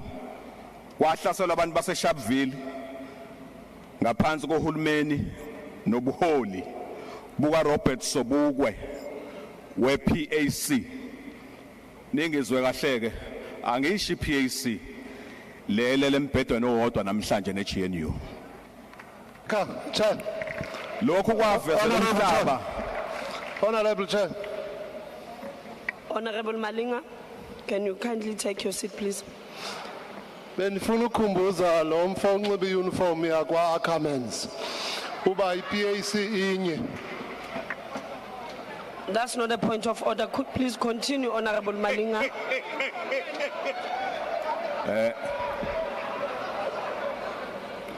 Hayi sizoqasha uhambo oshaya amahlaya. Kwahlaselwa abantu baseSharpeville ngaphambi kokupholi buka Robert Sobuko ePAC. Lokho kwavezela umhlaba wonke isihluku esenziwa songahlonipha amalungelo abantu. Ukuthi namhlanje uhulumeni weANC siyabona ukuthi ususu kubaleka kwalezi insuku ngokuqamba lolu suku ngabusha alibize ngokuthi usuku lamalungelo abantu.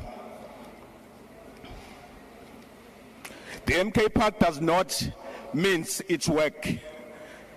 MK Party is led by one of the foremost activists in the fight for human rights and dignity.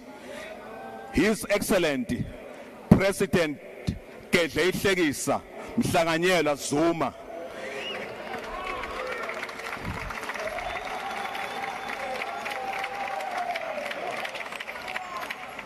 A man who endured 10 years of imprisonment on Robben Island, lived in real exile and risked his life daily, not for personal gain, but for the freedom of our people. President Zuma represented the true face of sacrifice in the fight for the human rights, unlike those who now occupy high offices but never truly walk the path of struggle. We remember Kwezi. Honorable members, no, you can't do that. Honorable Malinga, please, can I assist you? Honorable members, when a member is debating on a podium, it can't be that you just open your mic without raising your hand. Can we please keep the decorum of the House? Continue, Honorable Malinga.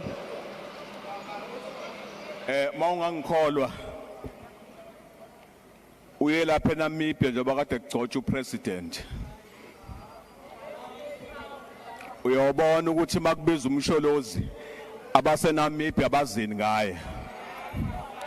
Hayi phalaphala lesukume kwathula kwathi cwaka.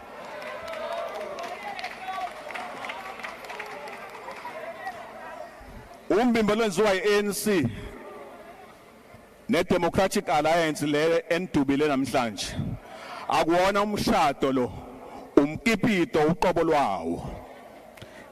Inhloso yawo uqeda isithunzi sabantu abamnyama abaqhubeka behlupheka nompofu abahlukunyezwa ungabe namathuba anele abawathola ngonyaka ka1994. Lolu bumbano ke liyihlazo uyalazi igumuncu into enuka phuhlu njengeqanda lenjelwane. Iqembu leMK Party lifuna ukukhumbuza abantu baseningizimu Afrika. Honorable Malinga, can you please take a seat? There's Honorable Lucia. No, thank you very much. Is the member aware that he's just voted with the DA that he's talking about? No, Honorable Member. Honorable Malinga, please. I think the speech is 2 weeks old. No, Honorable Malinga, please take the podium. That is not a point of order. Speech. Honorable Malinga, please continue. When we GNU ne-DA njalo. Iqembu lomkhonto wesizwe ke lifuna ukukhumbuza abantu baseningizimu Afrika ukuthi obani Democratic Alliance. Democratic Alliance umphotshozelwa igumuncu le-National Party eyaphekwa ngobandlululo. Umzali we-DA uThoni Liyoni wayendodana kaJustice Rowan Leon owagweba intsha eyayilwela amalungelo abantu. Kwakungiyise kaTony Leon owathumela uAndrew Zondo owayeneminyaka eyishagalolunye ezintanjeni zikaDilikajele. iDA ke iyona enezimpande zayo zeNational Party eyayibusa ngesikhathi sobandlululo. Ayikaze iveze ukuzisola nokuhlanza ngezenzo zalabo abangaphambi kwayo. iMK Party iyakhumbuza abaholi beGNU ukuthi iDA inuka phuhlu igazi ezandleni zayo.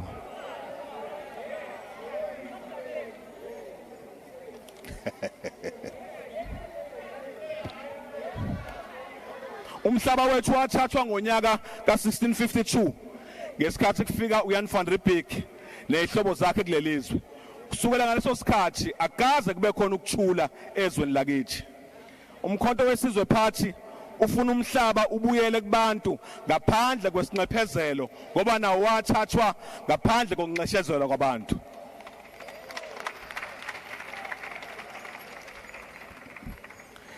MK Party ifuna amalungelo abantu bonke abahlukunyezwa ngaphansi kombuso wobandlululo abuyiselwe. Lokhu kusho ukuthi imindeni yabantu abangama-60 ababulawa eSharpeville kufanele bathole isinxephezelo esingaphezulu kuka2 million umuntu emunye. Ayikho into ebuhlungu njengokuphila ezweni elicebile kunawo wonke eAfrika kodwa abantu bayo belokhu bebhuqabhuqa ubuphofu. Igidi zabantu ezingama-30 baseNingizimu Afrika baphila ngaphansi kobupha nobuphofu. Abanye balala bengadlile. Kuyilapho abaholi beGNU bedla izambana likaBhondo. iANC eyayisophondweni lokulelwa amalungelo abantu ilahlekelwe ulayini namhlanje. Kunokushintsha impilo zabantu abacindezelwe, ishintsha insuku zomlando ukuze isuse ukubaluleka kwezwe nomlando walo. Mawukhumbula nje usuku lenkosi uShaka Zulu selenziwa usuku lamasiko. Usuku likaDingane selaba usuku lokubuyisana. Kanti nalo lolu lwaseSharpeville selaba usuku lwehuman rights. Mangabe swalelwa ngempela amalungelo abantu, umhlonishwe esimthandayo nesimthembayo ukhuzeni ugogodile kwezemfundo kodwa usosekela ingcuba ekhala amanzi kandlebe sikhanyilanga emini kabha uphendulwa inqelebane yabelungu iGNU. Honorable Malinga, can you please take your seat? There's a hand. Yes, Honorable Member. No, thank you so much, Chair. Is the member able to take a question? Does he really believe in what he's saying about his own leader? Because this can't be right. Okay, Honorable Malinga, will you be able to take a question? I will give you my WhatsApp number. You can WhatsApp me. That's a no then. Continue, Honorable Member. Chair. Umbuzo ke ukuthi libasaba Honorable Malinga, the hand of Honorable Deputy Minister Uzigalal. Chair, may I request your protection that my name be not used by the very same people who have just voted with the DA. Wena kuGNU njalo. Wena Zigalala kuGNU. Honorable Deputizing a Malinga, please continue. matriculant.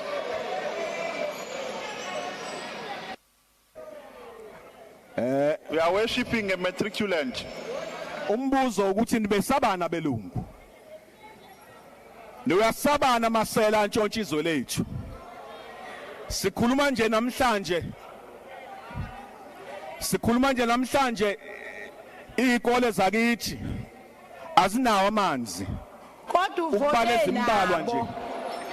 mawushona kwaZulu Natal esikhetha uxolo awekho amanzi ayikho indawo yendle mawushona evuka uyiphathe ingane zigcwele phakathi ziyimpethu zendlovu sithi nje njenge MK Party amalume omuntu omnyama ayobuya mhlazane babuyelwa ongakwabo mhlazane babuyelwa umhlaba wabuyela ezandleni zabo umhlaba wabantu ke bakithi awubuyiselwe kubona ngaphandle kwenxephezelo kwaza mkhonto kwaza awuwe uhulumeni wamasela awuwe uhulumeni wamasela kwaza mkhonto kwaza sithi njengomkhonto wesizwe ke amalungelo abantu baseSharpeville akuzwakale kahle lokho selokhu balinyazwa uhulumeni obandlululo abakaze banxeshezelwe kuze kube manje. Honorable Malinga,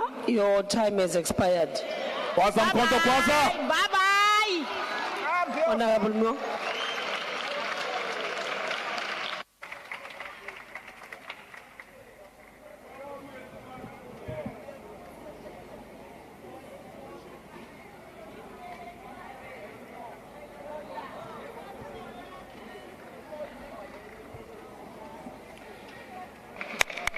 Chairperson, honourable members, fellow South Africans, today we rise in this House to mark Human Rights Day, a moment to reflect not only on our painful history, but also on the progress we've made in building a just and equitable society.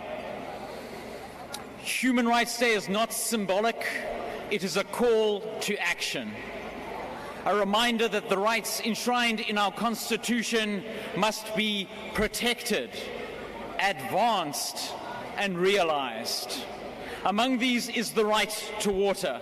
Section 27 of the Constitution guarantees that everyone has the right to have access to sufficient water, and the state must make reasonable legislative and other measures within its available resources to achieve the progressive realization of that right. But how can we speak of progressive realization when we are, in truth, experiencing a progressive collapse?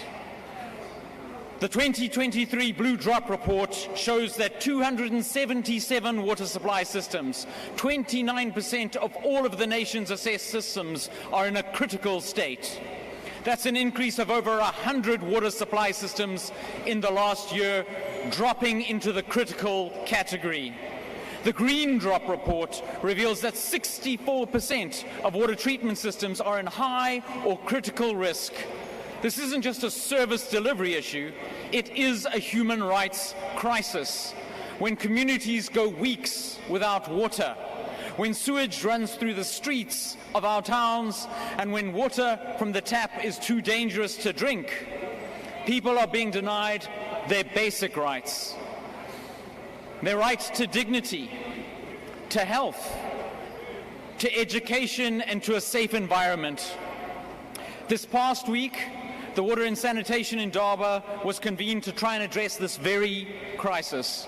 Even there it became clear national government is having to step in because water services authorities across the country are failing. Municipalities are not maintaining infrastructure, not paying water boards, and not collecting revenue. And this failure is not random. It is the result of decades of mismanagement, cadre deployment, and political protectionism by the ANC. This House just passed the National Fiscal Framework, and let us not forget, it was passed without the support of the Democratic Alliance. The ANC, instead of working with its core partner in the Government of National Unity, the DA, chose instead to align with Action SA to raise VAT and ignore our proposals that would have grown the economy and created jobs. And why did the DA withhold our support? Because we are fighting for fiscal discipline, spending reform, and sustainable budgeting. We want government to reduce wasteful expenditure, shrink the bloated wage bill, and allocate more resources to frontline services like water, sanitation, education, and health. We are fighting to rescue our economy from a debt trap that threatens not only our growth, but our very democracy. And while the ANC talks about rights, it actively undermines them by bankrupting municipalities, collapsing basic services, and now threatening to do the same to national government finances. We are seeing a mirror effect, colleagues. At a municipal level, ANC-run towns are failing to deliver water and basic services. At a provincial level, the same dysfunction is replicated in health, education, and housing. And now at a national level, the ANC is turning away from the path of responsibility and choosing instead the path of patronage politics and reckless popularism. Fellow South Africans, if you want to know why your municipality can't fix broken pipes, why your clinic doesn't have clean water, and why your toilet can't flush, it is because the ANC has spent the last 3 decades building a state not on merit, but on political loyalty. Honorable Moore, can you please kindly take your seat? Honorable member from the EFF, what you are doing is not allowed in the house, and you know. You can't take photos inside the house. It is not allowed. And I will not repeat it again. Continue, Honorable. Honorable Speaker, let me be clear. The right to water is not just about access, it is about governance. When water is lost through leaks, when wastewater contaminates rivers, when infrastructure decays because tenders are given to friends and not experts, people suffer. And that suffering is not accidental. It is the direct result of failed governance. This is a government that has chosen its own political survival over the survival of its people. It has chosen backroom deals over transparent budgeting. It has chosen alliances of convenience over coalitions of principle. But there is a different path, fellow South Africans, a path grounded in constitutionalism, fiscal discipline, good governance, and delivery. The DA has already shown in municipalities where we govern across the country that this is possible. In the Western Cape, 92% of drinking water systems meet national standards, and here in Cape Town, they survived the worst drought in their history by working with communities, experts, and civil society without collapsing. We have put forward budget reform proposals, cost-cutting measures, and infrastructure investment plans that could rebuild this country, but they will require political will. And right now that political will is being traded away in order to satisfy the ANC's short-term coalition arithmetic. So on this Human Rights Day, let us not be fooled by speeches that celebrate our Constitution while undermining it in practice. Let us not praise the right to water while watching taps run dry. Can you kindly take your seat? There's a point of order. Yes, Honorable Member. Honorable Chair, can the honorable member take a question? He's talking about Western Cape. Which communities is he referring to? In Strasbourg, in Kaeli, Okay. in Kanga, in his argument of human rights? Honorable Member, can you take a question? No, Chairperson, this one's wasting our time. Proceed, So Honorable on this Member. Human Rights Day, let us not be fooled by speeches that celebrate our Constitution while undermining it in practice. Let us not praise the right to water while watching it dry up. Let us not talk of dignity while communities live in sewage. The DA will continue to fight for a South Africa where rights are not aspirational but real, where budgets work for the people, where municipalities are functional, and where government is honest. Because, South Africans, the greatest honor we can pay to the legacy of Human Rights Day is not rhetoric, it is reform. Thank you. Thank you. Honorable Mushala.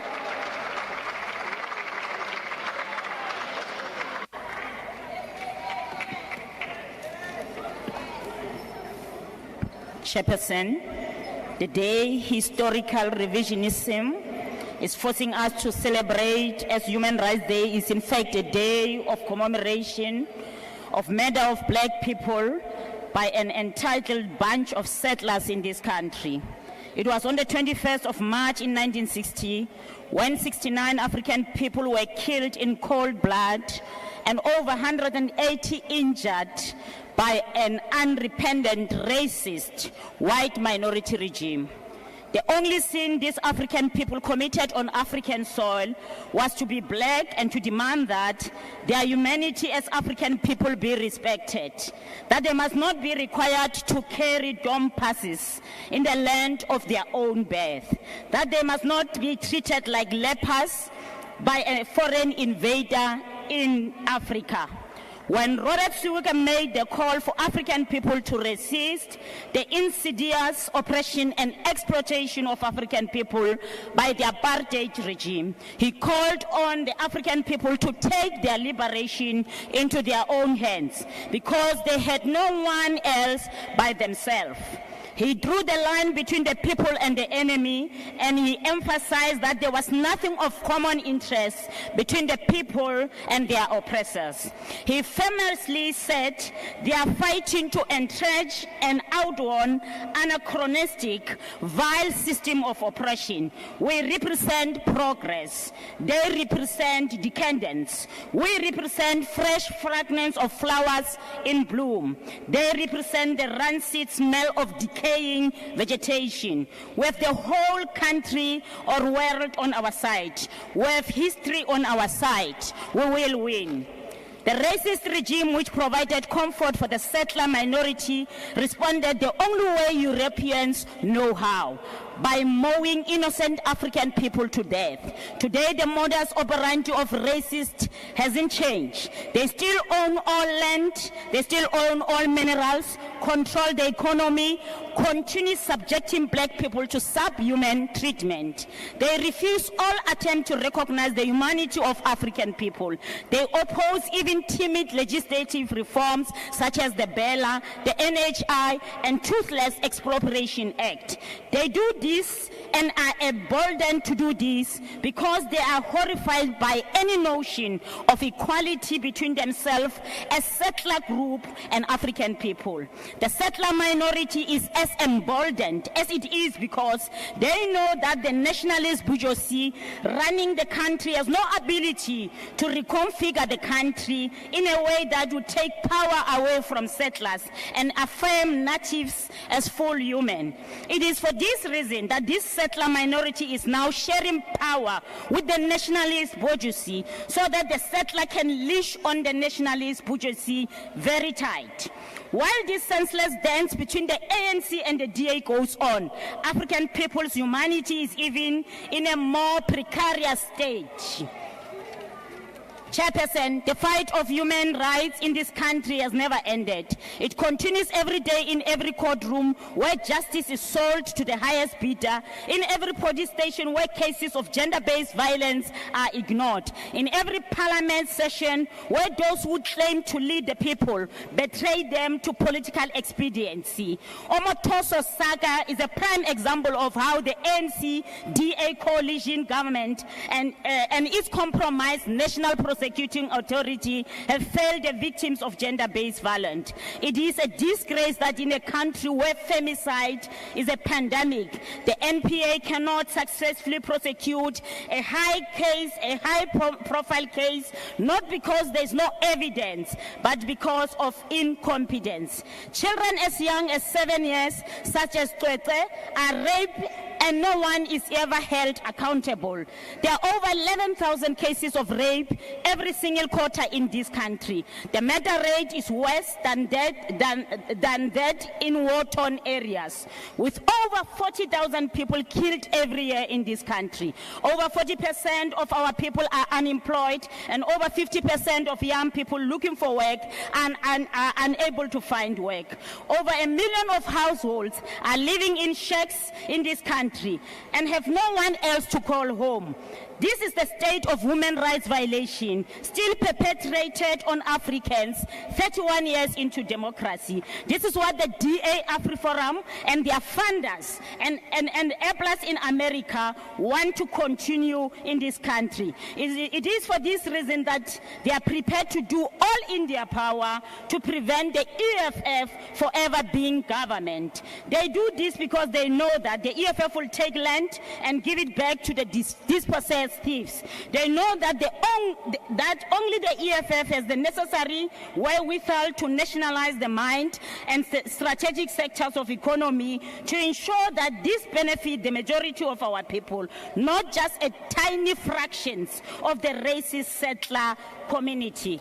They know that it is only the EFF that will guarantee universal access to quality healthcare, universal access to quality education from primary to the university level. It is only the EFF that would root out the deeply entrenched corrupt tentacles, entangles the ANC with the interest of the white racist capital.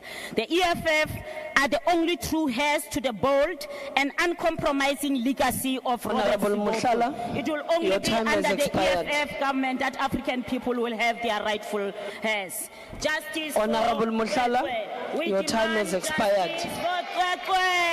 We are demanding justice. Honorable Hadebe.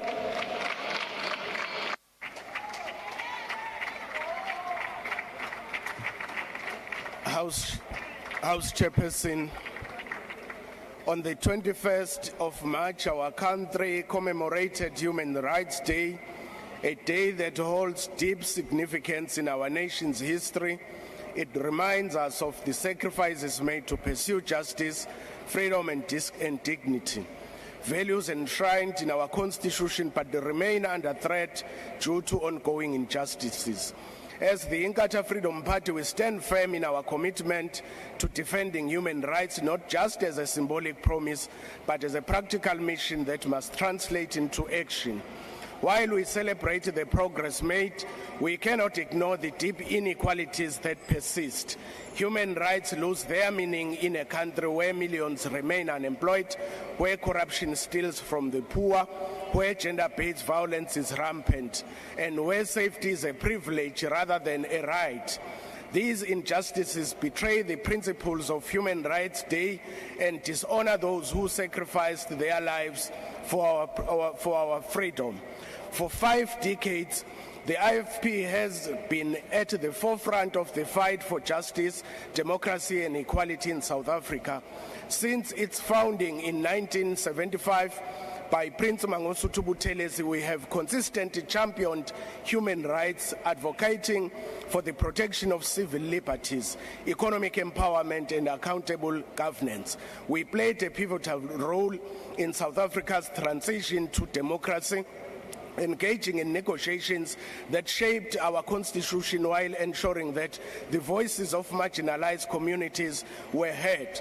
The IFP also formed a significant part of the drafting process of the Bill of Rights within our constitution. Our party has remained steadfast in opposing corruption, standing for good governance, and pushing for policies that uplift the most vulnerable members of our society. As the IFP marks 50 years of service, yes, 50 years, not 1 year, we reaffirm our commitment to building a South Africa where human rights are not theoretical but are upheld in everyday life. Our legacy is one of resilience, and our future remains dedicated to ensuring that the promises of democracy are fulfilled for all citizens. Honorable Hatebe, can you please take a seat? There's a hand. I can't see, but there's a hand. Yes. Continue, Honorable Member. Mhlonishwa hloniphekile. Yizwa ubaba uHadebe la ekhuluma ngenkatha yenkululeko. Yebo kwakunjalo. Kodwa kungididayo ungadideki thi kwakuyinkatha Honorable Member, that is not a point of order. Honorable Member, Honorable Member, bonke omasipala babo baphuza nengulube. Honorable Member, abantu angazi ukuthi yiphi le Honorable Member from the MK. Honorable Member from the MK. Ngifuna hlukanise. Can you please switch off your mic? Switch off your mic. Ngoba ngazi inkululeko yabuthelela. Switch off your mic. Khuluma ngesizulu. Switch off her mic. Angazi usho yiphi inkululeko Hadebe. Honorable Member. Honorable Manye. Honorable Manye. Honorable Manye. Switch off your mic. Ngikhuluma izulu ongangizwa. Honorable Manye. I have been calling you and I do know that you've been hearing me. An honorable member raised her hand. I recognized the hand thinking that it's a point of order. And she was now making a statement and I told her that she's out of order, but she continued. Honorable member. Now can I sit to chair? Honorable member. Honorable member.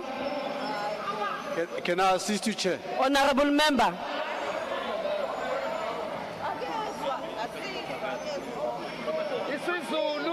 Honorable member, if you don't want to listen to what I'm saying. Please, khuluma ngesizulu. Okay. Khuluma ngesizulu.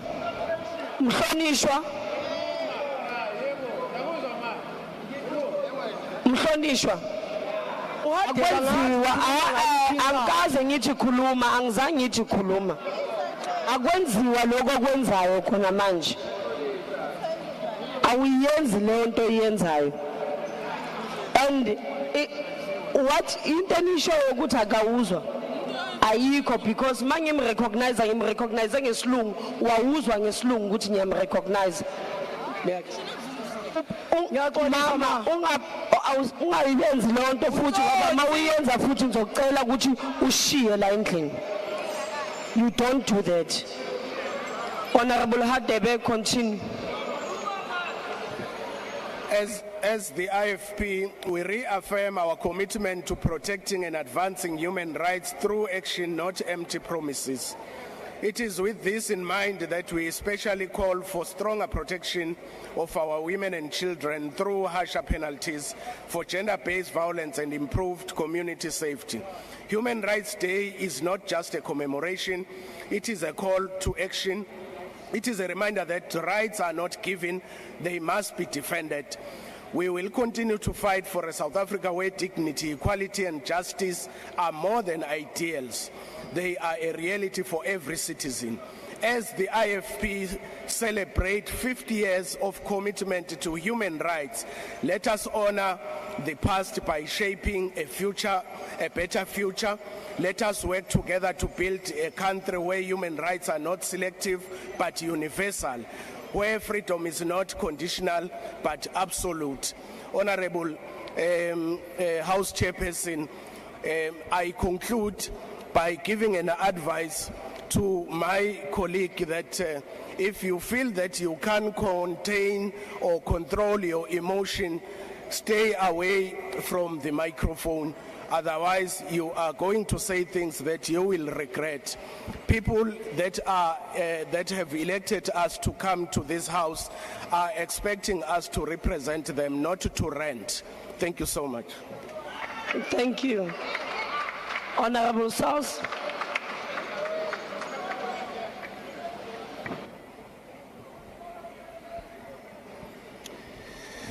Thank you, Honorable Chair. Greetings in the wonderful name of our Lord and Savior Jesus Christ. Ke Kendrick Lamar, a popular American musician, in his Super Bowl performance went viral when he did his hit entitled, "They Are Not Like Us." The subliminal messaging resonated mostly with African Americans because it seemed like Lamar was addressing the elephant in the room, saying that the former slave masters who infringed upon the human rights of the former slaves are not like us. But surprisingly, the descendants of the former slave masters danced along to the tune in agreement, and the question is why? Because every system of oppression and slavery is built upon and kept alive by the ideology that they are not like us. For as long as whites say of blacks, they are not like us, and blacks say of whites, they are not like us, then we will have a Bill of Rights with a system that is still not right. We say they are like us. When the People's Assembly, made up of black, white, colored, and Indian, gathered in Kliptown to sign the Freedom Charter, it was because whites and blacks said of each other, they are like us. Anton Franz fought off apartheid police, and when they threatened to kill him, which they did, he screamed, "Kohaume," because when he, as a 20-year-old colored African, looked at his black brothers and sisters, he said, they are like us. Honorable Souls, when our Khoi Honorable son... Souls, just take your seat for a moment. I have a hand to my left. Honorable Member. Thank you, Chair. Honorable Souls, can you take a question? Honorable Souls, are you prepared to take a question? Thanks. Honorable Souls is not prepared. Please proceed. When our Khoisan forefathers welcomed Portuguese, Dutch, and British settlers for a temporary stay, and they forcefully made it permanent, it was because they believed that they are like us. If we are going to deepen social justice and human rights, we as South Africans will have to say, I am you, and that is Ubuntu. When we see Rassi leading the Bokke to represent our national unity globally, we must say that is us. When we see KZN Provincial Commissioner Lieutenant General Mkwanazi win his fight against crime, we must all say that is us. When we see Minister Mackenzie stand for the inclusion of all races in DSEC, we must say that is us. We will only deepen social justice and human rights when those who are corrupt amongst us, whether white, black, colored, or Indian, of them we must all say they are not like us. Those amongst us who loot, they are not like us. Those amongst all of us who are racist, they are not like us. Those amongst us who kidnaps our children like Jocelyn Smith and rapes them like Kwekwe, they are not like us. Those amongst us in the GNU who continuously returns to their default colonialist setting of arrogance, who pretends to fight for all South Africans against the VAT increase, but when asked for alternatives, they speak only of Cape Town and Richards Bay ports devolution, exposing that they are only concerned about what they consider their country, Cape Town, and definitely not the poor parts of it like Mitchell's Plain and Langa. Of them only we must say they are not like us. And Federan, we don't have a bill of black rights, colored rights, Indian or white rights. We have a bill of human rights. We won't take 4 acres and a mule. We shall pay market value for it and share the rest fairly until we are all owners. We are all South African. We are all Africans in particular. Awelani, Ayo, Salute Massacre. Honorable van Staden.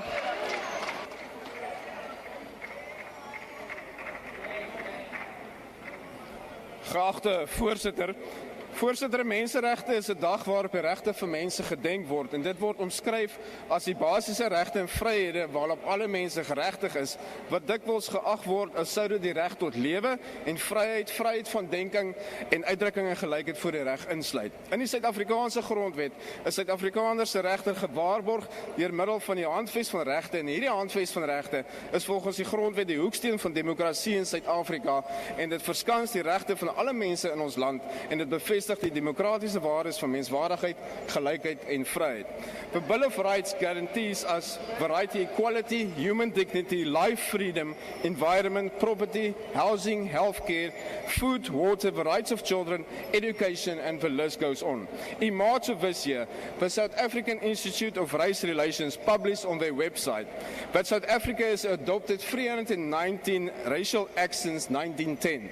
117 racial acts of parliament have been adopted since 1994, whereas 142 racial acts of parliament are still operative today. Ons moet ook besef dat die verdieping van die kultuur van menseregte beteken dat die kultuur en verstaan van menseregte uitgebrei moet word. Vir te lank al val die klem net eksklusief op individuele menseregte. En mense is nie net maar individue nie, maar hulle kom by een groepe of gemeenskappe. En sulke groepe en gemeenskappe het ook regte wat tuis hoort onder die oorkoepelende term van menseregte. Juist daarom moet menseregte ook in Suid-Afrika uitgebrei word om die regte van gemeenskappe en groepe te erken. Dit is die ware toets van demokrasie, wat nie net neerkom op 'n een mens, een stem nie, want dit lei tot 'n tirannie van die meerderheid. Moderne demokrasie word erken aan die beskerming en akkommodering wat aan minderhede en groepe gebied word. So we need to ask each other the following question. What is there to celebrate on Human Rights Day? How can we as a nation celebrate Human Rights Day when 28 million of our people are depending on state grants and when people sleep on the streets? If we cannot provide the basic healthcare services to our citizens and human rights violations are taking place in our public hospitals, if millions of South Africans do not have housing, water, a clean environment and basic infrastructure, with race-based laws on our statute book like affirmative action and broad-based black economic empowerment, with laws like expropriation without compensation, BELA, and for national health insurance, when there is no law and order, when children do not have access to basic education and those who do still have to use pit toilets at their schools and without books and learning material, when our economic progress is hampered by the construction mafia, when our children die in hospitals due to food poisoning, when our citizens fears for their safety because of our borders that are open to anyone who can come here and do whatever they want to do, when people across the country's waters come contaminated with sewage, when our children are abducted due to child trafficking, when our farmers and farm workers are being attacked and murdered and slaughtered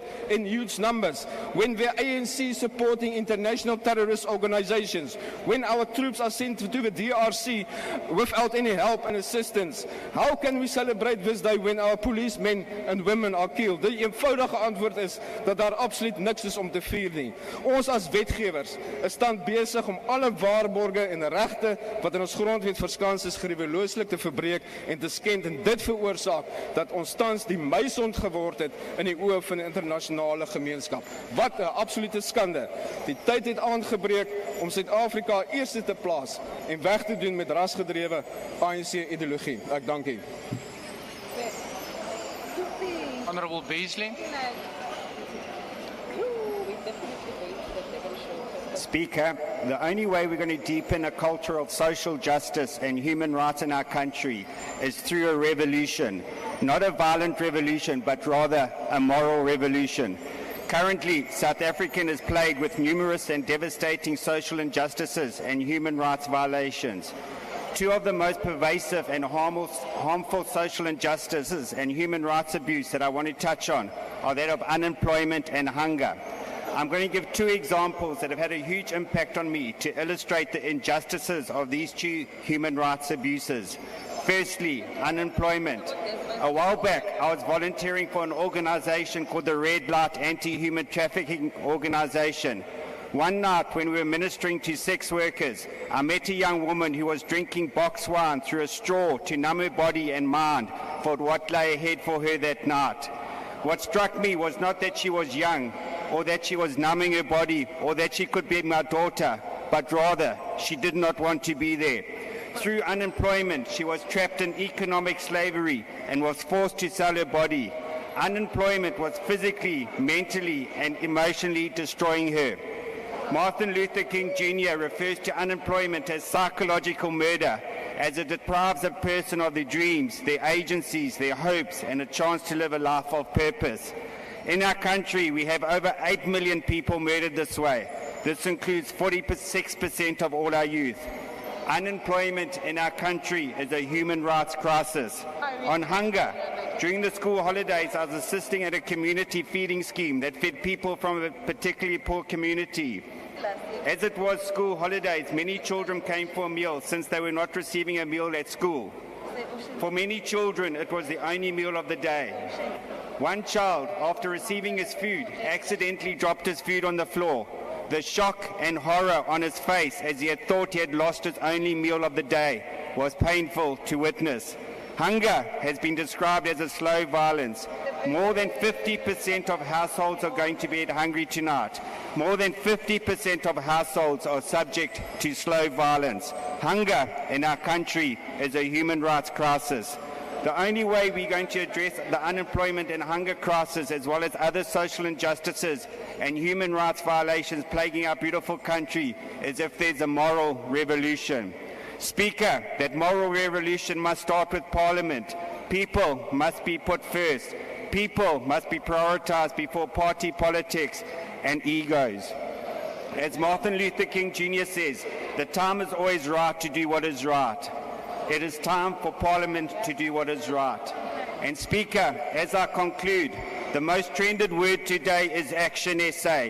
I'm so proud to be part of a non-racial party that puts people first, rather than another political party that continues to drive a fear narrative, divides a nation, and believes in white supremacy. I come from a mixed coloured family, and it is time for us to unite and rather than be divided. I thank you, Chair. Honourable String.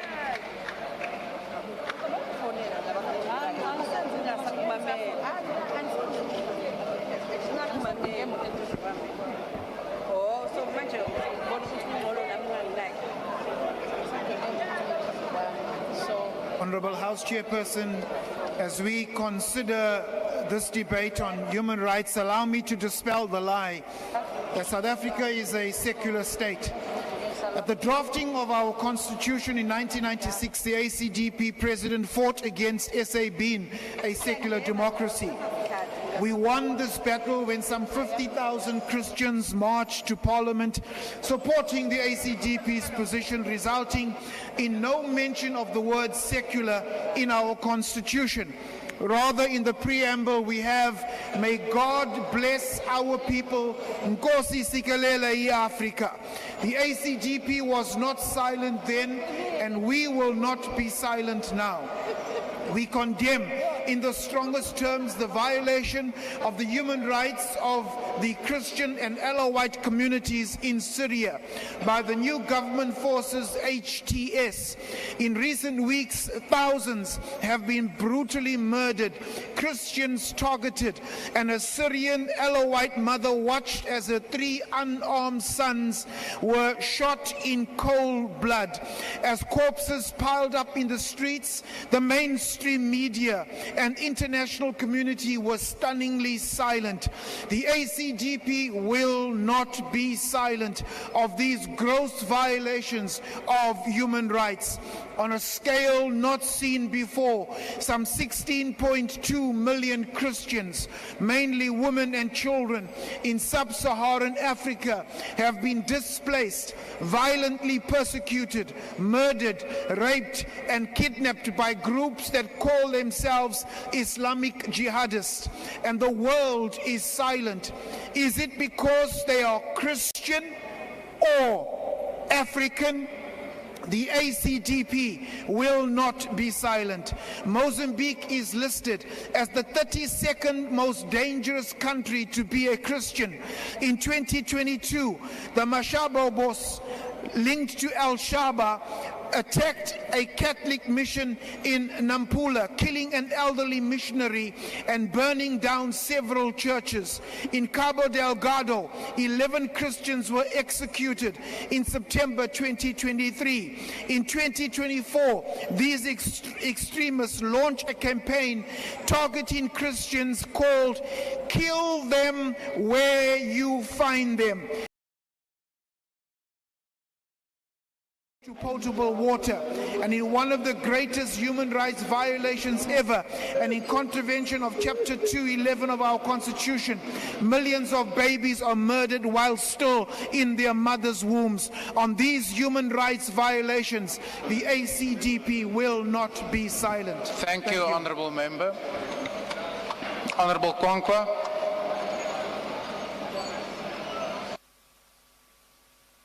House Chair, Human Rights Day reminds us of the price we paid for our treasured human rights. However, for many victims of human rights violations, it is just a reminder that their rights are invalidated as they continue to be traumatized and re-victimized by the sluggish justice system. Nowhere was this more evident than the fact that the justice system failed Kwekwe, a 7-year-old grade 1 learner who is a victim of a horrific sexual assault at Beckford View College in Matatiele. It has now been 5 months since the incident happened, but no arrests are yet to be made. Kwekwe is one of the many children who are subjected on a daily basis to worst forms of abuse, particularly in schools where learners are either raped by teachers or they die because they fall into pit latrines. In fact, it is such a shame that nowadays there are no longer safe spaces for our children. 632 children were reported missing in 2024. On the same year, at least 22 children died from Swaza Shop's poisonous food, and no justice has been served. Honorable members, the brutality of our society towards vulnerable groups is unbearable. Many elderly people are subjected to physical, emotional, and financial abuse, while others are subjected to horrifying accusations of witchcraft, often with fatal consequences. Not to mention the intolerable high levels of gender-based violence against women in South Africa.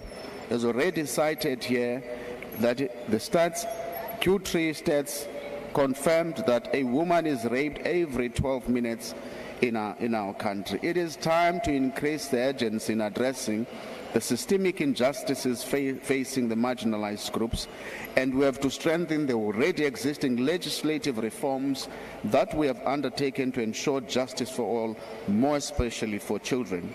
The Department of Basic Education should also conduct proper vetting, especially for teachers, before employing teachers. It should also ensure or create a framework where teachers will have files containing their performance, misconduct, and allegations to avoid having perpetrators abusing children from one school moving to another school. We must also be the voice of the voiceless to achieve human rights, especially on the African continent.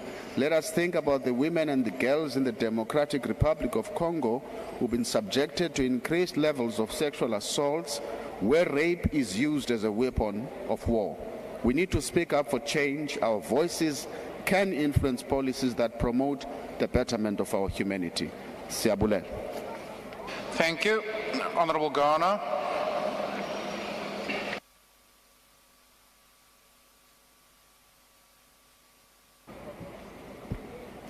Nakhensa mtshama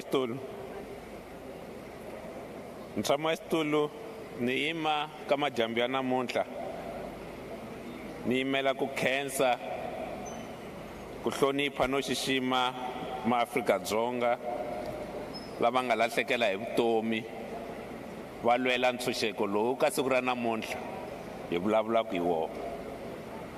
Hi na timfanelo hikuva maAfrika-Dzonga va lahlekele hi vutomi va karhi va lwela ntshunxeko wa Afrika-Dzonga. Honorable members, many have made tremendous sacrifices to ensure that we can enjoy the rights we do now. We must not forget these sacrifices.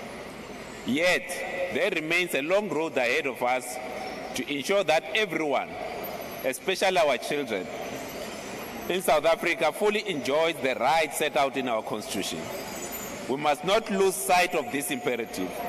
We must continue to fight for the rights of all South Africans and build a better future for our children. On the 21st of March 1960, A battle for democracy and rights at Sharpeville resulted in 69 people losing their lives and 180 people wounded. Every year, we return to Sharpeville to commemorate this sacrifice, particularly for the role that it played in securing the rights that we now have. Yet, when you walk in Sharpeville, you can see the poverty. You can smell the poverty. Every year we go to Sharpeville, we see the reality that many South Africa still do not enjoy the rights that so many have sacrificed, and then we leave. We have a duty and a responsibility to build a better South Africa for our children than the one we received or the one that we live in. Unfortunately, we are failing in this state. In recent weeks, we have once again heard of how our schools, the very same places that are meant to strengthen our children's future, are becoming war zones. Almost 300 rapes, 36 murders were recorded at our educational institutions between April and December last year. Not only are our children starving and thirsty at home, they are not even safe at schools. Honorable members, our children are suffering in the shadows of the many Sharpevilles which we do not visit. The many schools that we do not see, we are failing in our responsibility to provide them with a better future. We need to ensure that every home has a piped water, and we must also introduce regulations to ensure that an essential basket of nutritional foodstuff remain affordable for all, and we must expand this National School Nutrition Program to ensure that our children are fed 365 days a year. Honorable Glazo Webster.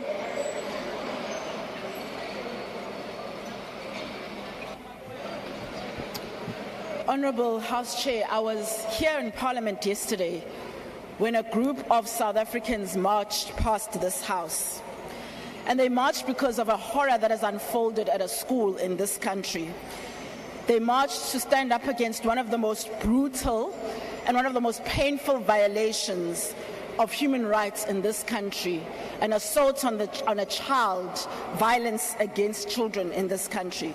So to have a debate about Human Rights Day and not speak about this human rights crisis, the crisis of violence against children, gender-based violence, and femicide would actually be a betrayal. Human Rights Day reminds us of lives that were lost in the fight for human dignity, freedom, and justice, particularly 69 people killed in Sharpeville in 1960. But for these rights to mean anything, they have to protect humanity. They particularly have to protect the most vulnerable among us, because what are human rights to a child like Kwekwe, who was harmed in a place that is supposed to nurture her? Her story has moved a nation not because it is rare. It's moved a nation because it is all too familiar. Those women who were marching in the streets yesterday marched because either Kwekwe is them, or because it has happened to their children, or because it has happened to their family.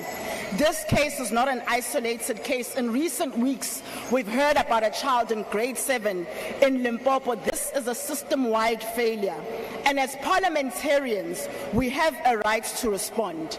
That's why as Build One South Africa, we've called for an urgent nationwide rescreening of educators and school staff against the National Register for Sex Offenders, because that is a tool that has been underutilized and inconsistently applied. The current law only insists on screening at the point of hiring. That means that an educator, after a few years, can actually violate and still be in the system and still be teaching and standing in front of children. We welcome the Minister of Basic Education's response to this call, but we need timelines, we need transparency, we need accountability.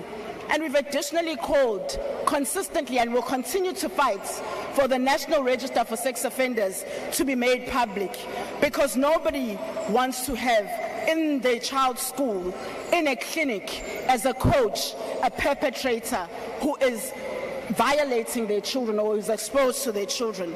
So South Africans yesterday marched outside Parliament, and it wasn't by accident. They came here to this House because they've entrusted us with voice, They have entrusted us with the laws and with the will to make a change. And I urge you today, the parliamentarians in this House, for us to make that change, because we owe it to Twetwe and to every single child in this country. Thank you.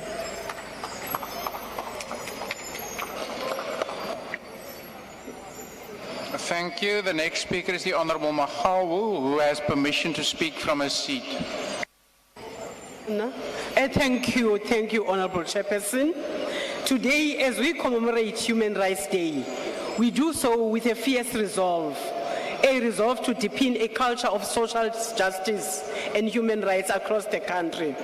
We do not merely reflect on the past, we demand action. We stand here today committed to fighting for the dignity of every South African, particularly those whose rights have been trampled on by a system that too often turns a blind eye to injustice. The African Transformation Movement has never been passive in its fight for human rights. We do not sit idling by and wait for justice. We demand it. We hold the powerful to account, we take action, and we expect swift results. Honourable Chairperson, the ATM has already made its voice heard in the face of shocking cases of injustice. Let us speak of Lailane Nyana, a prominent figure of the Central University of Technology in the Free State, who has publicly admitted to using her position of influence to prey on young girls. On the podcast And Chill with McG, she brazenly admitted to exploiting her platform to manipulate vulnerable girls. We as the ATM are not standing silent. We wrote to the NPA demanding that charges be laid against Nyana immediately.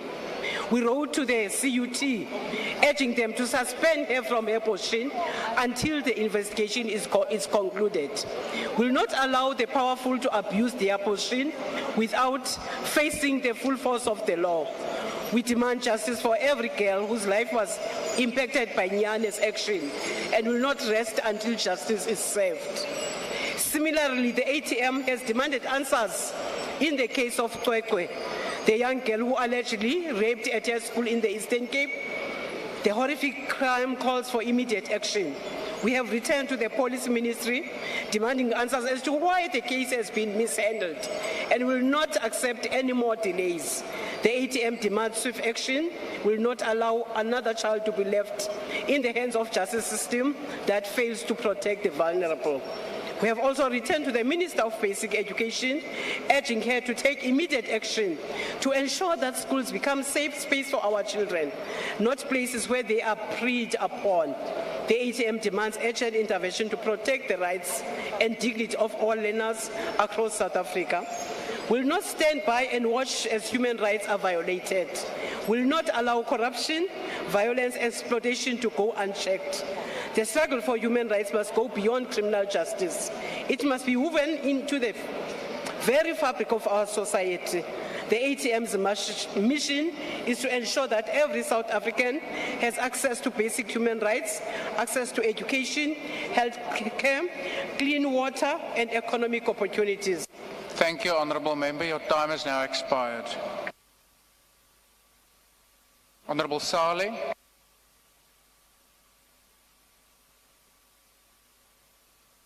Thank you, Honourable Chair. Assalamu alaikum.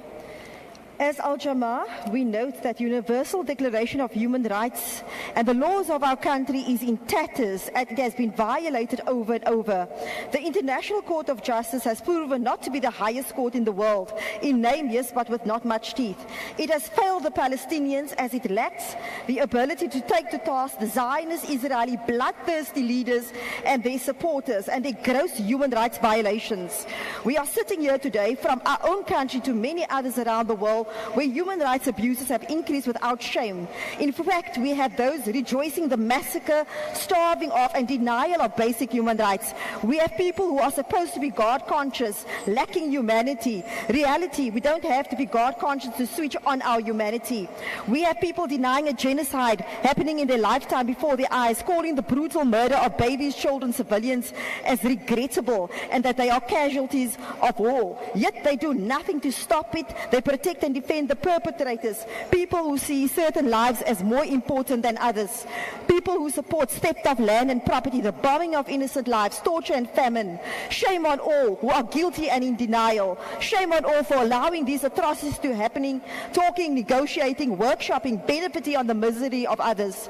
In our country, many of our people are dragged out under influence of alcohol, desperate in escaping the hopelessness of their situation, denied a decent education, homes, jobs, dignity, massacred, their land taken, restricted on their own land. Our country is raped of its resources, and who benefits? Most definitely not the people of this country. Islamophobia in South Africa is rife, and Muslims are openly attacked. Look at the words being used in this very parliament to discriminate against Muslims. Muslims identified as Islamists and terrorists and targeted. Social media is rife with Islamophobia in South Africa. ACDP continues the hate speech and narrative of Islamist jihadists. Yet Muslims are sought after in elections. Why? Our compassion and contribution to the GDP and to the upliftment of the most impoverished. We are good enough when needed, but then discarded. In the DA-run city of Western Cape, freedom of speech is targeted and people arrested. Cases not strong enough withdrawn, while human rights are violated. On Friday, a young man was arrested after a protest, clearly targeted and profiled. Honourable Speaker, members of Parliament and viewers, what